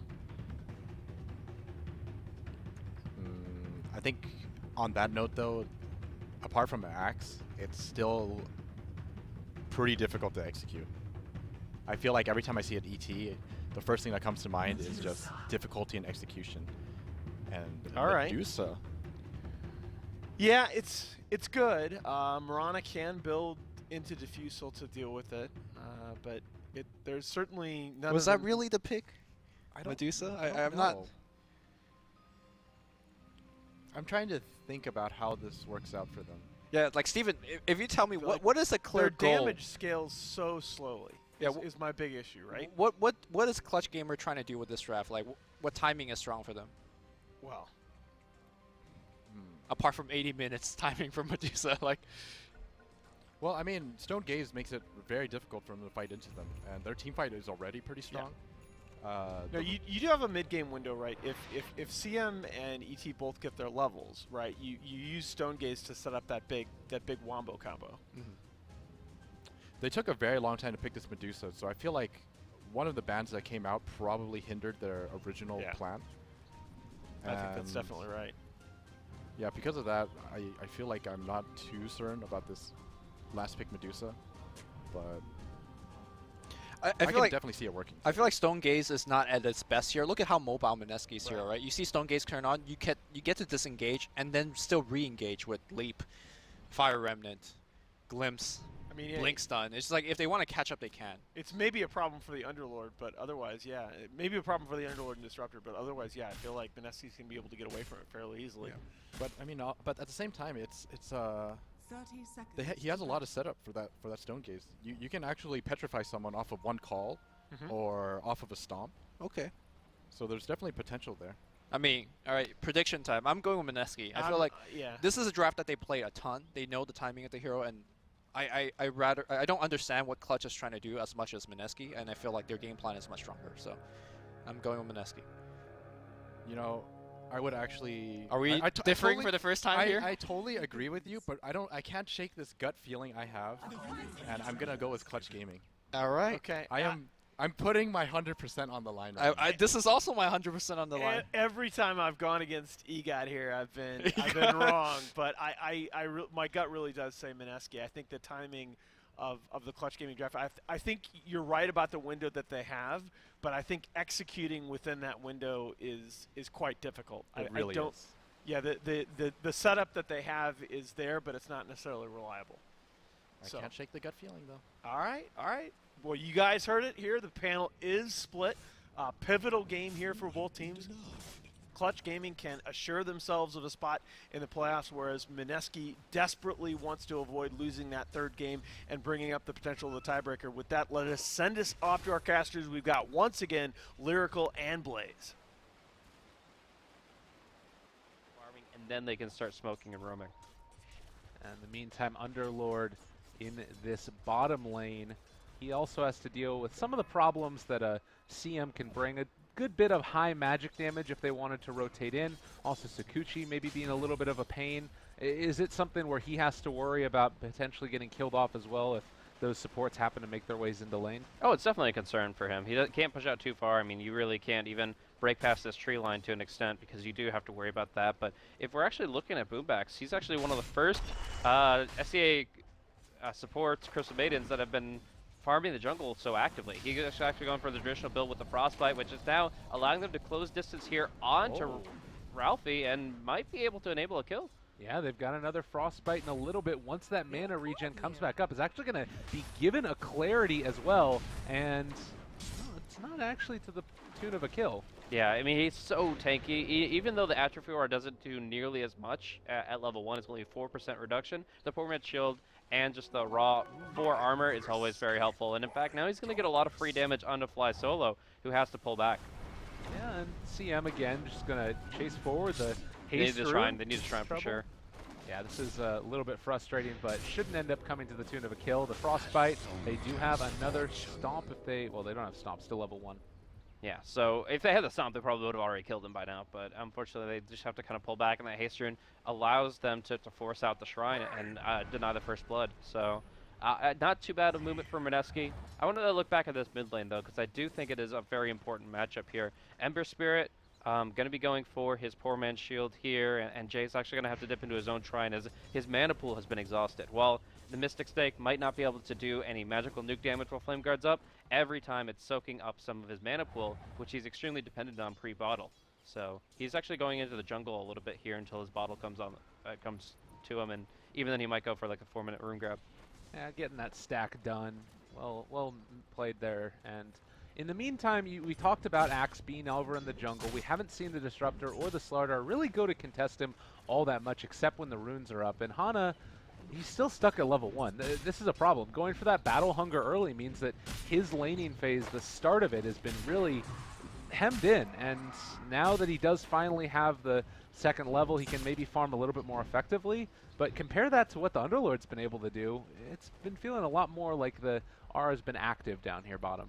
Yeah, and even Slaughter's going to be able to stock up on the high ground here, cutting Hana off from his Shrine. There's no way he could actually get to the Shrine but without getting killed off, so he's just going to have to run. No, he goes in for the rotation. Might be able to get it just a little bit more time is needed. And yes, he will be able to... He doesn't even use it. He's playing games right now. He's got a lot of natural HP regen, combining that with the Tango, and I forgot that he had a Fairy Fire. So he actually... There is no kill potential here against the Axe because he will always be able to heal himself back up and pop the Shrine. So that's the new game plan for Jules, is just get him to waste the Shrine. And he'll do it eventually. He just wants to get some more efficiency out of it. Yeah. It's definitely been frustrating laning stage, I'm sure, though, for the Axe. But likewise, Ember Spirit having a hell of a hard time. 14-3 versus the 24-7 Armel. He has been really all over it. But it does still feel like it's a hero in the Ember Spirit who can get more done once you get those first couple of levels. And he's still been getting a lot of those levels. As Medusa, do you need to be worried about your lack of contribution to teamfights early? I mean, only if the teamfights go to you, right? Like, if your teammates are getting ganked and you're still farming happily, I don't think you're too worried as Medusa, because you don't have to, like, take the map within the next 20 minutes or so. You can play this very late, because there is no hard carry on the side of MINESKI. So you have all the time in the world. You lose a fight, you'll come back from it. Maybe you don't flash farm as quickly, but right now he's just getting the lane. And that's the important thing, is he's just getting this base starting point where he does an okay amount of right-click damage, and every time that he shoots out this Mystic Snake, Jay has to Flame Guard for 100 mana, and then he loses mana from the mana drain aspect. So, in general, it's pretty difficult to be an Ember Spirit in this position, and we even see Jay dipping into the Iron Talon and really just focusing on the stacks that he built up. Yeah. Let's make sure that those get finished off. The Slardar going to check on the Axe, but he is off in the other jungle right now. Wow, they wasted a lot of wards here. Yeah. That can be actually a huge waste if they don't pick up the Axe anytime soon. Yeah, and it's also to the tune of the Elder Titan being able to soak up some experience here. He's level 3. It's not exactly like they've been able to shut him down that heavily. It was looking bad for a while with the Battle Hunger skilled first for Axe and everything else, but now they're catching back up, and you also have CM that's getting some farm. So all in all, a great start for Clutch Gamers. and it does feel like MINESKI are going to need to address this at some point. Yeah, most definitely Clutch Gamers have the upper hand at this point in time. And you look at Jay, and he's in this weird spot. He couldn't even finish off the stack that he was working on, and he had to go back and heal, gets the full bottle respawn, he'll Flame Guard it and Remnant right back out to finish it off. But in the meantime, like, Jules is now having to become the mid laner. And this Medusa pick, like, has been under no pressure at all, has been able to actually just straight up win out the lane. And while he is dwarfed in CS by the Mirana, the farm just doesn't mean nearly as much on that hero. Yeah, and it's not as if the safe lane for the side of Clutch Gamers is going completely terribly either. I mean, should be a kill here up on the top lane. The Elder Titan can be glimpsed back, and the arrow and the kinetic can lock him in position for a lot of damage. There's still some possibility that he can get out if they drop their glimpse and their arrow too early. He can TP or try for the echo, but right now it looks like he's in a bad spot. All right, pulling him back in. Arrow connects, nicely done. Fly solo in trouble, and that is going to be first blood, as you mentioned. So Mirana picks that one up. If there's a guy that's going to be able to pull them back into this game, it's going to be Miracle. In your eyes, how does he accomplish that? What is he going to need to do in this game? I mean, he's going to have to farm his Aghanims extremely quickly, and he's going to have to hit a lot of arrows. That's pretty much just the bottom line. There's a lot of setup. Searing Chains, Kinetic, in a way. We saw the glimpse right there. Being a setup for an arrow, which I guess we should mention is pretty sick. And then on top of that, yeah, you get your Crush, your Pit of Malice. These kinds of abilities all will enable big arrows, but you've got to follow through, or you're just going to be treading water for a large part of this game. 55 CS for him. Medusa is also now going into the jungle from time to time to pick up a couple of CS after spamming out the wave. So potentially from bad to worse here. And in your eyes, with this Manta style queued up, at least for the moment, or rather the Yasha, do you think that, what do you feel like it needs to be the build for the Medusa as a whole to start moving around? Or well, my personal favorite is going to be obviously the Gila here, then FaZe, Yasha, Scotty. Asian regions tend to go into the full Manta style first and then kind of decide what to do from there. Even like a Manta BKB is what I've seen. If we say Manta BKB Lincolns, I'll lose my mind a little bit, but for the most part, it should just be a pretty standard progression. They get some Scotty at a pretty good time, like 25-minute mark. I remember a certain cast for the Shanghai Major qualifiers. That was so bad. You know it was so bad, I know too. The thing that's crazy is we both know the exact match you're talking about. I think it was CDEC Youth versus Newbie Young. And he did it like 3 times in the same tournament, and it never worked. And I'm just like, okay, well, you do you, man. You're the professional. But it clearly was not the optimal route when we juxtapose it to all the other Medusa performances at that point in time. But this is some new light. We haven't seen it that much in this patch at all. Yeah. So I guess we can like look at the talents a little bit here and just talk like, okay, she gets a little bit more intelligence. Some natural evasion is actually pretty sick. Yeah. And then the biggest one in my mind is at level 20, you get 600 mana. You suddenly become a massive sponge. Yeah, you can get a 6 target at split shot, but that's pretty mana. Yeah, great ability to pick up for her. There's a hell of a lot of them that are just sort of like not necessarily the greatest in the world, but you've got options depending upon how the game is going and what you want to move for. But yeah, we're about 9 minutes into this one. Medusa left completely alone, just ever so slightly behind the Mirana, and a little bit of a misplay there as well. Down bottom, they're going to be going in. They made the smoke rotation a long way, but they need a glimpse to really make it worthwhile, and they will get the Static Storm kinetic glimpse onto the Weaver and pick up the 2nd kill of the game. And possibly going to be able to find a 3rd as well. Boombac's in trouble. They throw out the stomp, not nearly going to be enough. And a double there for Miracle. That's the way to make it work. That's the start of it. Definitely have to see some involvement. Love seeing the rotation of the Disruptor to the off lane at level 6. I think it's probably one of the most consistent ways to find a kill. And yeah, here we see them just getting the most value out of the Shrine and just trying to start making some waves across the map. But they do need to start also getting towers. It's not just going to be a game where you can be 20 kills up and be patting yourself on the back. This is a game where at the end of the day, you have to take every single building you can, because you see Medusa's actually already weathered down the mid-tier 1. Like, she's going to be able to trade that anytime they commit fully bottom. Well, in the meantime, they're going to switch up the lane slightly as well. Still the Slardar who's sitting in the mid, and he needs to be careful because Glimpse will kill off Axe, so yep, just shows himself, unfortunately. Like, there's nothing really more to it. Maybe the arrow gave him the vision for the Thunderstrike, but once he was visible, there's really not much more you can do. No. So mid lane, you talk about everybody moving down to the bottom lane. They are going to try and still take down this tier 1 tower. Not quite brought down as of yet. And well, top lane is where they're pressuring instead. So yeah, all these towers taking some chip damage. We still haven't seen the bottom tier 1 tower go down for the Radiant. Yeah, so they do get the axe, and that will delay his blink, but already he's been farming pretty swell.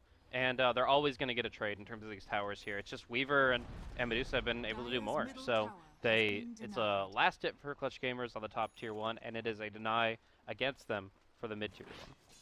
So considering that they've been able to take those couple down, they're opening up the map a little bit more. I'm sort of surprised that we're not seeing. Do you think that MINESKI need to start making some plays with the Dark Rift where they all run down a lane and then come back in to defend with a Dark Rift play like that? I think it'd be really sick to see some Dark Rift action combined with Moonlight Shadow, like just some really hard rotations that can't really be seen, and then you just suddenly just have 5 heroes coming out of Invis on top of somebody. So I feel like a lot of good team play is going to be important. We do see the glimpse with the Dust of Appearance. He time-lapses early, but it's right into the same spot he was farming, and that's going to be bringing him down. Oh my goodness. It's kind of a panic button. I don't think that's a misplay. It's kind of a situation where I really hope 4 seconds ago I wasn't in the middle of this death circle. Yeah, and well, again, Fly Solo going to go for the TP. Triple Remnant forward. They find that kill as well. So in spite of the fact that you've got this Medusa that's farming like crazy, going down 0-6, it's maybe starting to feel a little bit tense and tenuous for the positive mental attitude, man. You got to just forge ahead. You're just going to be like, yeah, guys, it happens. Don't worry about it. I'm halfway to Lincoln's. We're good. And just keep on doing your thing. I think it's actually fine. The big thing here is I love this Observer Ward from the Dire. MINESKI going to be able to pressure the jungle a lot more actively. But they probably need to wait for their Static Storm and cool their jets until they refuel. Oh no, and they're about to smoke underneath this ward as well, I think. They're all moving back. They're going to ping it out. And I would imagine this is the movement. Okay. So it wasn't seen necessarily, but obviously there were 2 or 3 heroes down here just a moment before. And yeah, scan it immediately. There it is. All right. Okay. Yeah. I mean, like you said, it's just a good ward placement by MINESKI. They know where they need to go, and this has been pretty emblematic of their team play in general, is that they've been moving better as a unit, and I think making the right decisions more consistently than they were a couple of months ago. So at least they should be able to put some hits into the tier 1 off of it, but as you can see, they're not going to fall for any baits, and in fact, they might just be able to Firestorm the waves down and keep this perfectly fine. That is an Ags Mirana at 13 minutes. Well, it's one position. You got to remember that he is pretty much just straight up farming in the safe lane. So I actually think that's not a standard timing necessarily, but a pretty solid one. And from there, it's what you expect now. He's going to be able to farm out the jungle extremely quickly and build up towards the next thing, which hopefully will enable a little bit of push. Well, scary stuff here, and it looks like Hana maybe going to get caught as well. They're running, they're moving, they're finding almost online, but it does look like Hana's going to barely get out of that one. Vision with the arrow, not quite on the mark. I think it might be a Manta Diffusal game from Mirana. The Diffusal mana burn got buffed a while back, and it is actually even more effective. And I feel like without any form of mana burn, it's going to be pretty hopeless in trying to focus down this Medusa. But up top, it should be a blink call, unveiling the blink dagger, getting a lot of good damage in, but is it going to be enough? Root, they've got him for a second, trying to remnant out. He only has that one, but they won't be able to find the kill as that Ember just constantly out of there. All right, so Elder Titan is going to be controlling this bottom lane so that they can't continue to push and pressure. He's actually really good at wave clearing in this situation. We're going to hear a Moonlight Shadow pop out, but is it really going to enable anything? Just a Static Storm coming out on the Weaver here, and it should be a lot of damage. Double Star Storm. Can they get a little bit more? Not in time! The time left brings them back to full HP. And now Disruptor in trouble down as well. To the sliver of health. I mean, that is infused raindrops. That is what Ice Frog wanted when he made infused raindrops. Exactly. Like, that is exactly his vision. There is like a little dream sequence. There's a little thought bubble.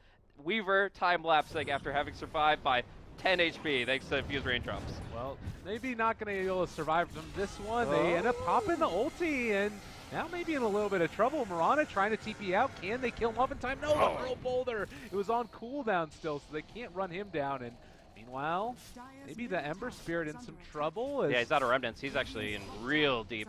Well, they use the chains. Can they chase him down? You do also have the Disruptor in the area, but yeah, it's a kill. Actually going to be the CM that picks it up. They're Dark Rifting into this. Yeah, not much to bring to bear against them, though. The mechanism was kind of like the emergency call, and it just doesn't really matter. Now Axe just gets to take the entire Dire jungle. He actually just, this isn't his farming zone. While there's this actually going on back and forth bottom, it's like, Medusa, you've had your time. It's Axe time. And he just gets wave after wave. He gets a jungle camp after jungle camp, and he's going to have a blade mail at a very fast pace. And does look like they're going to be going for Lincoln Sphere now on the Medusa. Yasha into Lincoln's, you know. That's fine. It's a good mix of like farming speed, offensive capability, and the defense you need against a spell like Glimpse. Yeah, Glimpse to me has felt like definitely the be-all end-all as far as them being able to take team fights on their terms, that being MINESKI. And you shut that down, puts you in a better position. Still the Axe, almost towards the blade mail. He's still about halfway there, roughly. And that could be another little power spike for them to get into position to take fights.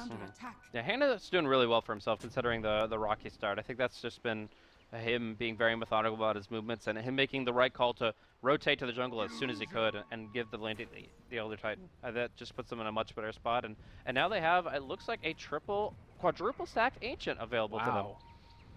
This might actually become hard to take. They got armor, they've got higher HP, they've got life regen. It'll take a little while for her to clear it all the way out.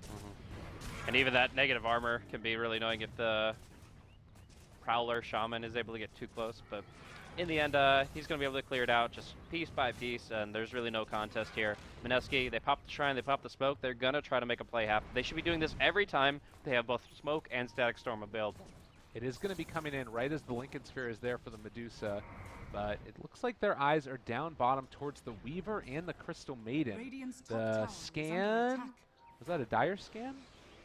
Yeah, it was. So Radiant don't realize that this is happening. Jump forward, crush, it's there. Oh, the Do arrow! they have the reveal? They're not quite going to be able to get it the glimpse back in, but are they going to be able to bring him down? He does have time lapse, backs out and away yet again. Now Fallback's in some trouble. They might have another arrow. Triple remnant forward. The CM ulti is going, but that route is not going to stop this ulti.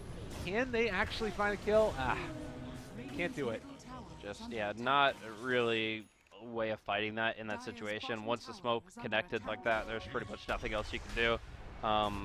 The Medusa continues to do what she can to build herself up, and she is going to be going for Manta style next. So going to be able to, if she needs to, glimpse dodge, but much more likely just break out of the amp damage or the searing chains and push her a little bit more aggressively.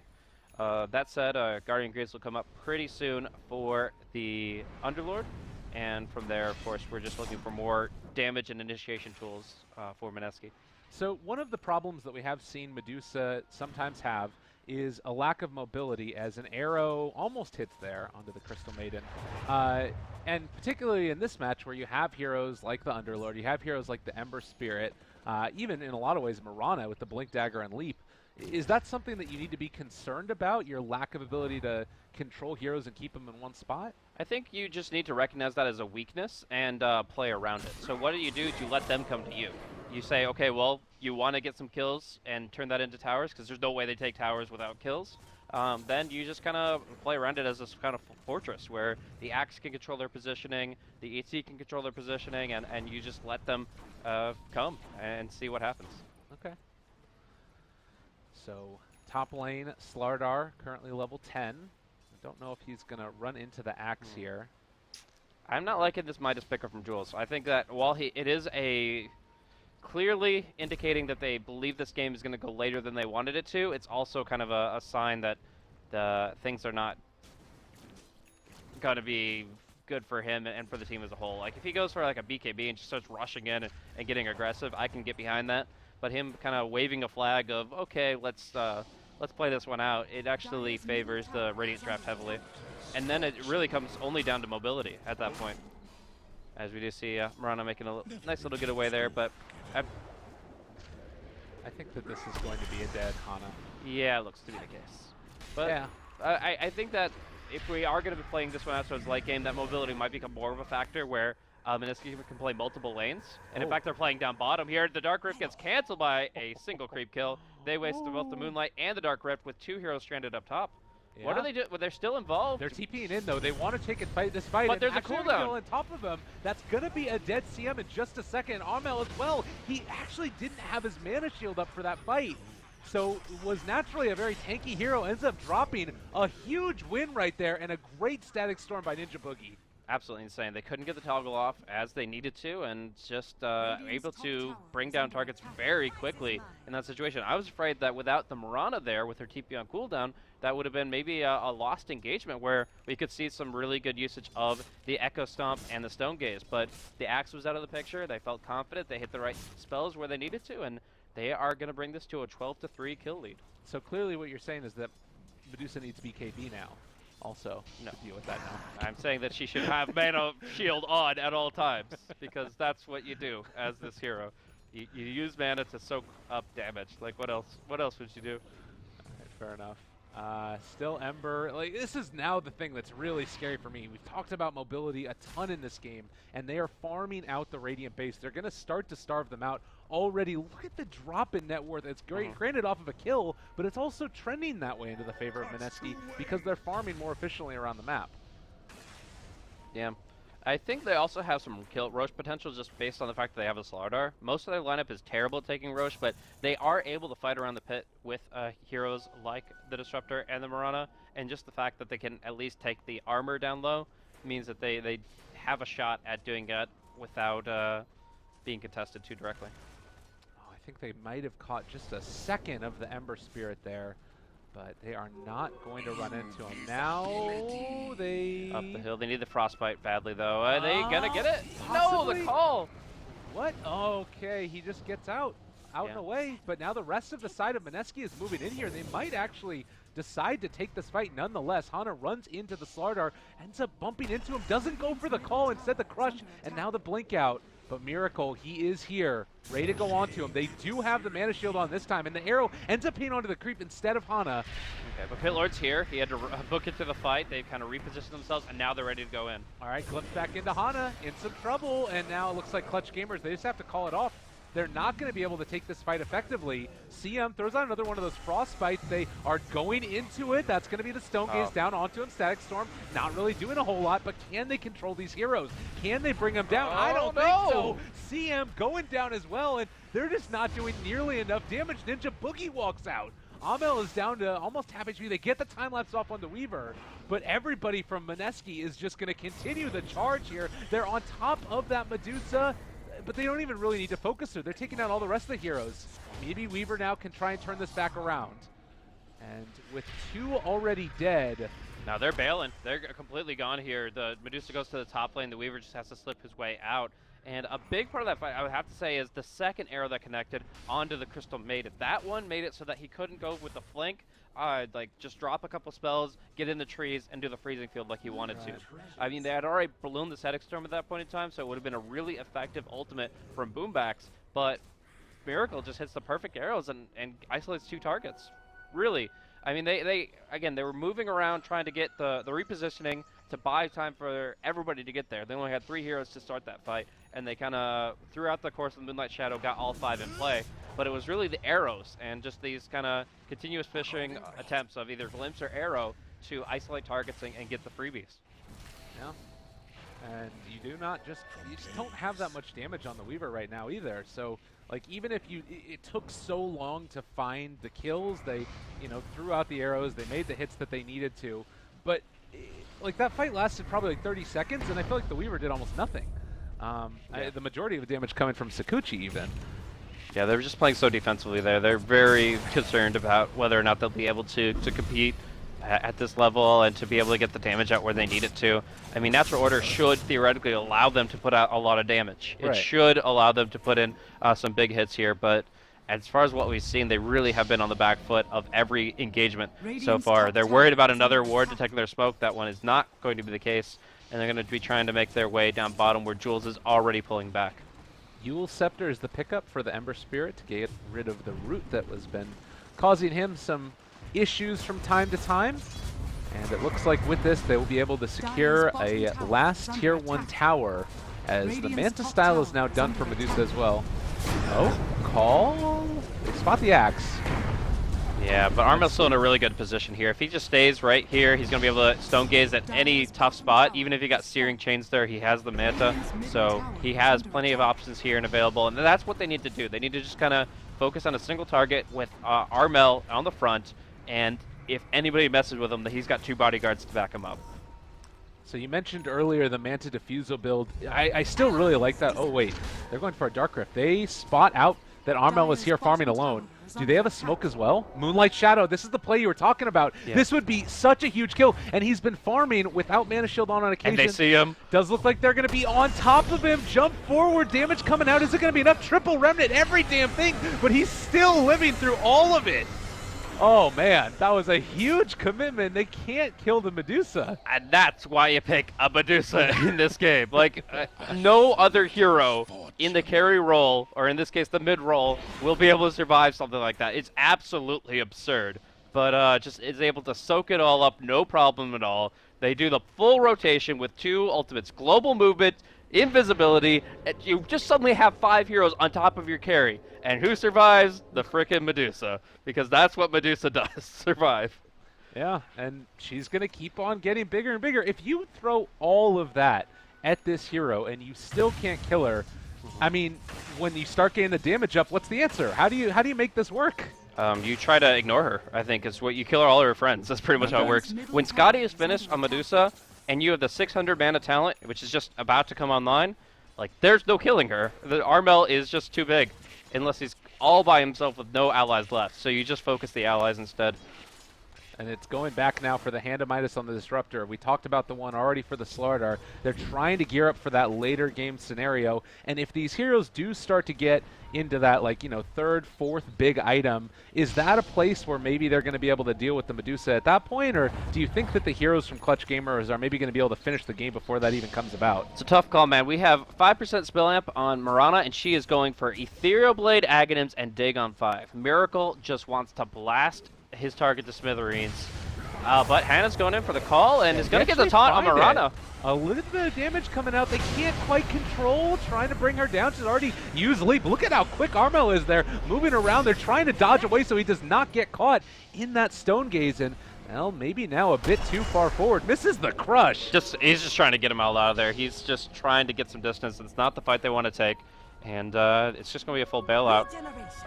If they had Stone Gaze, they might even consider like taking something more, like Roshan's right nearby, and they're not really afraid for people to engage on Medusa. But at the same time, it's just kind of it seems like it's just going to be a bit of a stalemate here in mid. And yeah, as long as the clock keeps ticking, I don't really feel like they're afraid of the Midases, even though there is now one on both the Disruptor and the Slardar. Okay.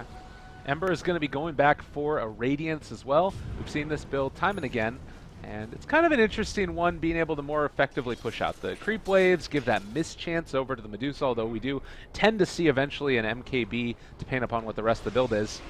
See if this smoke can bear fruit, though. Never refuse gold. Oh. This is not the person you want to go on. Yeah. Oh, we found the Medusa, boys. We've got it. It's a 5v1 like it's happened twice already. I think this will work. No, they need another target. It's so sad that you can have a carry right there, and I don't think this will work. All right, they're going on to her. Static Storm, everything. She's got the Mana Shield on. E-Blade.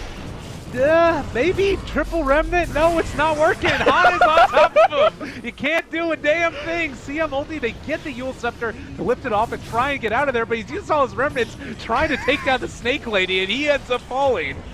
Medusa is never going to die. I think of the scene from Monty Python where they're running at the castle walls with swords in their hands and just smacking at the wall as if it's going to do a damn thing. Medusa just is way too tanky, and they can't do it. Like, they do all this magic damage, Veil, E-Blade, whatever, and this is just like, come on guys, let's get going. Back up to all this HP and mana, and ready to keep pushing out. They just, as commit Sudoku down a bottom blade. I don't know.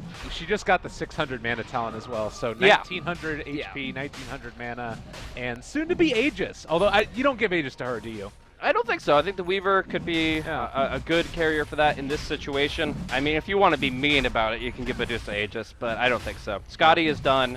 Again, that 600 mana talent. Now we're looking at a 2400 mana pool. Yeah. It's way, way too much to consider her a real target to kill. So I feel like Manta Diffusal Blade, what do you think is the reasoning that they didn't decide to go for that on Miracle, as she actually does take the H's? All right, well, immortal indeed.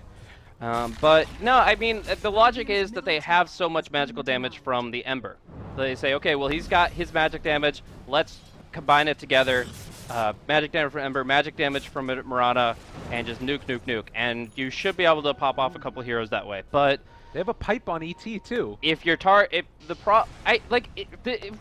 it wouldn't look so bad if they didn't keep running into Medusa. If they ran into the Weaver and were bringing those items, that would be like, oh, that's a dead Weaver. He's going nowhere, and he's screwed, and Medusa's the only one getting farmed. And we'd be seeing a lot more of what we saw in the first 20 minutes of this game. But they keep on getting unlucky about who they find. It's RML that they find every time, and this item build that they've gone for is not designed to kill her. And Ember right there, not even really feeling comfortable going after the CM. Granted, I'd be a little bit gun-shy as well at this point. It's still only a 2,000 net worth lead. Like, if they do avoid her, if they do try to sort of leave her alone, can they go for the split push game and try and maybe make some rat-tastic plays? I mean, I think they still need kills first. I think they need to pick off a couple of heroes so they don't have to worry about the big initiation of the Elder Titan and the Axe. And if they can just get any picks, they can feel a lot more comfortable with that siege. But right now, for what it's worth, they have an Aegis on the Radiant side, and most importantly, it's easy for you to get outgunned and out-controlled. I mean, they are trying to do it at least a little bit. They're cutting these creep waves, and you've got also the Pit Underlord that can make those moves. You've got Miracle down here bottom. They're doing whatever they can to stop it, but I guess this is also playing into the hands of Clutch Gamers a little bit because they can just keep farming. And that does become a bit of an issue as RR caught for the moment, going to go for the Dark Rift away and should be able to escape from that one. All right, so Aghadom's build up for Ninja Boogie. He went for the GPM talent and the Midas, so really wanting to emphasize getting this Aghadom's at an okay timing, but really is going to be the frustrator for this Weaver who just got his BKB. If they can get that on Obbing, if they can get the combos out against him, they still have a lot of kill potential to squish Weaver, but up front, it's Armel, and you know what he's doing. He's just being a nuisance. He's poking at towers, and they're actually killing it as quickly as MINESKI are at bottom lane. So they actually can walk the high ground here, and it's gonna, like, you look at the Mirana, he's like, okay, well, I'll start sieging, but it's really not gonna do much damage at all, and they have to just kind of make a call to retreat. Well, they're going to be able to find Slardar get caught out. Slardar, yeah, they're going to be able to find that kill. The CM ult even going to be committed for, maybe not actually going to be able to get that kill. Shadowblade away. Now, up front, in center, it's going to be Armel that stands between MINESKI and an opportunity, and you see that. Like, normally in this situation, you wouldn't be able to send two heroes back to deal with a Slardar and still keep hitting their tier 3 towers. Right. You'd be like, okay, well, now it's a 4v3, maybe 5v3 if the Slardar gets out too far. And that would be scary for anybody but this Medusa, who really, at this point, couldn't care what she's up against. You know, the thing to me that's most impressive about this from Clutch Gamers is that throughout these qualifiers, they've played with the Darkseer, they've played with the Sand King, they've played with these heroes that are built around taking team fights and winning consistently. This is a different sort of game for them, and it's showing they have that range. Man, granted, if you have a Medusa as the last pick, sometimes it's just going to end up working for you, and it's not super hard. But I think that this is also showing a little bit of breadth of possibility for play. It's good to see. Going to cast cancel the Berserker's Call while the self-heals comes through, and in the end, it's going to be Ember slipping away. But yeah, it is definitely a very different playstyle from what we saw previously, and yeah, I think that it is going to be showcasing their ability to kind of stretch the game out and let the counter initiation kind of speak for itself. I feel at this point, like, obviously it's just a strength of drafting to have any versatility for your cores, but you know, when you're looking at one of the 3 best last picks for a draft, you're pretty confident. So Boombex is kind of in a weird spot here, dropping down to about half HP, but I don't feel like MINESKI are confident in this part of the map at all. They're still moving in over here, and Ember on top of him ends up going for the Remnant away. Slardar is also in the jungle. They're doing a good job of keeping these lanes pressured in and always have Clutch Gamers on the back foot. So this is something that's eventually going to need to be solved. They're not getting much out of the Aegis. I guess, though, the answer is just sort of bots, and eventually they're going to have to win a team fight if they want to win the game. So at least for now, it's still kind of a farm fest for the Radiant side. They've got the Mjolnir coming up pretty soon for Armel. The Weaver looking at Diffusal Blade next, and I think Jace is trying to be as pesky as possible. He knows that they don't really have a good way of controlling him consistently, so they're, as long as he doesn't get caught by a Berserker's Call in like 3 heroes. But we're actually going to see the root. He's going to go ahead and break through, and has the Euls, has the Remnant. It's a slow Remnant, though. Yeah.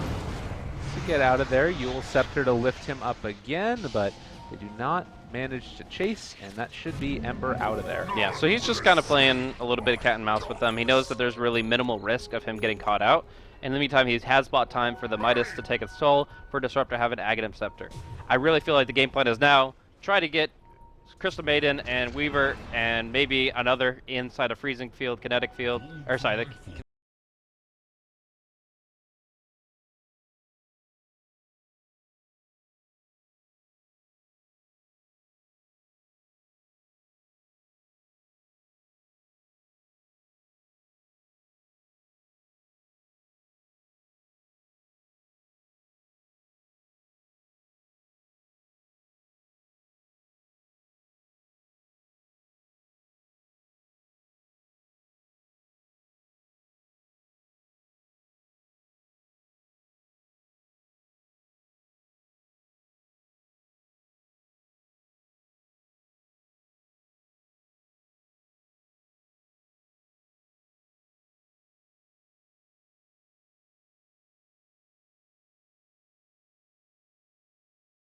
Although, hopefully the idea is that you don't end up dying. This smoke was not scouted out, so MINESKI might not be aware that it's happening. There is a Roshan potential. This is a long wraparound as well. If they could find one of these heroes here. It looks like the MINESKI realize what's happening, though. They're, well, maybe Disruptor? Trying to break it. They spot out one, a good Pit of Malice to start. They pop the BKB for the Weaver, turning onto the Disruptor. They are by the Shrine, but yeah, it's a little bit too scary, and they might end up losing this Underlord. No, he should be fine. Okay. And they did get the minus respawn time talent on Disruptor, so he will be back up for any kind of high ground defense, but that's not the objective that Clutch Gamers are going to be going for. It's this Aegis, no cheese yet, to make the Medusa just the most unassailable thing in the world, but yes, indeed, we do have Aegis on the field. Nowhere near Divine Rapier Gold. I love to see it where you purchase Divine Rapier right when you get Aegis, and then you kind of have like a slightly safer YOLO play. But nevertheless, they just have the Aegis with some decent raw damage, and we'll see if they find themselves back in a sieging position or if the wave is pushed out too far. Fly solo, gone on at the start, and Weaver also maybe in some trouble. It does look like Jules, he's in trouble as well. They're able to get the time lapse off on the Weaver, so still left alive for the moment. They have the Frostbite. No Can burst, they get this kill? Arrow now down onto Medusa. The rest of the heroes are here. Static Storm onto Armel. If they can bring him down right here, burn through that Aegis, it would be such a clutch move. The BKB has been popped for Hana. He's starting to fall. MINESKI might just be doing it. Oh, the E-Blade to keep him alive. 50 HP. Blinks out as well. Miracle does it again. And they're able to escape with the Mirana's life. Very impressive shot calling from MINESKI. They're able to just kill off the more vulnerable targets. This Elder Titan was actually easy pickings for them with that crush. And from there, they are able to break down multiple heroes and the Aegis without anything but the Slaughter going down. That was absurdly good. It's kind of nuts, though, that the Midases are starting to pay off at this point. You've got the heart there on the Slardar, so it took him so much longer to go down. We already had the Aghanim Scepter, but now going back for the Refresher for the Disruptor, still a long ways away from it. But you start thinking about that item getting done and maybe eventually into a Sheepstick or something. They haven't really been able to assault the Rax again. And I don't know. I'm kind of wondering at this point, how do you do that if you're the Radiant team? You have to get the waves pushed out at all costs, and it just means that you're going to have to continuously put pressure and just put some time into the lanes. They've been putting so much time elsewhere, and it hasn't been quick. There's no flash farmer on the team. There's still not enough damage on the Medusa, and as you mentioned before, she's quite slow herself. So there just are a lot of limiting factors there. Beyond that, yeah, I do think the Midases are coming into play. I'm actually excited to see the Slardar hit level 25. I haven't actually seen in competitive play the 10% bash chance come into play, but I think that could be actually quite potent if he can get some True Strike on top of that. I mean, you look like that's 35% chance to bash, get a decent attack speed, and you might just be able to completely lock down a hero like Medusa or Weaver. Yeah. We did end up seeing the level 25 for Medusa, went for the life steal of 25%, which is really nice as a value pickup, not having to go back to life steal herself.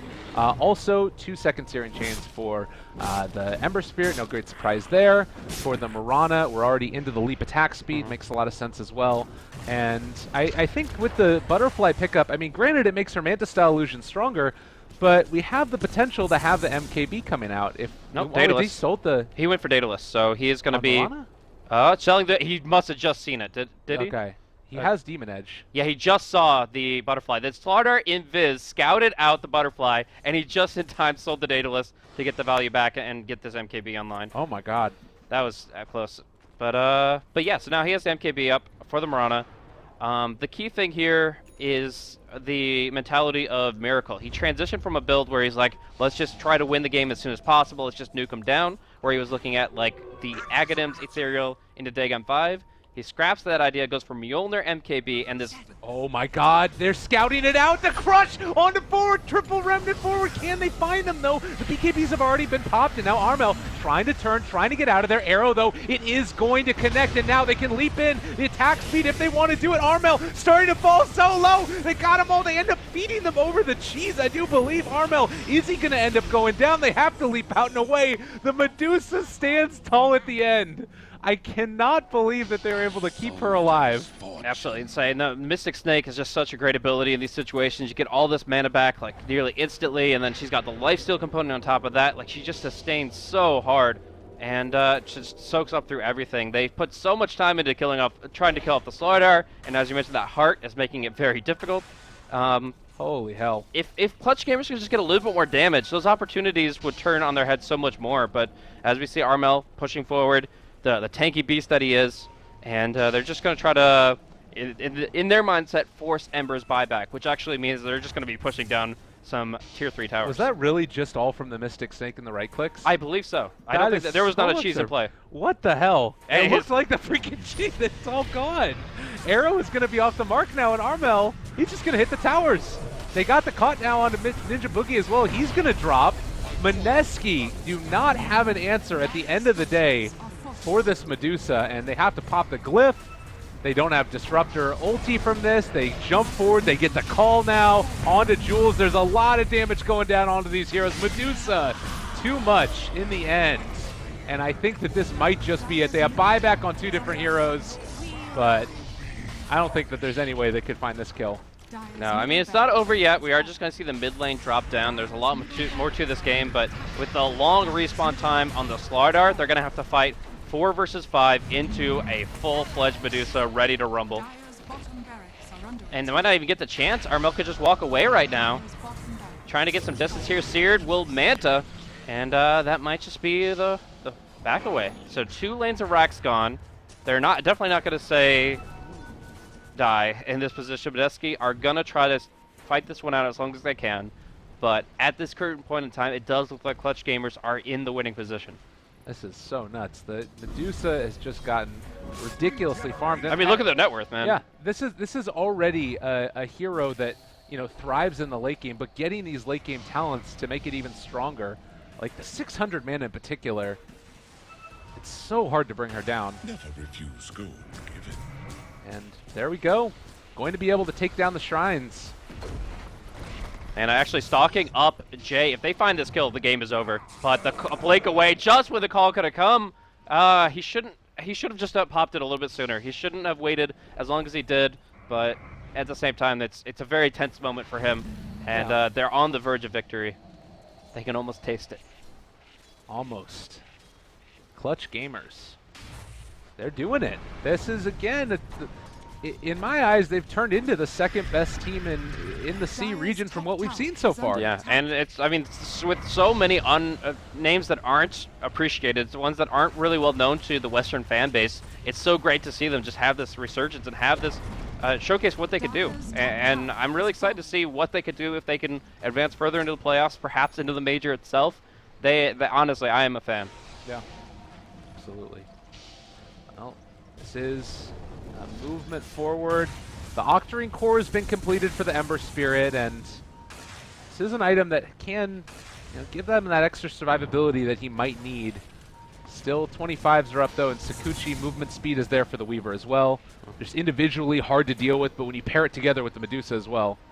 All right, so movement speed is not a problem here. It's 319 movement speed on this Medusa without boots and inventory, but just got to go in and just be this fortress that cannot be contested. Call there on a Ninja Boogie. If they can burst him before the ulti, it's going to happen. He's gone for 45 seconds now, and the chain's going to connect onto 2 Jules, looking for an opening.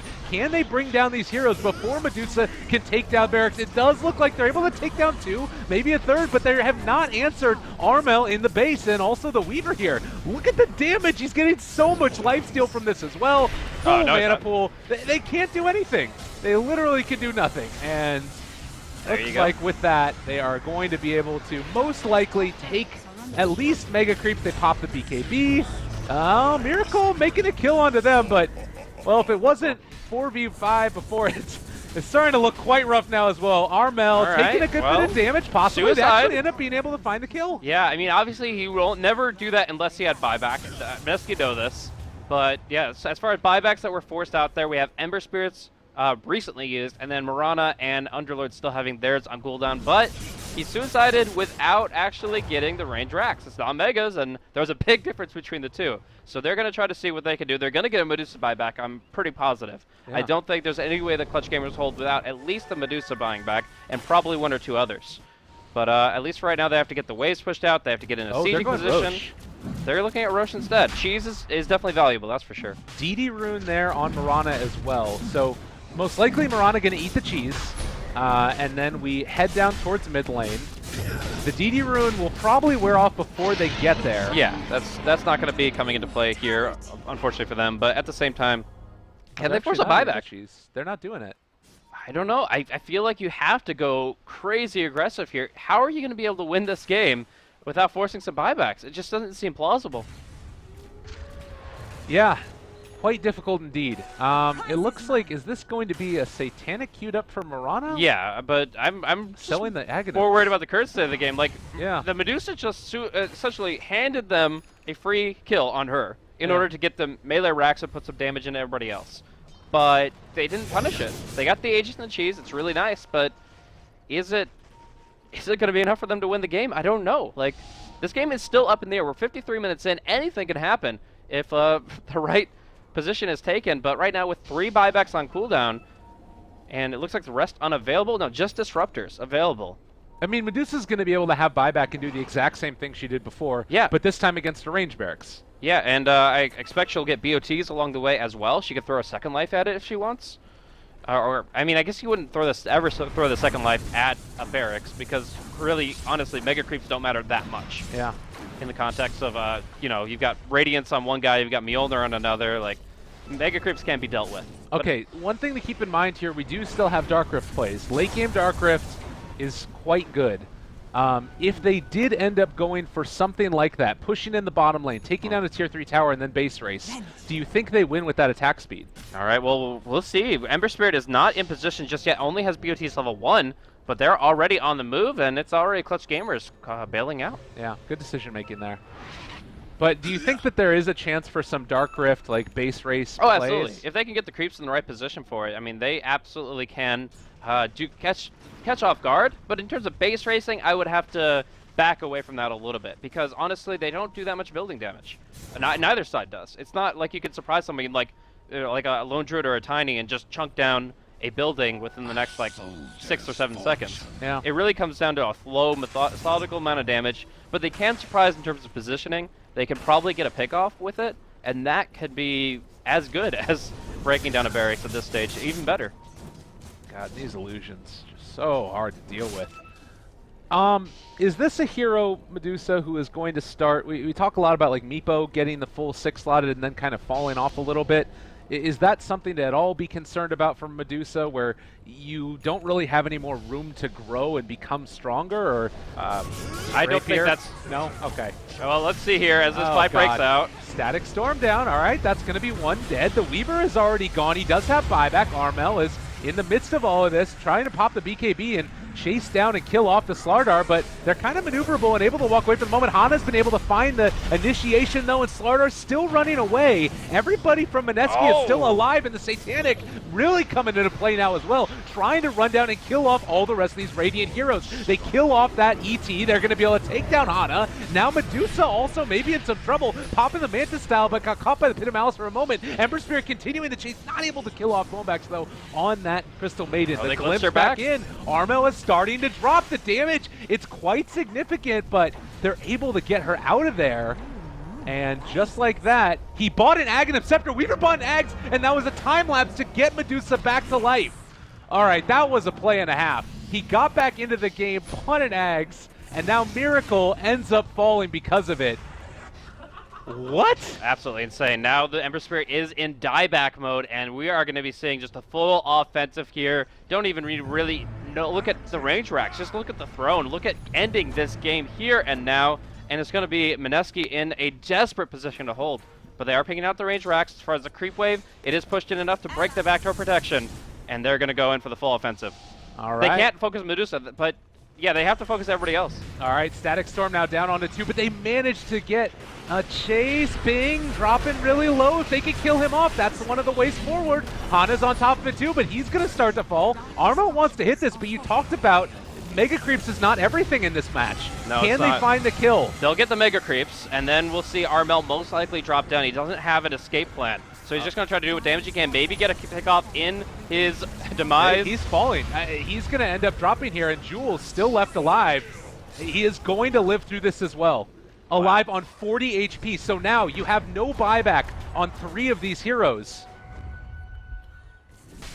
I don't know. Blaze, can they do it? And did Weaver have that Aghanims before, or did he buy it? So there was that scenario down on bottom lane where you thought there might be a cheese coming to play with a quick HP and mana reset. It actually very well might have been the Aghanims. There's been so much going on in this game. It's so fast-paced, and it's been a blur to an extent. But it very well might have been an Aghanims play down bottom before. It definitely was a huge play in that last fight down mid. But now that they've committed, now they've gotten the Mega Creeps, they only have 2 heroes to defend their high ground. We'll have to see. The biggest thing here is MINESKI are still really bad at breaking buildings. They have the leap attack speed. That's really going to be expediting the process here as they try to break down, getting the creeps in play. But now they're on Medusa's home turf. Oh, question mark indeed, Ninja Boogie. You call him out on that. All right, let's see if they can make this happen, though. Time to take down the Tier 3 tower, and the question is, are they going to just be able to ignore the Medusa like they've been doing all game long? That's the Tier 3 down. MINESKI, I don't know. Ember's going to be in the fray as well. They're keeping the Mega Creeps out of their base. They're hitting the Tier 4s. They can't dive like this, though. She's going to go in the fountain. Hit the tower. There's no way they can get her in the fountain. This is not the time to fountain dive. MINESKI, go for the throne. They're making it happen, and they are all over him. 10 seconds away for the axe. Can they kill it off in time? They got the sleep onto Miracle. They don't have much damage outside of him. Now trying to find the kill. The Stone Gates. Nobody is hitting the Ancient. They can't focus it down as of yet. Armel trying to stand tall. Can they do it? He ends up eating the cheese. This time for sure they made it happen, and it does look like Clutch Gamers are going to come through in the clutch and possibly bring them all down. RR, he ends up getting the Slardar out of there, and they cannot take down the throne. 2 minutes with no Mirana. Holy shit, I think Clutch Gamers did it. Absolutely insane here. Such a close call in both scenarios, and actually a very risky maneuver from Clutch, taking that Rax at the cost of their entire team. But MINESKI's lineup was never good at breaking buildings fast enough. A lot of team lineups at 58 minutes would have just chunked down those tier 4s and that throne, no problem at all. But MINESKI's lineup struggled with it. They didn't have enough time, and now it's about to be GG the other way. My goodness gracious, they freaking did it! Wow. What a I mean, game. They were ahead for so long, but MINESKI made that really close at the end. That was actually insane. It's just, you got to feel for MINESKI. They tried their hearts out in this one, but it just felt like that last pick Medusa permeated this entire game. They tried to play around it. They tried to ignore her and focus everybody else. They did actually succeed in that in a couple of cases, but in the end, Medusa herself was always there to deliver the damage she needed to, and MINESKI just couldn't do much more than that. A great game from both sides. Just impressive SEA Dota action that I feel privileged to have cast, but it is going to be Clutch Gamers guaranteeing themselves into the playoffs now with that victory, and MINESKI kind of having to make sure that they take every win here, avoid the tiebreakers, and go through to the next round. Just an incredible display. Not often that Medusa games end up being that exciting, right? It was great. It does look like he ended up buying the Aghanim Scepter at the 45-minute mark all at the same time. In hindsight, it makes so much more sense that would have been that kind of a reset, but it just like there was so much going on. Yeah, man. it's nuts. It's crazy. It was such a crazy game. So yeah, obviously that was what happened between Abeng and Armel having each other's back, but as a whole, I just got to emphasize that was a hell of a game. Absolutely. I cannot wait to watch more. And if you guys have missed the Southeast Asian Dota, be sure to go keep on following it. Catch up on some of the VODs. There's so much action happening. Like right now, there's 8 different games in a second that are going to be going on between C, China, Europe, CIS, and there's a ton of different highlights out there, but be sure to go try and find them if you can, because the games have been amazing. They've been so good. Absolutely. Well, that's going to be a bit of a sign-off here for us on the SCA Cast. Lyrical's got one more coming at you for a bit, but I myself am Blaze. If you've enjoyed the commentary, look me up at BlazeCasting, Lyrical at Lyrical Dota, and it's been a hell of a couple of days of Dota 2, and we hope you guys enjoyed. Catch you later.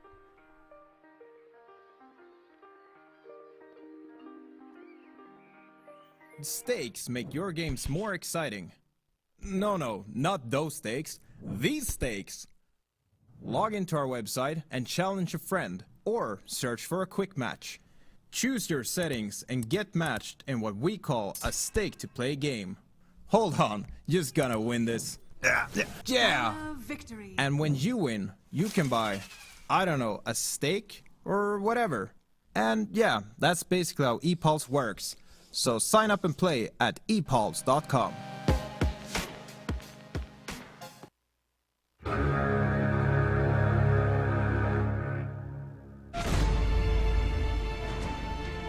Hey, buddy! Hi guys, I am Jesse. I'm gonna be making an analysis from a replay. Hi guys, Slasher here. In this series, Slasher dissect Phantom Assassin. My name is Jenkins Dota.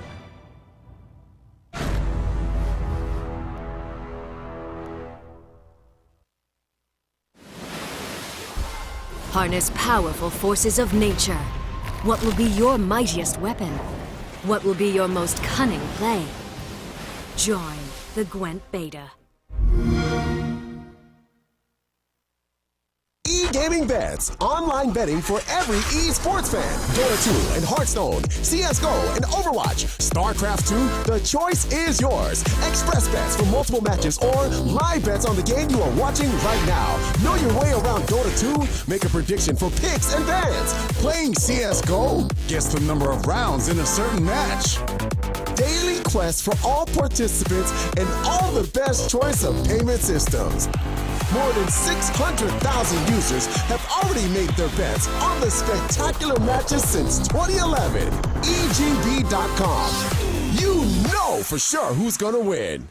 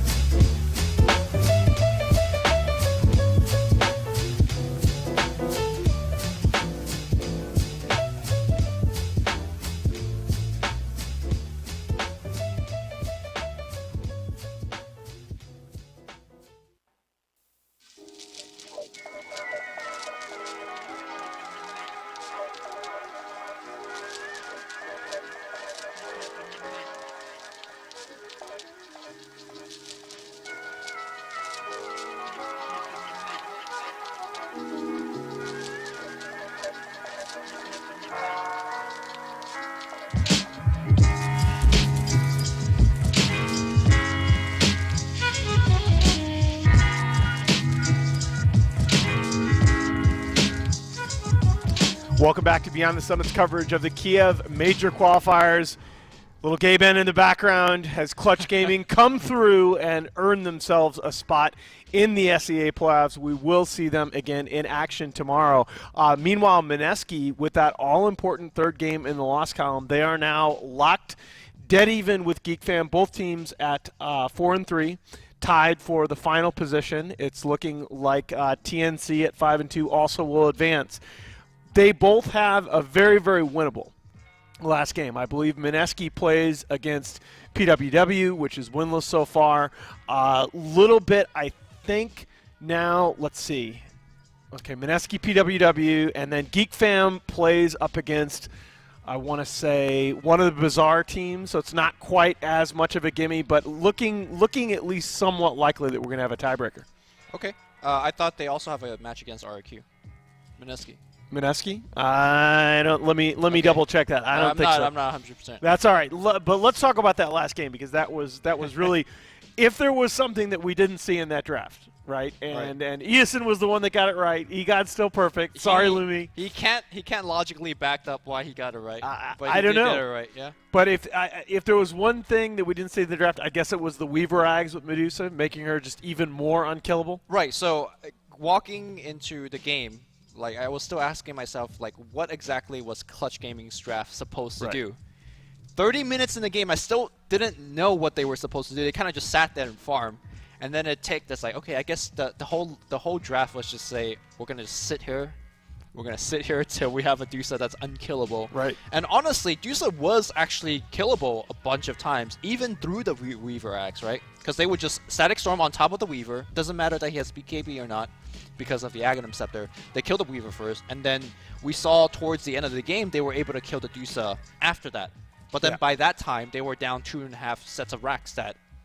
Yeah, and they were also just absolutely hemorrhaging other heroes. It really felt like the Dusa was able to get her farm up fast enough. And again, she went with this extremely defensive Manta Lincoln's build that we've debated. I've criticized that build in the past, but the way it worked out was Mirana went that very aggressive spell damage, E-Blade, and Ags, first couple items. And the first couple times that shotgun build on Mirana came out, it got used on the Medusa, who already had the massive stat, massive mana pool. I mean, okay, let me give you a hypothetical question, right? All right. Let's say the last team fight happened again, right? But if MINESKI had all 6 of their Rexes still up at that point. Oh, yeah, very, very different. different MINESKI will eventually win that game? Like, if the game kept scaling to 60, 70, 80 minutes, like, do you think Dusa, even with the Weaver's Axe, would hold?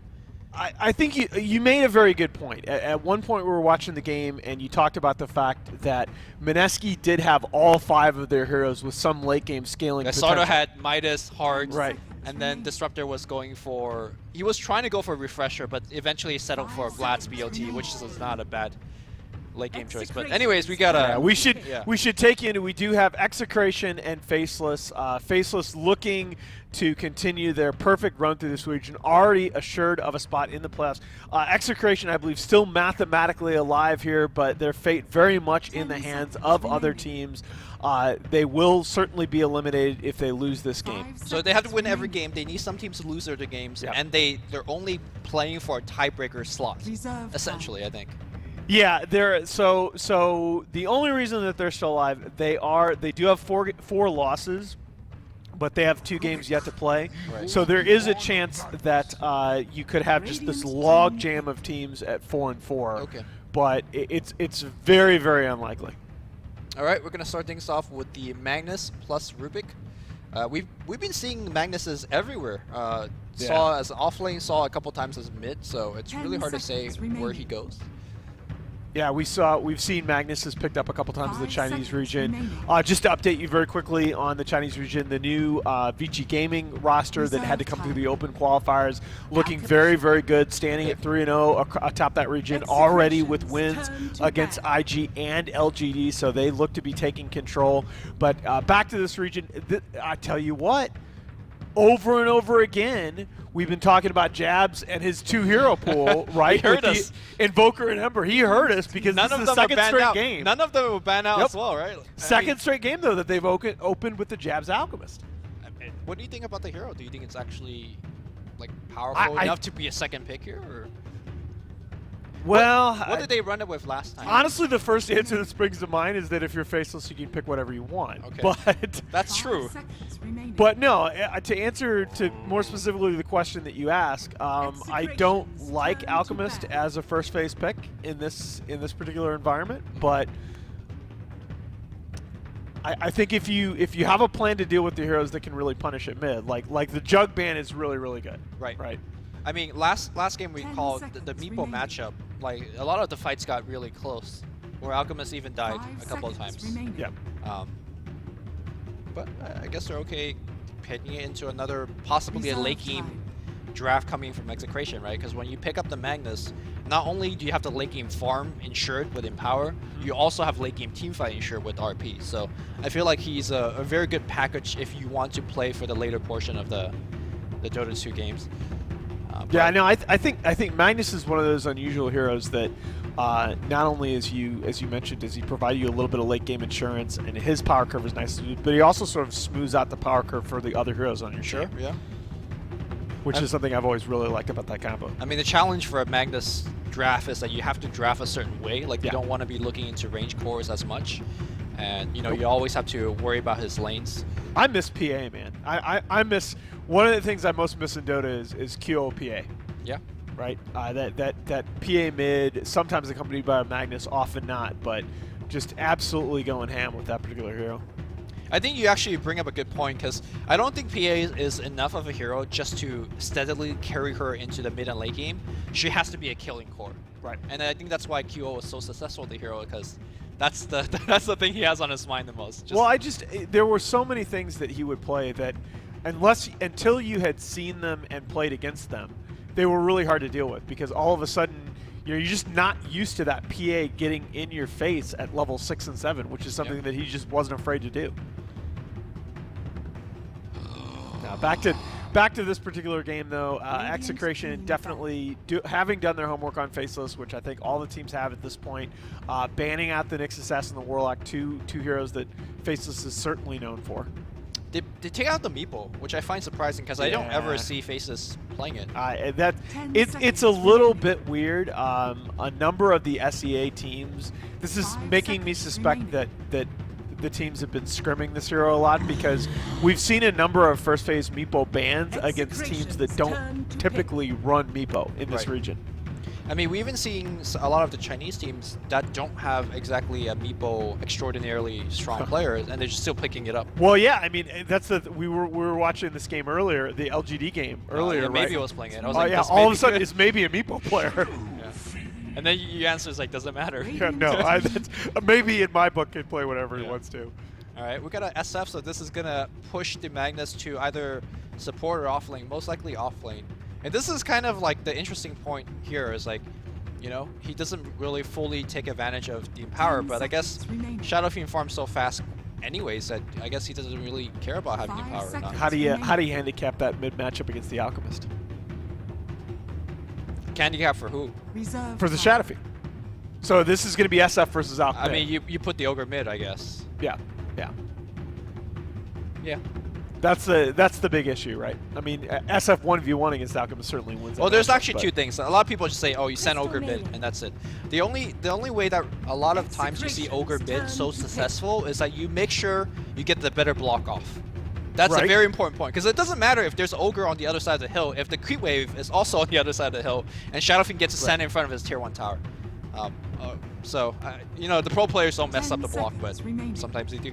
Well, but the other thing you have to worry is that... There you go, man. I'm so excited for this hero. This is a great pick here, and the reason is because the other way that you limit the Ogre mid is you draft a strong aggro dual lane, or even possibly an aggro tri lane, and you pin the Ogre down in his own safe lane. I mean, you don't think of AA as a hero that could go toe-to-toe to Ogre, but can you imagine a scenario of Ogre going mid harassing Shadow Fiend, but AA arriving, dropping a Chilling Touch on himself and also on Shadow Fiend? Like, I'm not sure if Ogre could tank 6 hits of Chilling Touch. So, Or rather, if Shadowfield wants to spend those Chilling Touch hits on last hits, that's very valuable as well. I still say that if you're drafting this combo, you're drafting it with an eye toward possibly even aggro tri-laning and just locking the Ogre down so you know exactly where he is on the map. Yeah, I mean, the aggro tri-lane is a great possibility to brought up, but also if you run just a defensive tri-lane, you just need one stun. Like Kofi plus, let's say, Stormhammer or what have you. That's already enough to lock down just about anybody. I think that really limits what Ice could play in the offlane and have a lot of success with. I don't know why the Dota music just stopped. Yeah, I was wondering that myself because the sound effects started up and they were a little louder than they have been. Oh, all right, there you go. It's back. Okay. Okay, so that's actually one of the best heroes you could have against the chain stunning capabilities of AA because of how awkwardly Kofi chain stuns. Because you almost have to cast Kofi before the other stuns come through. And as soon as you can't see the Kofi on you, you just plop down the cogs, and it generally will protect you against most. See, I think there's still a very realistic possibility that Execration might turn around and pick a third ranged core here and just go aggro tri, and you might see that's fine too. You might see Tri v Tri in the bottom lane and just see Clock and Magnus 1v1. I don't know if you want to put Mag against Clockwork though, because you're going to eat a lot of battery assaults. Yeah, that's true. That's true. So. Clockwork obviously being very good in the scenario where I described going against the tri-lane, but also very good at picking off AA. Like, it's just a free kill anytime you want. Radiant team ban. I don't know. Well, not anytime you want, but you get my point, right? Like, if you catch him in the jungle, he's dead. I see what you're saying. I also though I kind of like having AA against the clock cogs, right? Those you have to be a little bit careful zoning out the fight with those clock cogs because if you catch your teammates in there, 10 seconds remaining. You know, that's a guaranteed setup for the other team. I mean, I'm pretty sure AA is mostly reserving his Ice Blast for the out. I mean, he's picked for the out. Yeah, exactly. I mean, at least in theory, it's the perfect counter to out, but you rarely actually see that counter pick coming out. Yeah, especially it's weird too because especially SEA teams have historically been extremely reluctant to pick up the AA. Like I've seen a bunch of out games, a bunch of other games where AA would have been in theory a good counter pick, and the SEA teams just usually let it go by. Yeah, you know the OVC squad when they had FY and Finra originally, they love AA and they love it with Lina mid because it was just zip combo, right? Laguna, you Ice Blast, and that was the meta where cores were picking up Satanic left and right. Right. And I remember that one game where it was nice lifesteal, bro. Yeah, it's like you have Satanic. Who cares?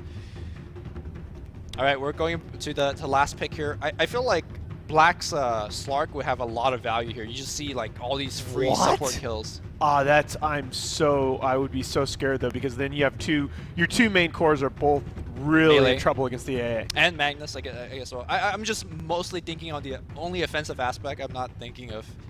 I get really afraid. It's like it's interesting. I actually had this debate a while back with the Cole guys. Like, I was super scared and still am super scared of picking the Slark into AA. But like the Cole guys insisted last year that you can do that because if you're a Slark, you're mobile enough that you just find the AA in the back lines. Yeah, that's what I think. Yeah. I think the other argument that you brought up earlier was Disruptor versus Slark, and I gave you the same with Block. Right? But no, Block's going to go with Gyro again. They ran this combo earlier today, right? Yep. And I think Grant was saying Gyro is perhaps the best Axe hero when you could get it for free. Well, yeah, sure. Yeah. I mean, any hero when you get Axe for free is good, but... No, but in terms of his item progression, like we talked about the QO sort of Ag's first build on Clockwork, but in all seriousness, like if he doesn't have to build that item himself, it's a huge injection into the mid game. I actually really do like the Execration draft. This is probably going to be, what do you think, a safe lane Shadow Fiend now? Or safe lane Ember, why not? Okay. I mean, either way is okay, right? Yeah. I think Execration has drafted well enough to give themselves a chance here, but with the level of dominance that Faceless has shown in these games, I mean, you know, even when they've had a bad early game, and they will frequently draft placing not much emphasis on their lanes, it's like they don't care. They are comfortable just seizing control of the game in the mid game. I think what I want to see from Execration this game for them to have a good chance is not give Ice a free lane. Remember the last time he played Clock? Yes. Like, he was like 8 minutes in, he was like the highest net worth for his team. Yeah, like, and he was that shouldn't happen in the 8 minutes offlane. in, he was walking up to the enemy Tinker and just killing him. And for Execration, they have the lane that could shut down just about any offlaner, right? You telekinesis into a Kofi and a Saren Chains. Ice is locked down if you do it properly. Now, Cogs would make it pretty tough, but Okay, that so- you need supports coming in from the tree lines. And So stuff like barring swaps, this is going to be SF mid, right? Not as generally their mid player. Execration sometimes like they have the whole carry and mid. Yeah, swap. switch up. Yeah, most of the top teams do now, right? Okay. But predictions go, I cannot predict against Faceless. Yeah, I even though I like the as much Execration, as yeah. I think Execration has given themselves a chance, I'm really curious to see what the laning matchups are going to be. I got to go with Faceless here, Yep. finishing out their perfect run through the region. All right, with that, guys, one more round here of SEA games. The playoff race is definitely in the thick of it, and we're going to send you off to our casters. Tusk or something like that, and they don't really have that hero in this game. Is that something to be concerned about? Is Jaro getting like bursted in the mid-game fights? I think it's just going to come down to itemization. You build yourself to actually survive the burst damage and your supports, and also the clockwork. You just buy 4 staffs this game. 4 staffs is a really good item this game. It'll 30 save you from seconds searing to go. chains into, potential lead ups, especially from the RP as well. Yeah, definitely necessary. And being able to avoid the grouping up and movement in is constantly going to need to be necessary. I also mentioned that I feel like Faceless have kind of taken a turn for the better over the past couple of qualifying rounds, and I think most recently as well with the Winter moving in and becoming their coach, it's kind of become a situation now where they feel more consistent and they're performing at a higher level. I'm liking it. Yeah, definitely. It definitely reflects in their draft. I think Faceless, despite having, in my opinion, one of the largest hero pools, they draft the same things over and over again. Yeah. Ooh, I like this. Chilling Touch, so Shadow Fiend can get souls early. Wait, he hasn't skilled anything yet. Yeah, they probably want to make sure that you take up Necro Mastery before you start hitting last hits. And okay, he's denying, but you need that spell, man. What are you doing? Is this a bug? What's happening? No, it's not a bug. He's just not skilling it. What are you doing? Nando, this is the game of your life. You need to win. Okay, he goes for raises. All right. I guess that he just wanted to hang on to it for the moment and feels like he needs raises early. That's strange. Normally when you take raise, it's because you're not able to get anything out of the lane. But I mean, he's getting quite a bit out of the lane. This is kind of surprising to see. And it's not like he has the potential to kill anyone, or not kill. He can't really kill Jabs. Very strange. Jabs is just spamming his taunt. Yeah, I don't know if maybe it was like a miss skill or something when he realized he didn't have Necromastery up and then accidentally hit the raise button or something like that. That it feels like it would be pretty hard if that was actually what happened. But whatever the case ends up being, he has both now and starting to build up the souls. And it's going to kind of run into some issues standing inside that acid spray as well. Sure, a very frustrating situation for Mr. Nando. Oh, it gets his salve canceled. But as far as the laning stage goes, do you like the idea of this Ancient Apparition sitting here and just spamming out Chilling Touch for him? I mean, I thought it was fine until he didn't get any souls from the first wave. That's the biggest issue I see, because I think he would be able. I think he can definitely punish the Alchemist on his own if he had the proper start. Right. But now Alk already 11 CS. He's been able to get a nice little beginning to his game. And looks like he was also building up towards that armlet next. Looks like the boots are on the Curry already, although he hasn't had them brought out to him yet. And yeah, Nando sort of left to his own devices. Rubik against the Clockwork, always a great matchup, being able to get the lift and pull out of the cogs.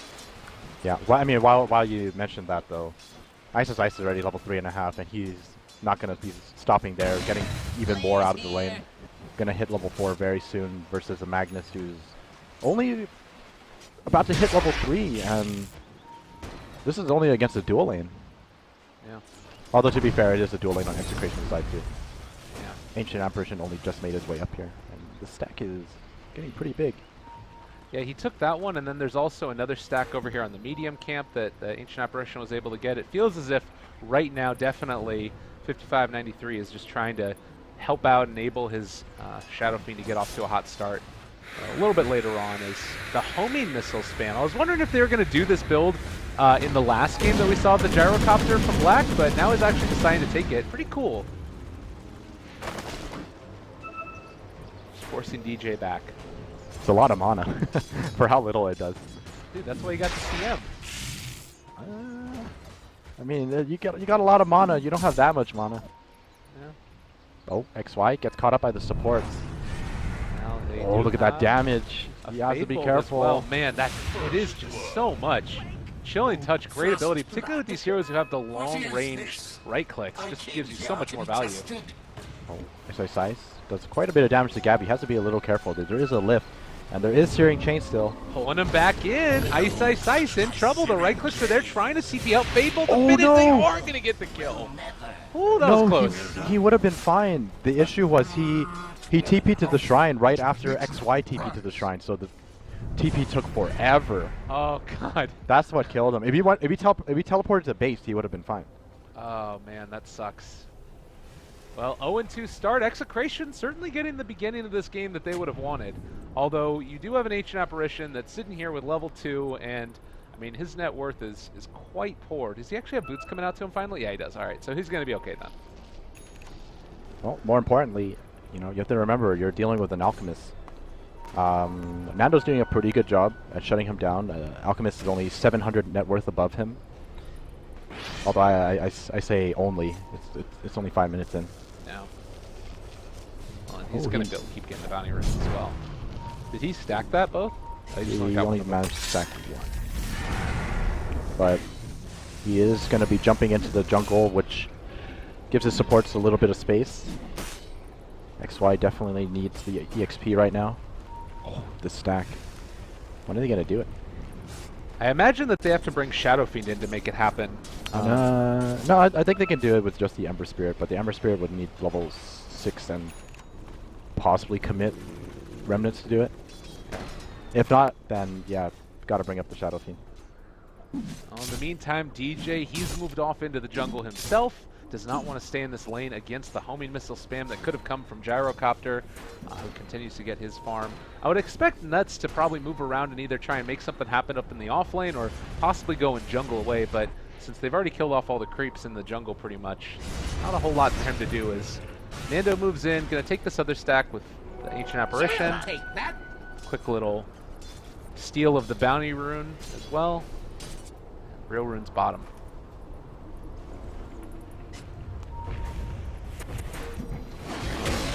Yeah, they are going to get the pull here, and Clockwork is going to come and try and make something happen there, and it looks like they're going to bring Nuts as well. So they know the stack is going on. They're bringing 3 heroes to come and contest. Level 6 is right here on Black as well. This is a great move. Oh, I like this play a lot. Execration has to be very careful. They do finish the cap, but Gabby... he's able to get the remnant. Nice play. They spot the Rubik. He has no TP. Here comes the call down. Oh, Rubik super dead. They get the lift back, trying to get the stun, but is not going to be enough. So they find a kill, and unfortunately, they aren't there in time to take the stack. So they get away with the Ember Spirit, and it's a pretty big rotation for Black. Yeah, and Ice goes to bottom, gonna 1v1 the Magnus. And I think with this move, I think Places can actually put some damage on this tier 1 tower. We'll have to see if they're able to do too much to it.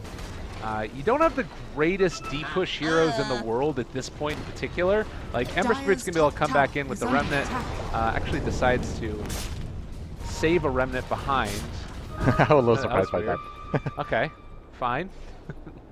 And Nando, in the meantime, is going to head off to the jungle with the Arcane Rune, finish these ones off. And as far as he's concerned, is there anything in particular, like, does he need to get involved early and try and take fights with the rest of his team? I think he does. You need to be able to put pressure on, because this don't forget about this Alchemist. Someone has to be able to deal with him. And looks like his first item queued up is going to be that Shadow Blade. I think this is definitely the right choice, but... Black on top of Nando. They just found him. That is too easy. Yeah, very nice ward from XY. Makes it a very easy kill. Man. Yeah, that's so frustrating. Oh, bottom lane.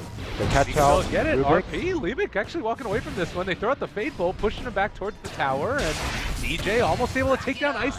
Doesn't want to fully commit for that one. Cogs are back up in one. Oh. XY on top of Liebig. He's going to be able to get the kill. Oh, no. Execration. And that was the RP committed. Still not level 6 either for the Ancient Apparition, so couldn't drop the ulti to try and help out with it. Yeah, he really needs to get a 6 in. And I was almost there. Yeah, they're giving this Ancient Apparition some space because they really need him to hit 6. Because without him being 6, there's just not enough damage. Well, 9 minutes in now. The Alchemist continuing the spam of his acid spray all over the map, getting himself farm. 10 seconds away from the hook shot for the Clockwork, so will not be able to make a go onto the mag as of yet. Although with Nuts around, there's a chance for a kill if he sticks around for too long.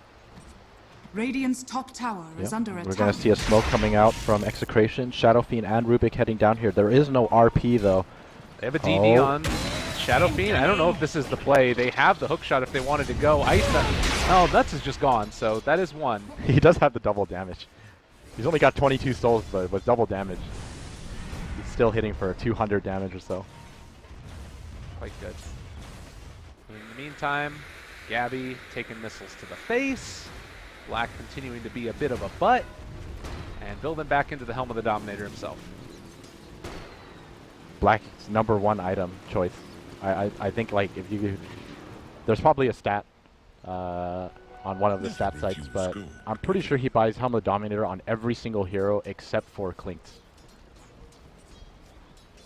Is it just like an affinity with the item? Do you think it's that good? I think it's that good. I mean, he does a good job at microing his creeps, and if you can micro the creeps, it's just that much more important.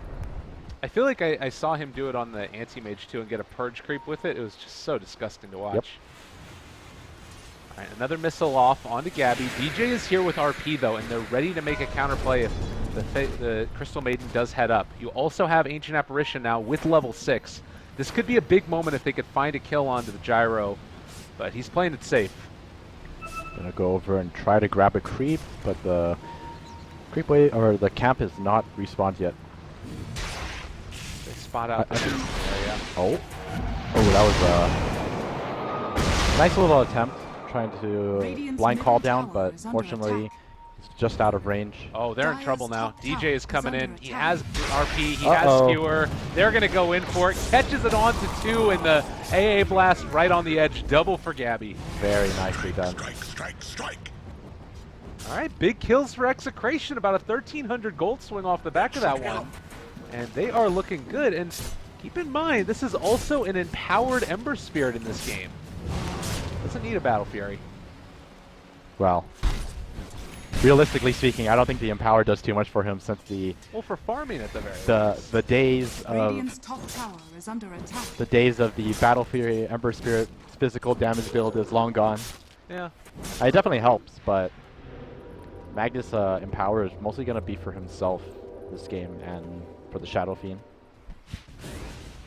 That damage increase.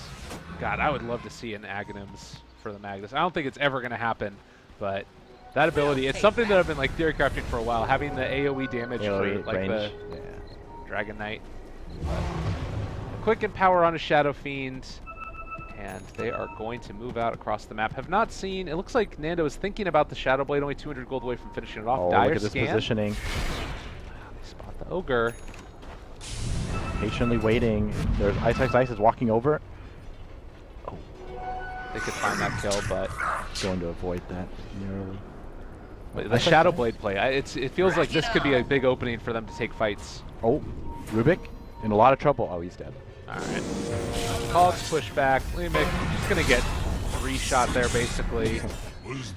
Stole the Chemical Rage, but can't make use of it. And, you know, while all of this is happening, you know, we talked about the Alchemist. Attack. He's just doing his own thing. He's just playing a farming game on his own. Ice even goes for the Hand of Midas. I think this is his go-to build as well. They're just you know, slowly ramping themselves up for the later stages of the game. All right, well, here's the thing, though. If they tried to get aggressive here, they have a smoke. Shadow Fiend did just now get his Shadow Blade. He has a haste. They're going to be going for a smoke play of their own. If they end up taking a big fight here, and you know, maybe they can start snowballing from there to take down Faceless. They really need the Magnus's Blink Dagger. They're going in. DJ right there. He breaks smoke on him. Tries to go for the skewer. The chains is going to connect. It actually pushed back onto Gabby. Oh, Nando, very nice fall down. two shot there onto another, and it does look like they're going to be able to take down Ice Ice Ice. Leemic also end up peeling Cogs away. That creates a little bit of an awkward spot. Now they end up canceling the ulti from the Shadow Fiend, but they lose Rubik in exchange. Well, that was a great trade for them. All you lose is a Rubik. They didn't even have to expend any of the ultis over on the Dire side. And Magnus is that much closer to his Blink Dagger now, only 200 gold away. Oh, and here comes. Dire's They top want to tower take him is down. under attack. Jabs. Maybe going to end up dropping. He knows where he's going. Nando, you got to Pisser get off the pot. What are you doing? He's going to end up dropping. Nando, what has happened? Oh, no. Oh, chains? They're gonna that get might be Jabs enough, though. A blast is on top of him. RPUs. Oh, Nando. I mean, they get the kill at the end, but now they're going to end up potentially losing DJ as well. Ignite on top of him. Oh, wait, trying Gabby? to run him down. He's out of mana. They're No, he's okay. chasing. Oh, he's That not was okay. Here comes the fall down. as well, Gabby's going to fall. Oh, he's okay. He's got mana. All right. Well, Leemic But- tries to turn. wait, Chase. Ice Ice? Ice Ice on top of Gabby's gone. Oh, he got him. Oh my God, what a player. Wait, he might has end up one. dying. One charges. Oh. Oh, he was switching it over into his inventory, it looks like, but couldn't quite get there. So they lose 4. Oh, man. I mean, I understood what Nando was trying to go for, but Dire's top tower is under attack. I think it's just like, you know, a little bit careless to forget about your Shadow Blade timing. Oh, Maybe. That's a good bit of damage, and Ooh, that was close. he has stick charges when he comes out of this, but obviously not going to be able to regen until then. He's fine. I like the attempt. What do you think about the Batsy on CM? Huh. I think it was just a split. He's meant to build Tranquils and something else. Okay. Yeah, there you go. Yeah. So he's gonna buy Urn and Tranquil. All right. Yeah. So it's a mistake is weird. I was Well, wondering about I mean, that. it's not even like a mistake. You know, you can always disassemble it at any point, and you might as well give the aura. Side against the world down here. A very dangerous position. There's 4 heroes surrounding him. Uh-oh. Alright, if Ice gets out of this, he's a god. He's TPing. He may just... Oh, no, he's not TPing. He's not on TPing. cooldown. He has no Yeah. TP. He does have hookshot available, but very quickly gone.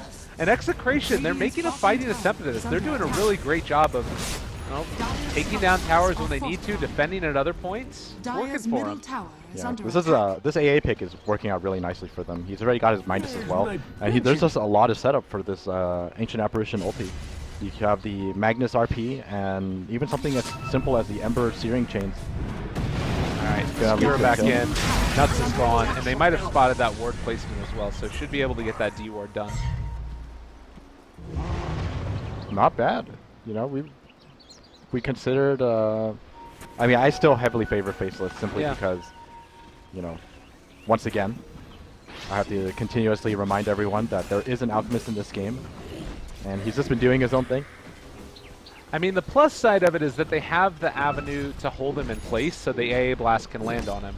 And that does change how this hero works, but it also depends upon AA getting good farm, and he also has been able to build into a Hand of Midas for himself at a decent timing. So I think there's ways for this to work for him and ways to deal with the Alchemist in the late game. Yeah, definitely, but the way Jabs is playing right now is that... Oh, hold that thought. Oh my god, the lift back. Shadow Blade out right now for Nando, and to think about turning to fight Leemic, drop in low. They can go for the jump in. A little bit of a misplay though, and now DJ in some trouble, goes for the RP. Only call black. Is it going to be enough? The A blast, he is going to end up he gets falling. the call down. Okay. No, it's not. Time to disengage. So a 1-for-1 exchange, but the one on the side of Faceless was Black's Gyrocopter. All right, back to farming. Well, the thing is, the way Jabs has been playing this game is that while it is true that they have what it takes to lock him down, he's just farming incredibly safely. Yeah. And it looks like he has no intention of doing anything but to continuously farm, and all of these heroes benefit from the Scepter.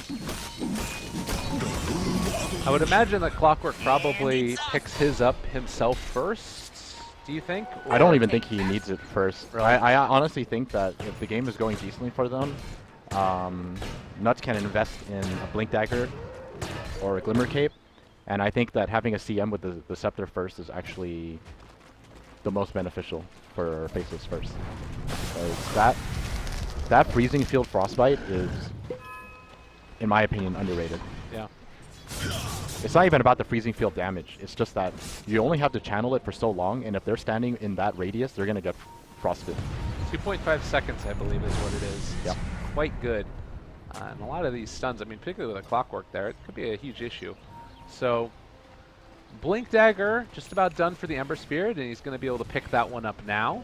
We had the Blink Dagger and the Force Staff done on Magnus. They have fighting items, but can they break down these base before the Alchemist really starts to take over? He's already got the Manta style. Middle tower is under attack. Taking the objectives is very difficult. Shot in, Nando in trouble. Maybe going to be able to get out of there. The Force Staff keeps him alive for the moment, but still they have look at dust that on him. damage. It's starting to run him down. All the illusions are there, and now they've controlled up Leemic as well. The Helm of the Dominator stun is beautiful, but the triple Remnant in a little bit better, and it does look like you're going to be able to take down two. They lost the Mag and the Rubik, but again, it's for Ice Ice Ice and the Gyrocopter. Yeah, that was so close. They almost got Nando, but he managed to reach the Shrine in time. If the Shrine was not up, Jab's illusion actually was going to kill him with the Radiance Burn. Comforting rune of regeneration. We've seen Nando die to that once already. Certainly does not want to make that happen again. Yeah, and well, all things considered, they do manage to take the tier 1 as well, so I would say that that is a slight faceless victory. That just makes it a little easier for Jab to continue farming. Working towards his Octarine core now. Currently sitting at 18,500 net worth. But Execration, they're not doing bad at all. Both of the cores are decently farmed, and they have the tools to continue to basically punish the faceless side. Yeah. It's definitely tough though. Like the tier 1 tower in the mid lane is not still brought down, and top hasn't gone down either. You have Black who's moving off to the side. He's gone for the Shadow Blade build. Interesting. Now, sometimes people say interesting and they mean that's a cool build. What's your take on this one? My interesting is that I mentioned how like Jabs is just aiming to farm. Right. And the way I see this Shadow Blade is that everyone on Faces is just waiting. You have a Midas on Clockwork, and then now you have the Shadow Blade on Gyrocopter. This allows Gyrocopter to tower is under attack. not like totally safely, but pretty safely split push these other lanes. Oh, they missed the skewer, and now they've caught him a second time. CM ulti down and ends up getting disabled right at the start of it. A blast goes in. DJ Nando solo. They are going to maybe get out of there. Ends up RPing and almost able to bring down that. It's not going to be able to kill off the Clockwork. Oh, that was so close. Almost picks off the AA as well. But they are going to be able to finally bring him down. Gabby is out of mana at this stage, though, and well, it's going to take a full frontal assault of all of that damage. A-Blast, still 15-second cooldown. They won't be able to get it, so a triple for Jabs, and they win that fight. Yep. You pick an AA to counter the Alchemist, but if you're not going to hit him with that blast, he's not going to die in these team fights. I don't think there's enough damage unless you manage to single him out. The other thing that happened right there at the start was the mag went for a blink Force Staff skewer back onto CM, and then immediately Ice Ice Ice hooked and cogged both him and the Shadow Feed. It was like disaster central.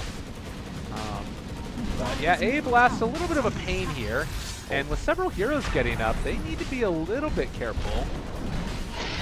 Now, Nando looking, Still right going clicks. in for this? Oh, it's not quite Wait, there. they got to be careful. This Jabs is Leemic. ulted. Oh, jeez. Oh, Hook what a shot hook now shot. as well He on still a has DJ. fewer.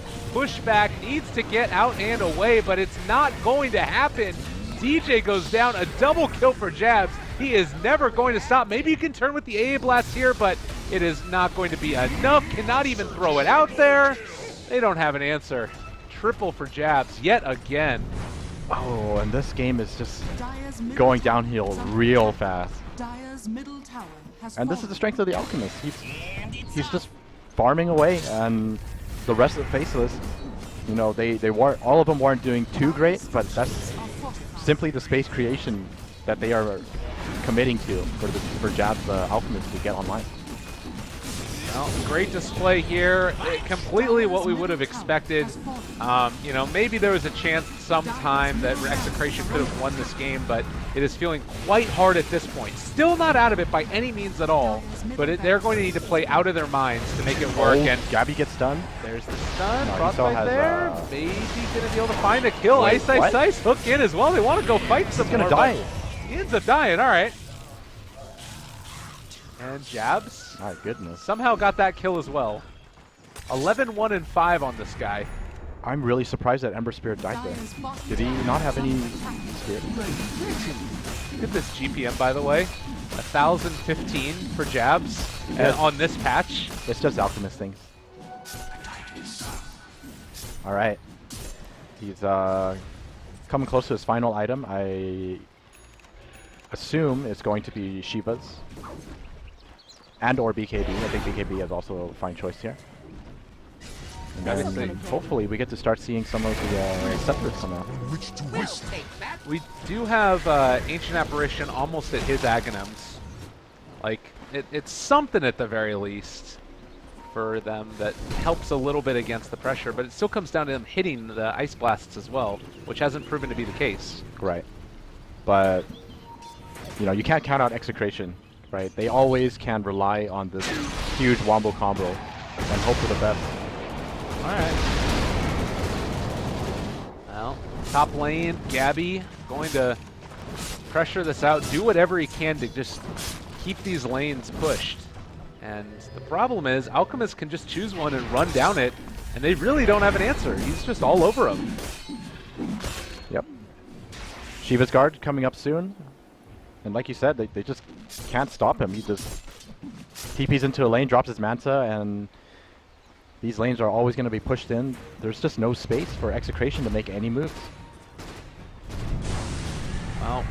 Alright, smoke coming out of Faceless. I think they're expecting a defense here. Do they have a gem? There is no gem. Dire's bottom tower is under Not attack. see one, no. But yeah, I mean, even if they did want to come and defend it, it's going to drop so quickly. They take the tier 1. Now the rest of Execration possibly going to move in to defend against it. They're waiting it and taking down the shrine now. Alright, one shrine is down. I forgot when the Roshan timer was, but they still have that Aegis to work with if they want to get more. Good skewer away by DJ. Could have gone bad. Attack. Alright. A-Blast is up. They got Shadow Blade out front and center. It's time to party. If there was a time to do it, it's got to be now for Execration. Not so sure about that. I think they still got to wait out the Aegis. Okay. Yeah, even if you have that big combo, I think you're going to lose a team fight if you throw everything on him just to remove the Aegis. This is why you're the prediction god. 11-0, is that where you're at now, or 12-0? I can't believe it. I don't know. I lost count, man. It's just so high up there. Very frustrating. All right, tier 2 gonna fall. 27,000 net worth on the Alchemist. And it looks to be an inevitability at this stage almost. They do get the top tier 1 at least. Yay! Thank you, creeps. So now Jabs is 6 slotted. Let's see if he goes for the Scepter, or will he replace the Armlet? You know that Black is telling him give him the Scepter first. Yeah, probably. I mean, he's going for the Satanic, so probably, yeah. That would be hilarious. This is the Scepter build, but without the Scepter, you know, you're not buying it yourself. Well, Aegis now expired. They can wait for the next round if they wanted to, but still a ways away. Certainly feeling under no pressure at this point. What's the gold differential right now? It's about 20,000. Yeah. This is smoke. All right, they know the Aegis is down. moving in. There is an illusion there. The clockwork. I don't think this is the target you want to jump on. Black is a little bit further forward. I think if you jump on the clockwork, you're gonna lose this team fight. I mean, there's two Shadow Bladed there. Gabby is up front and center. They know that they're chasing. Looking for the counterplay now. They might end up jumping in. They get the stun on Nando's, start the fight. Okay, RP on a jabs. No, they push him out of it. Wait, he's still going down. Still He's still going down. Okay, that's something. Okay. And they are Faceless have to run. Yeah, it looks like Nuts here is going to be able to somehow get out. So they only get the Alchemist, but it's a big kill. That is a very big kill, yeah, for sure. So I thought for a second that he didn't end up getting clipped by it. I was like, no! Yeah, they clipped him. That was really close. I was a little worried too. But that's pretty much what they need. You definitely don't want to jump the clockwork first. But DJ, that was really good play by DJ, identifying his target immediately and RPing the Alchemist. Just no hesitation. Well, they're holding on, albeit ever so slightly. And I mean, that's the thing, is that if they can't end up protecting the Alchemist, if they can't get on top of, like, sort of keep them from making the Ice Blast hit, there's still an avenue to find kills on this Alk. Yep, but he's itemizing, he's itemizing to protect himself from that. He's going to be replacing his armlet, going for that BKB. And I think with a BKB, it's just going to be that much harder to kill him. You would have to RP him before he BKBs. Oh, Black has to be careful. They have the Magnus moving in as well. Shadow Bladed. Double damage empowers me. But will not be able to go for that. And yeah, you mentioned it. It is the BKB picked up for Alk. Still potentially a problem with the A Blast because of how long that ends up. Like, if they end up having to pop the BKB early and you get the Ice Blast on them. Yeah, it lasts long enough for them to make something happen even after the BKB. Yeah. That's for sure. But can you wait that long in a team fight? That is a good question. And I feel like the answer is no. Because while all of the farm is on jabs, Black is slowly catching up now. Yeah. With the Bloodlust, and yeah, with just a Bloodlust, I think his damage output is more than sufficient. Sitting at 240 damage. Not to mention the potential for an Aghanims. The dream. Don't worry, it's coming. If he's going to go for Satanic first, then I'm pretty sure Jabs will buy him the Aghanims something first. Alright, here we go. They want to fight this. Do they have another smoke? It doesn't look like it. AA has one. He needs to smoke DJ, I think. Nando. They spot out one. Oh, they got him though, right on top of him, and well, now in a heck of a lot of trouble. Can they find that RP? They've got the Radiance on top of DJ right at the start. They send the illusion off to the side though, so now he might have an opening to go back in for a blink. But doesn't look like they're going to be able to find it. Gabby getting a little bit aggro there.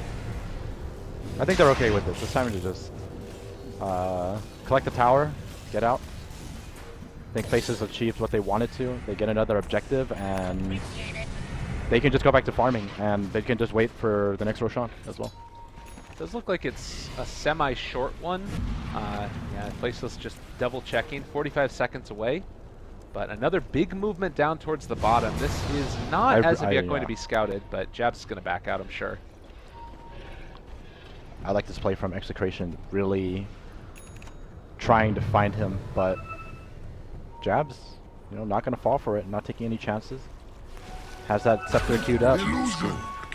It's time to empower the rest of your team. Oh, Ice has his Shivas too. Interesting.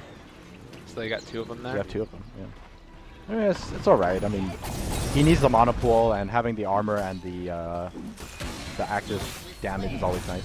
Oh, does the illusion spot it? It's not quite going to. It's okay. It creeps up. The thing was that the illusion of the Magnus went in there to try and scout it. Oh, so I see what you mean. Execration don't know that it's up yet.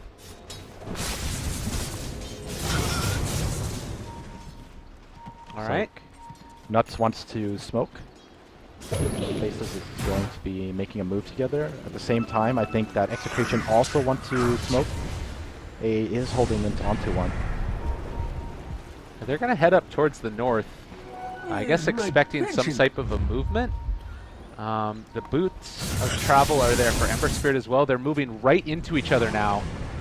Oh, this could be big. Oh. You don't want to go up the hill right now into all of this mayhem. They see him. They're waiting. Ice, ice, ice. Walk into the high ground. They could This go for RP. the RP. It's going to connect. They're able to steal it. The damage is coming out. The Nando combo. Jabs is gone. Can they find any more off the back of this? Ice, ice, ice has already fallen, and now XY to follow. They get the connection onto Nuts. Faceless lose 4, and this is probably going to be Roshan as well. That's what I'm talking about. Wombo combo. Oh, excellent baby. RP by DJ. Although I think they can work on their skewer communication, but you know, it's okay. Was that a? Was that just the Helm of the Dominator creep up on the high ground, or what was it? No. that So scattered it out?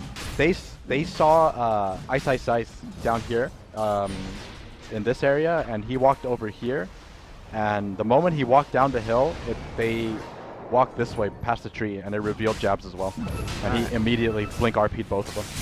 I guess what I'm wondering is how did they spot him on the high ground? Ember Spirit TP'd into the mid lane, and he got too close to Ember Spirit. It broke his smoke. Gotcha. All right, well, Butterfly now done for the Shadow Fiend. Black tried to stop it from happening. How detrimental is this for Faceless right now? You just end up losing your Alchemist, and he's kind of not necessarily tapped out in terms of item slots, but it feels like Execration are certainly catching up. I think they're still... Faceless is definitely still okay. I think that last team fight kind of shows you just how important it is for Execration to get the initiation. And I think that's really what it all comes down to at this point. I think that this game is incredibly even. Let me see. Net worth-wise, yeah, this is like very, very even, because 8,000 net worth lead doesn't really mean anything when you have an Alchemist on your team. And as long as DJ is able to hit these RPs and the Ice Blast connects with the correct targets, Execration can definitely take this game. DJ, certainly the playmaker on this team, has been able to make it happen time and again. There's some wards placed out there. I thought for a second that they might have gone in for some type of a, Requiem of Souls action from the Shadow Fiend, but spotting the sentry wards on the CM, they back out. Don't want to get too far forward there. It looks like Ice Ice Ice is also going to be going back for an Abyssal. Well, I thought it was going to be an Abyssal, but he just went for a casual Vanguard. It's kind of an interesting look. Yeah, definitely. Kind of surprised by this item choice as well. I would have liked to see DJ. Did they spot him? They have a sentry ward right there, and they're able to get the... And now Nando in a little bit of trouble. They're going to lift him out. There's the Force Staff away as well. DJ, he's getting his blink canceled right now. Nando looking for the counter. Can they get that? Looks like they're going to be able to back out for the moment. Well, Jabs ends up using a BKB charge, at least. So Execration do get a little out of that. Right now, Execration, they don't have the greatest vision in this area, but the Rubik stolen rocket flare is making all the difference in the world for them. So both teams with a little bit better vision than they might have otherwise had. You can see the creep wave is pressuring out, and this might force a reaction from Execration to go back home and try and defend. Yeah, it looks like they're going to just send out the Ember. Gabby will pressure it and then can come back into the fray. Damn, this Ancient Apparition has so much gold. And the Midas, baby. Looking for that angle. They're sending out rocket flares with each other. It's like playing battleships. Yeah, the vision game is incredibly important right now. Because once again, it just really comes down to the initiation. The wrap. They're just trying to get out. Yeah, Execration don't want to take this anymore, but you need to be careful. Ice Ice Ice has the hook shot available. Gabby off into the trees, going for the TP, and does look like he'll be able to make the escape. So they're pressuring the top lane. This forces the rotation up towards the top as well of Jabs. And all back to status quo. All right, the first scepter is completed. Is it going to go to Gyro? He might save for buyback, honestly. I don't know, maybe not. I don't think so. Refuse gold given. I think he can just spend it. And a little smoke here. That's very Oh no! Nobody noticed. Shh, be quiet. Nobody noticed. Don't worry. It's fine. I don't know if they did notice that, like, because they didn't break smoke, you know? Yeah. I imagine that they did. There were some pings that came out, but I think they noticed that they It were was there, stunned. but they don't know that he was. I don't think they actually know that he used RP. Yeah. Okay. But it's okay. They don't lose anything. They don't gain anything either. It's a small loss for Execration. They can be patient, wait it out.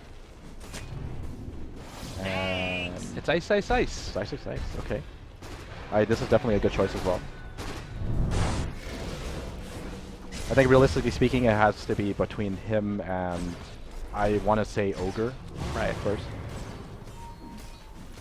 You can't. I also need to mention you can't fault DJ too much for that one. Again, scan triggering on the illusion, and then they go in immediately for the RP, so that way he doesn't have time to react at all. Oh yeah, definitely. Like you have to go for these. Yeah. So the risk versus the reward is immense, right? You miss an RP, whatever. You miss an RP, right? You still can get out of it. If you don't go for it, I mean that's a huge opportunity pass that will pass by if you don't go for that. Yeah. Well, Aegis reclaimed now. Looks like they're able to break the Lincolns momentarily for Gabby. And throw out some more of these right clicks, keep the lane pressured out, and we're starting to see that, you know, off the back of the one team fights Execration, they can take these engagements as long as they get the initiation they want, and they're sort of making it happen. Yeah, and this is a huge pickup for DJ. Now that he has a BKB, he does not have to worry about the potential Radiance burn canceling his blink anymore.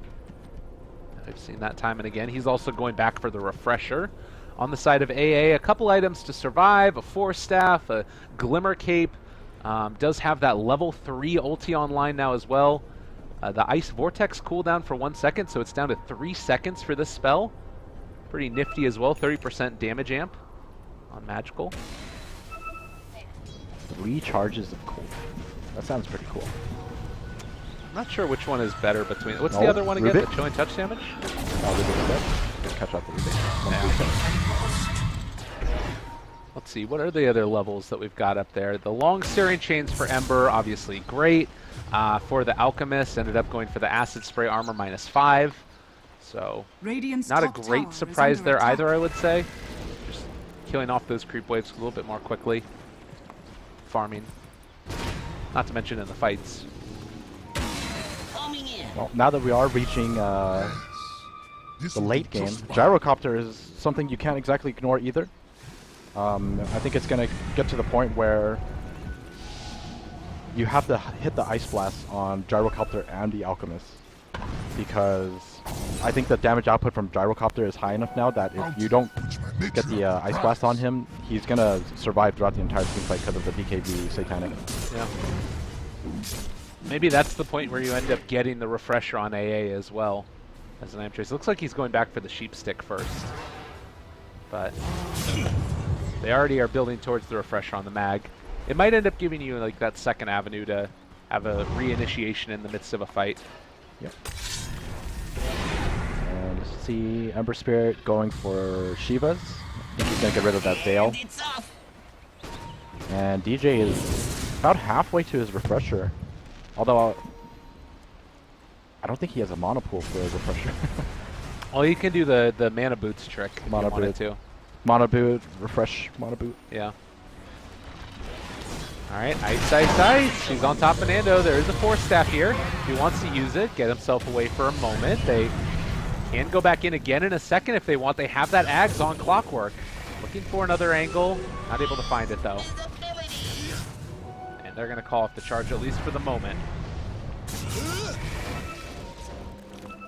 DJ looking for an opening. Ooh.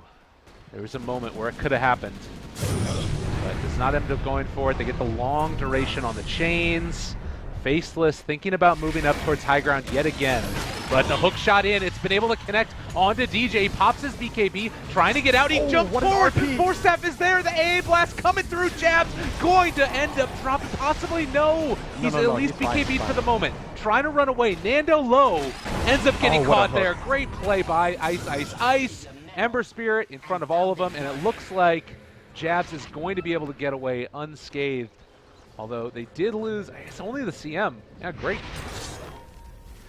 The big thing about that was that Jabs was able to get his BKB off before the RP connected. So while it was a great RP, there just wasn't enough damage to follow up, kill off Jabs. Yeah. Because Ember's not going to do any damage to him, and Shadow Fiend was occupied with the Clockwork. It definitely feels like they're lacking that physical damage right now, and I guess that sometimes you could maybe get that later on. I don't know. It feels hard to get it anywhere other than Shadow Fiend, and he's still so weak. Like, he can get exploded in these fights, as we just saw.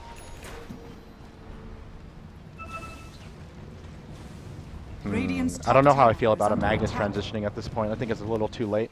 Yeah. I don't think the game will last long enough. Refresher definitely is the best choice at this point. XY is going to get the next Aghanims. So opting for that over Black. Yeah, I think this is the right choice. Okay. Fire Blast is pretty insane. I'm going to find Fire Blast. Oh, Gabby has to be a little careful. Yeah, he's going to run that out.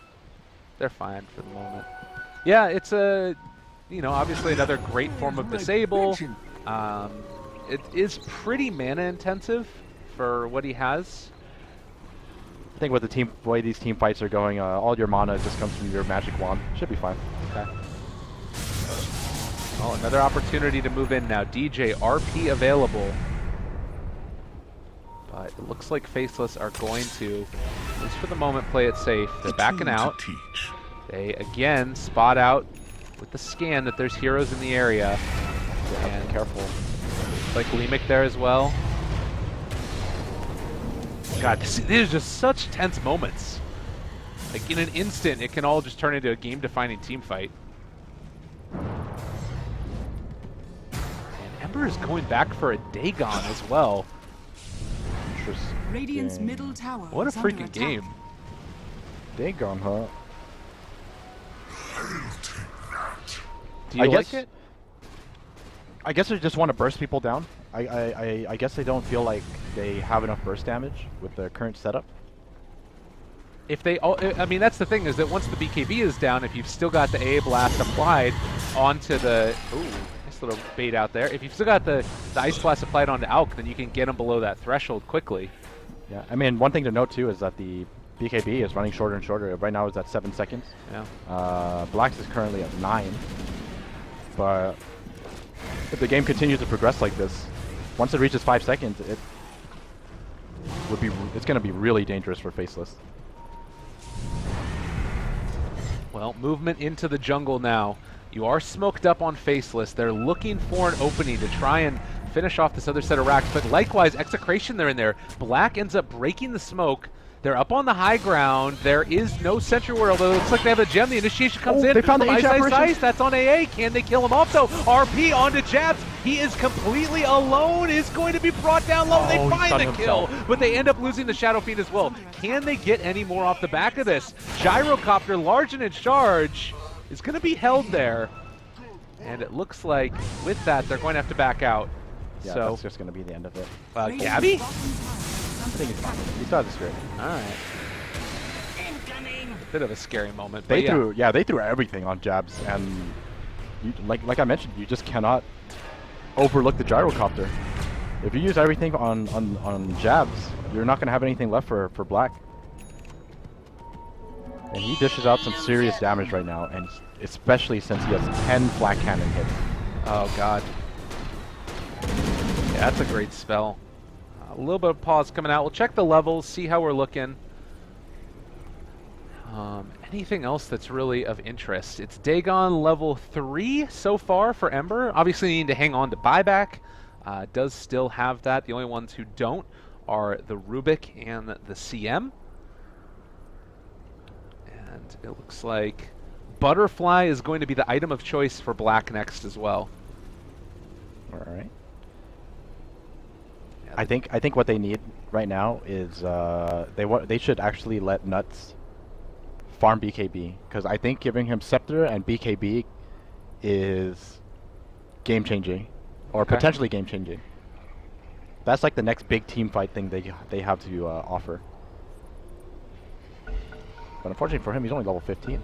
I know, it's crazy. He's been really hemmed in. It's been a rough game for Nuts. That's kind of just the way that he plays, though, I feel like. It really is. Very self-sacrificial support. And likewise, it's sort of been the same story for the Ogre until he got gifted that Aghanim thing. Now, Clockwork able to hook in. He's actually out of mana. Gabby might be able to sustain through this long enough to find a kill if he wanted to stick around for it, but he's just going to push out the wave, forcing the rotation back from the black gyrocopter. And that's going to be about the long and the short of it. Ice holding on to 7,000 gold. He does have Sheepstick queued up right now, but Abyssal. You mentioned Abyssal. Yeah. This could be a thing. So, oh, there's a battle of Bruin, though. Over here to the side, they use the call down. Yeah, they force it back. Rubik can't even steal a spell. It's so dangerous for him. Yeah. Well, and that extra bit of disable is something that they do need on occasion, and the potential to take some of these big spells, particularly Rocket Flare, I felt like that one was super value for him. I think so too. Might be the best spell for him to steal in this game, honestly. The dream actually is you steal Chemical Rage and use it for a team fight. Okay. But there's a lot of good spells to steal. Even Hook Shot is decent. Oh, he is going to go for that Abyssal Blade. Saving for buyback first, but he has the Skull Basher already. I think this just makes a lot of sense. You get on top of him, able to pierce BKB. You already do it once, why not do it again? Yeah, definitely. The only thing, oh, he's just going to buy it out right now. The only thing that I wish he changed was that if he did anticipate the idea of going for Abyssal later on, that he went for AC instead of Shivas. Right. Because now they have two Shivas and they don't have an AC. You can look over here to the side, though. Gabby taking down the bottom tier 2 tower and obviously can get back into the fight as well if they need to, and they might just need to. They spot out DJ. The stun is going to be coming out. Needs to force staff away in a second. Unrefined Fire Blast. He ends up finding the second one as well. Able to get away, and now Rubik steals Unrefined Fire Blast. Can throw it out again if he wants to. The mana cost is the same, though. Yeah. I don't think you want that spell. Black. Moving in, they are in vision. The hook shot now onto Nando, pushing him back towards this. XY onto DJ as well. They're containing all of these heroes. They DJ don't have dies. an answer. Ice Blast onto Jabs, but he doesn't care. There's no follow-up in the least bit. They buy back on the mag. They need something, and they need it soon. As, well, the Ember takes down one. But they force the buyback on the mag. They're looking for XY, but can't quite run into him. They realize he's over by the shrine, and now Alchemist is TPing over here as well. Gabby, maybe a bit too far out. He runs into Black. He can get hooked and then get Abyssal. They're pushing him back. There's the Abyssal. Gabby's going. Oh my God, he got out last second. That was so close. I think that was actually a slight misplay on Ice's part. He cogged him in and pulled him into away from Gyro. Gyro might have been enough to like mini stun him with the MKB. It was a really close call, but yeah. Yeah. Well, nonetheless, you're still in the situation where they're going in. They have not yet taken the Roshan, so it's available, and Execration still looking like they want to get aggressive.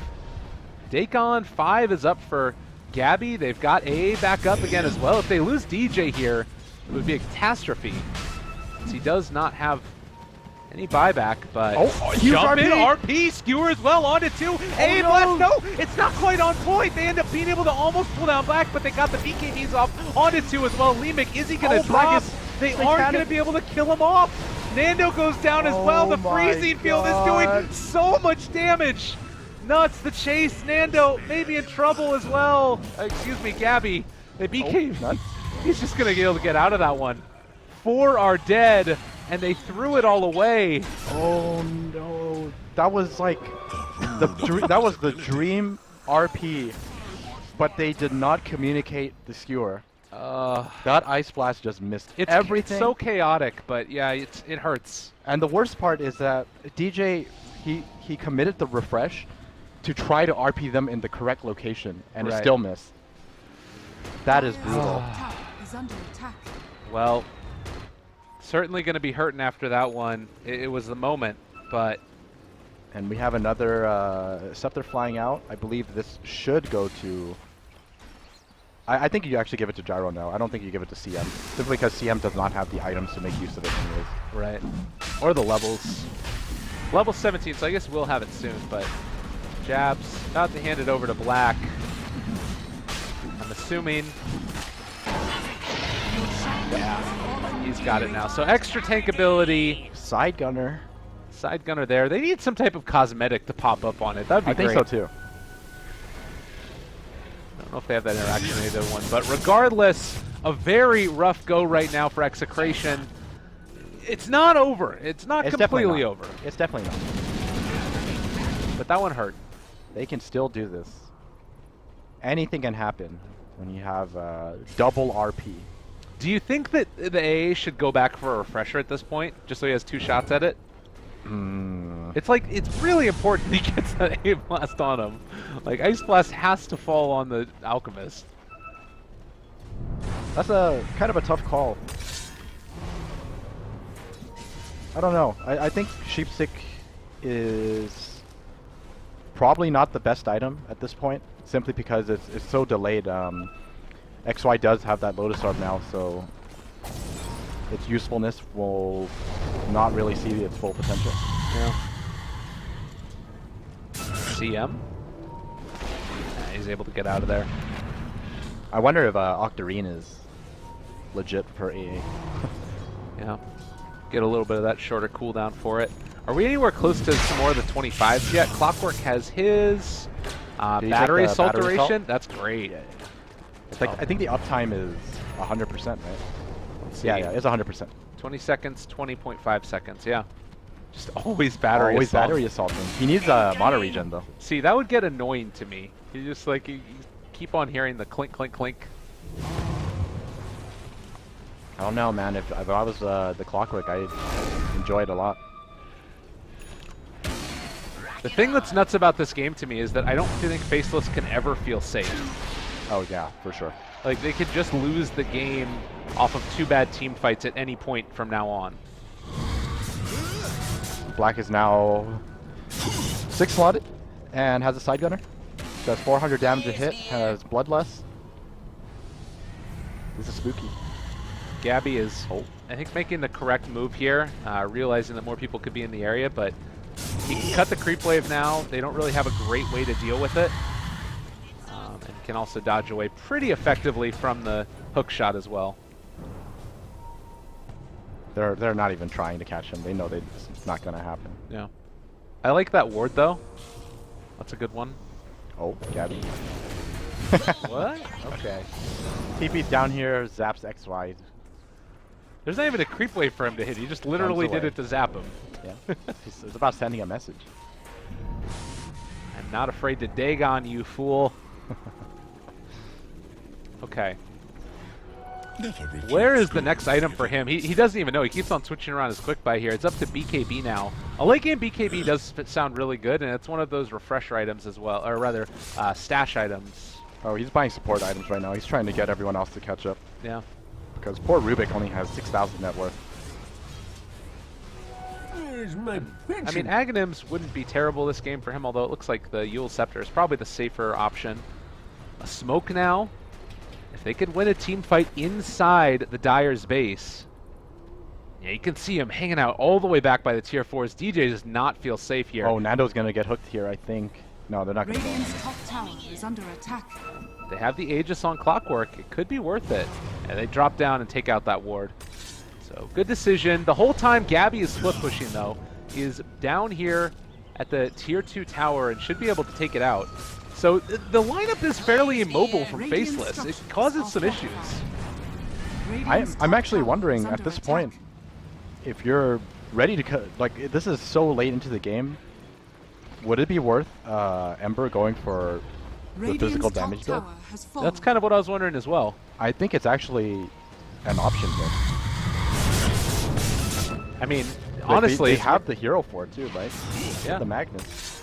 Honestly, if you wanted to, you could go back for like Necros too before that if you wanted.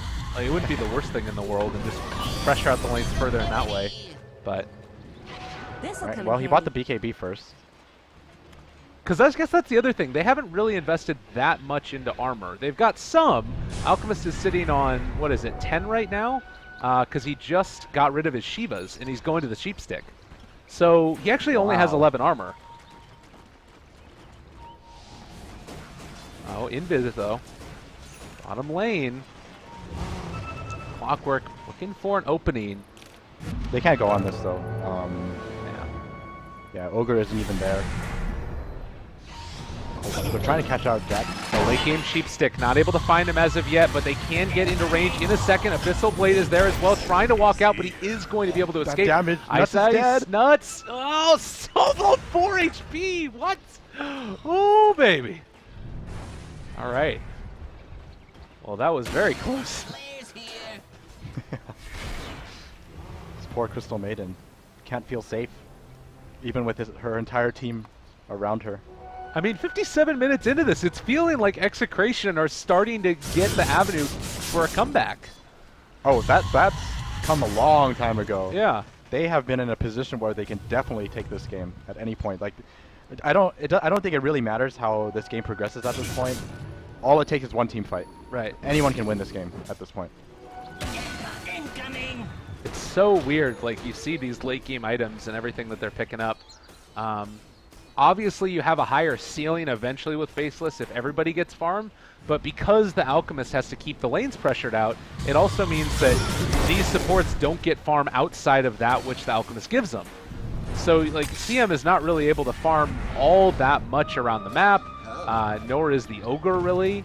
They're kind of left with whatever the Alchemist doesn't take, which isn't much. I mean, to be fair, he is, giving back. No, totally. Everyone, nice and happy with their Aghanim Scepter.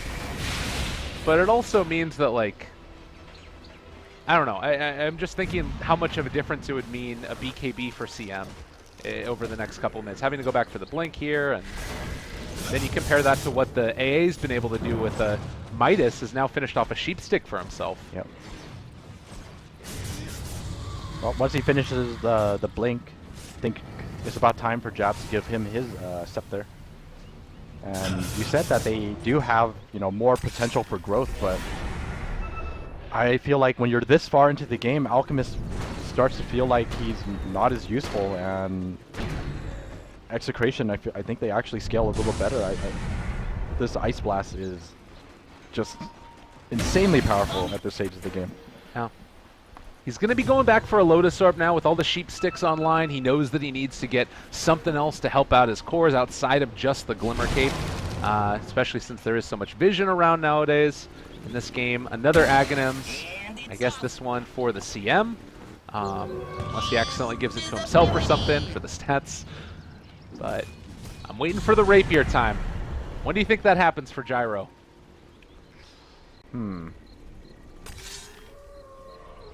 I don't think it actually does. Really? For some time, at least. For quite some time. I think it comes... he still needs to buy Moon Shard, save for buyback. Because I think he actually does enough damage. Because Execration... Oh, I like this item choice from Ember Spirit. I was like gonna say, if he's gonna commit to a Dagon 5, why didn't you get the E-Blade? Alright. Do you think that the physical damage build might have been an option though for him in this game? I think it is. Yeah, but he's going for the full Magic Burst commitment, which is perfectly fine also in my opinion. Like, do they have what's the sort of magic resistance looking like on this team?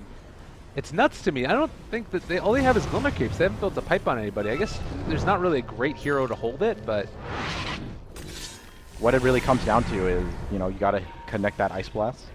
And whoever is Ice Blasted, if they get comboed up by the Ember Spirit, it's just instantly dead. I don't think it really matters who it is, even if it's Alchemist, even if it's Gyrocopter. If you are not BKB'd and you have Ice Blast on you, Ember Spirit is going to kill you instantly with this item build. Well, will it all come down to this? They have vision up on the high ground of all of Execration, and maybe, just maybe, we'll finally get one of these big engagements. Jabs up front and center. They get the chains onto XY. Jump out again. He's just jumping in to zap XY. I mean, he doesn't even have the E-Blade yet. Took about half. All right, hook onto Nando. Still has the force. Could chase if they want to, but not going for it. And that is going to be also a dead Alchemist. They're on top of him. Gabby maybe in some trouble. The Abyssal Blade's there. Able to remnant away. Nice. Oh, Orb. They are on top of 4 now. Ice, Ice, Ice. Sheepstick one way and the other. Nando still maybe in a little bit of trouble. They get the lift up, trying to push him away. Ice Ice is still on top of it, but he's already been brought down now. The A Blast able to kill him off, trying to chase a bit further. This is going to be Rubik dropping low, but not dead as of yet, so they lose Ice Ice Ice, but weren't able to really get anything for it. Yep, and Execration still holding on to 2 RPs. This is looking very scary for Faces. I think this late game actually favors Execration quite heavily. And I feel like a lot of it comes down to that Midas pickup for Ancient Apparition, because he's been able to pick up all these other items. Yep. Although to be fair, XY is also really freaking fun. Yeah. Although it is mostly the Scepter aiding in that overall net worth. Well, in the meantime, 8,000 gold on Black, has the Bloodthorn queued up. We'll see if that's what he decides to go for. Nando is 3-shotting these Alchemist Illusions with MKB and everything else online for him. They could think about going in on this, but Nando does not feel afraid. Look how much damage he does with the Empower. That is so absurd. And CM is like over here to the side, can't really do anything to stop this. They're looking to take the tier 2 tower. They're not going to be denied. Yeah. We're 63 minutes into this game. The tier 2 tower not a big deal. Yeah. Roshan is up. I think Faceless should contest this. I don't think you want to give up Cheese and Aegis. Can they get it in time though? I mean, they're moving in. They want to take it. They will all be grouped up. Ice Ice Ice will be back in 1 second. Yeah, they're going to have to run. All right, moving in. Yeah, and it looks like Nando, he realizes what could come their way. They're not going to end up sticking around, but they at least force a rotation. Clockwork hanging out on the side. CM still hasn't gotten her Aghanim Scepter yet. Oh, another one cheat forward. Or E-Blade combo comes out now. Brought him down to about half HP there. Yeah, that was only because it would have done even more, but XY Lotus Orb the ethereal effect off himself. We'll take that. Now movement towards the mid. Oh, they have a creep wave down bottom. Okay, this is pretty big. They are going to try and move up towards high ground and expecting some type of TP play, I guess. They see him. This is going to be big. All right, they're on top of it. Come. Black, there's the lift, there's the catch. They're on top of him, but the Ice Ice Ice jump in isn't going to be able to be enough to turn the tides of this. Already, the gyrocopter's gone. Nando tries to pull out the ulti, wasn't able to get it as of yet. Gabby keeping that separation. You have another jump in right now and RP available from DJ, but the rest of Faceless is already gone. Another great find, and Black gets caught out. It doesn't matter how farmed you are right now, there's just so much damage. You can itemize however you want. You are not going to survive if you get jumped like that. All right, but we have to keep our eyes on this as well. Tier 4s are being hit right now, and there is more than enough gold to go for a rapier, go for a backdoor play, and try and take down the throne. Like, all of these heroes... I don't think it's gonna. I don't think it's gonna come to that though. I don't think Execration will let that happen. All right. Because if they only ended up they only have 1 lane of racks down, so I don't think they'll actually reach this point where their map control would be so bad that Faceless are gonna be allowed to make a play like that. We'll have to keep our eyes on it again. Keep in mind, this is Execration, who is not completely eliminated from these qualifiers. If they win this game, they are going to move to 3-4, and 4 losses is kind of that middle ground where if everything else plays out the way that we've been expecting it, and we see Execration still manage to take games off of GeekFam as well as the open qualifier team, they will end up in a tiebreaker scenario with several other teams across the board, which would mean we'd have to go to a couple of tiebreakers. So, fighting for their life, they're not out of it yet. Yep, and Magnus is up to 5,700 gold.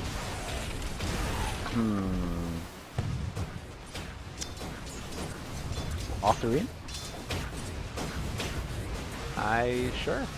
Why not? I don't.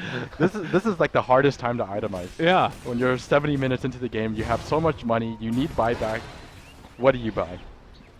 I mean, it's all the utility is so much value, but you're running out of item slots as well. Yeah. He still needs a monopole though, so I think he should actually either maybe upgrade his Shadow Blade to Silver Red. I mean, the big things here, RPs to watch. What else do we need to keep our eyes out for? Is there anything in particular that, like Sheep Sticks and Lotus Orbs coming out into play? It really just all comes down to, it doesn't matter if it's an RP or not, it just needs to be something that can hold, I would say, I don't even think Alchemist is a threat at this point anymore. You need to kill this Gyro. Okay. So as long as Ice Blast connects to the Gyro, I think Execration have a very good chance of winning this team fight. All right, they have a homing missile onto Nando. Bottom lane was pushing in by Gabby just a little bit earlier, and now trying to kill off the homing missile. It does end up connecting. They get the chains. XY dropped low. About half HP from that. Shrines are still here as well. It's a scary movement in to try and take this fight, but they do have Force Staff as well as Blink from Mag to make this work. And the TP goes back again. Gabby needing to keep this lane pushed out. He has a Remnant to get in here as well. Shadow Blade from DJ. He is in the midst of the Radiance there. He might need to pop his BKB to be able to get into range to go for it. Nando in trouble. That's Aegis already down. They missed the hook shot though, so aren't going to be able to find it. They need to go in here and save him. Nando taking so much damage and he is going to fall. They pop the BKB and decide to run. Very tough go. They're trying to TP into Shrines. Ice Ice Ice wants to find somebody. Who's he going to get? And Leemic maybe possibly hits a finding Mag. DJ somehow, some way. There was. Oh, there's a ward. There's a ward. There's a ward. Yes. Yeah. Okay. Are you sure? It's over here. Okay, over here. Yeah, he spotted moving up. Okay. I was just gonna. Well, in the meantime, Gabby trying to bring down Black goes in for the Remnant. Oh, BKB comes off in time, and immediately Satanic's backed up to full. You see how fast he healed because of the side cutter? Yeah. Damn, what a hook! Ice.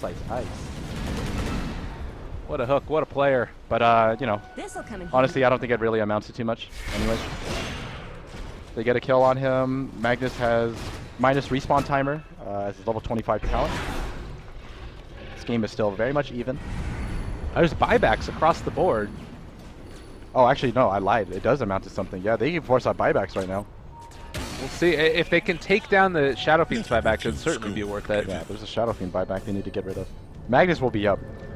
Actually, you know the scary thing is that they might not actually have to make Shadow Fiend buyback because the Magnus alone, with the rest of his team, is actually enough to win a team fight 4v5, I believe. Dire's top tower is under but attack. if he gets a good RP, I'm pretty sure Shadow Fiend will buyback. Oh my god, Black barely getting that Glimmer Cape off, and they're actually going to force him forward. XY in trouble is ended up getting Force Staffed himself forward by virtue of that Lotus Orb, and now that's going to be a dead CM. So they take the tier 3 tower, but cannot take the racks. And did they get the buyback of the Shadow Fiend there? No, no one had the buyback. Yeah. I think as long as Magnus is up, they have to really respect that. Each of these SCA games, it's 70 minutes for this one. We had like 2 other 70 or 60 minute games that happened a little bit earlier. They don't want to stay on schedule in this region. Oh boy. 11,000 net worth on, or excuse me, gold in the Gyrocopter's coffers right now. How come he hasn't? I'm surprised he's not buying Moonshard. Yeah, what the hell? I mean, there's no way. I guess he wants to save for one big thing, maybe. Oh God, Rubik. Oh. Okay. XY just wanted to punch a creep first. That's fine. Awkward.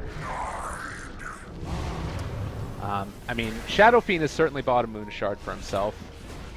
Well, Jabs is starting to transition now. He has bought. He sold the. Oh no, he didn't sell it. He just moved away his Radiance. Yeah. Is now holding on to AC. Pulls out his Radiance just to use it on his Manta. And up here in the top lane, Execration continuing to try and keep these creep waves pushed. Still very much anybody's game. It's almost to the point for me like where, like Roche certainly matters, but way more important than any of that is the vision that you have, the movement around the map. Like, When you're this late into the game, it all comes down to buybacks. Right. That's really what it comes down to now.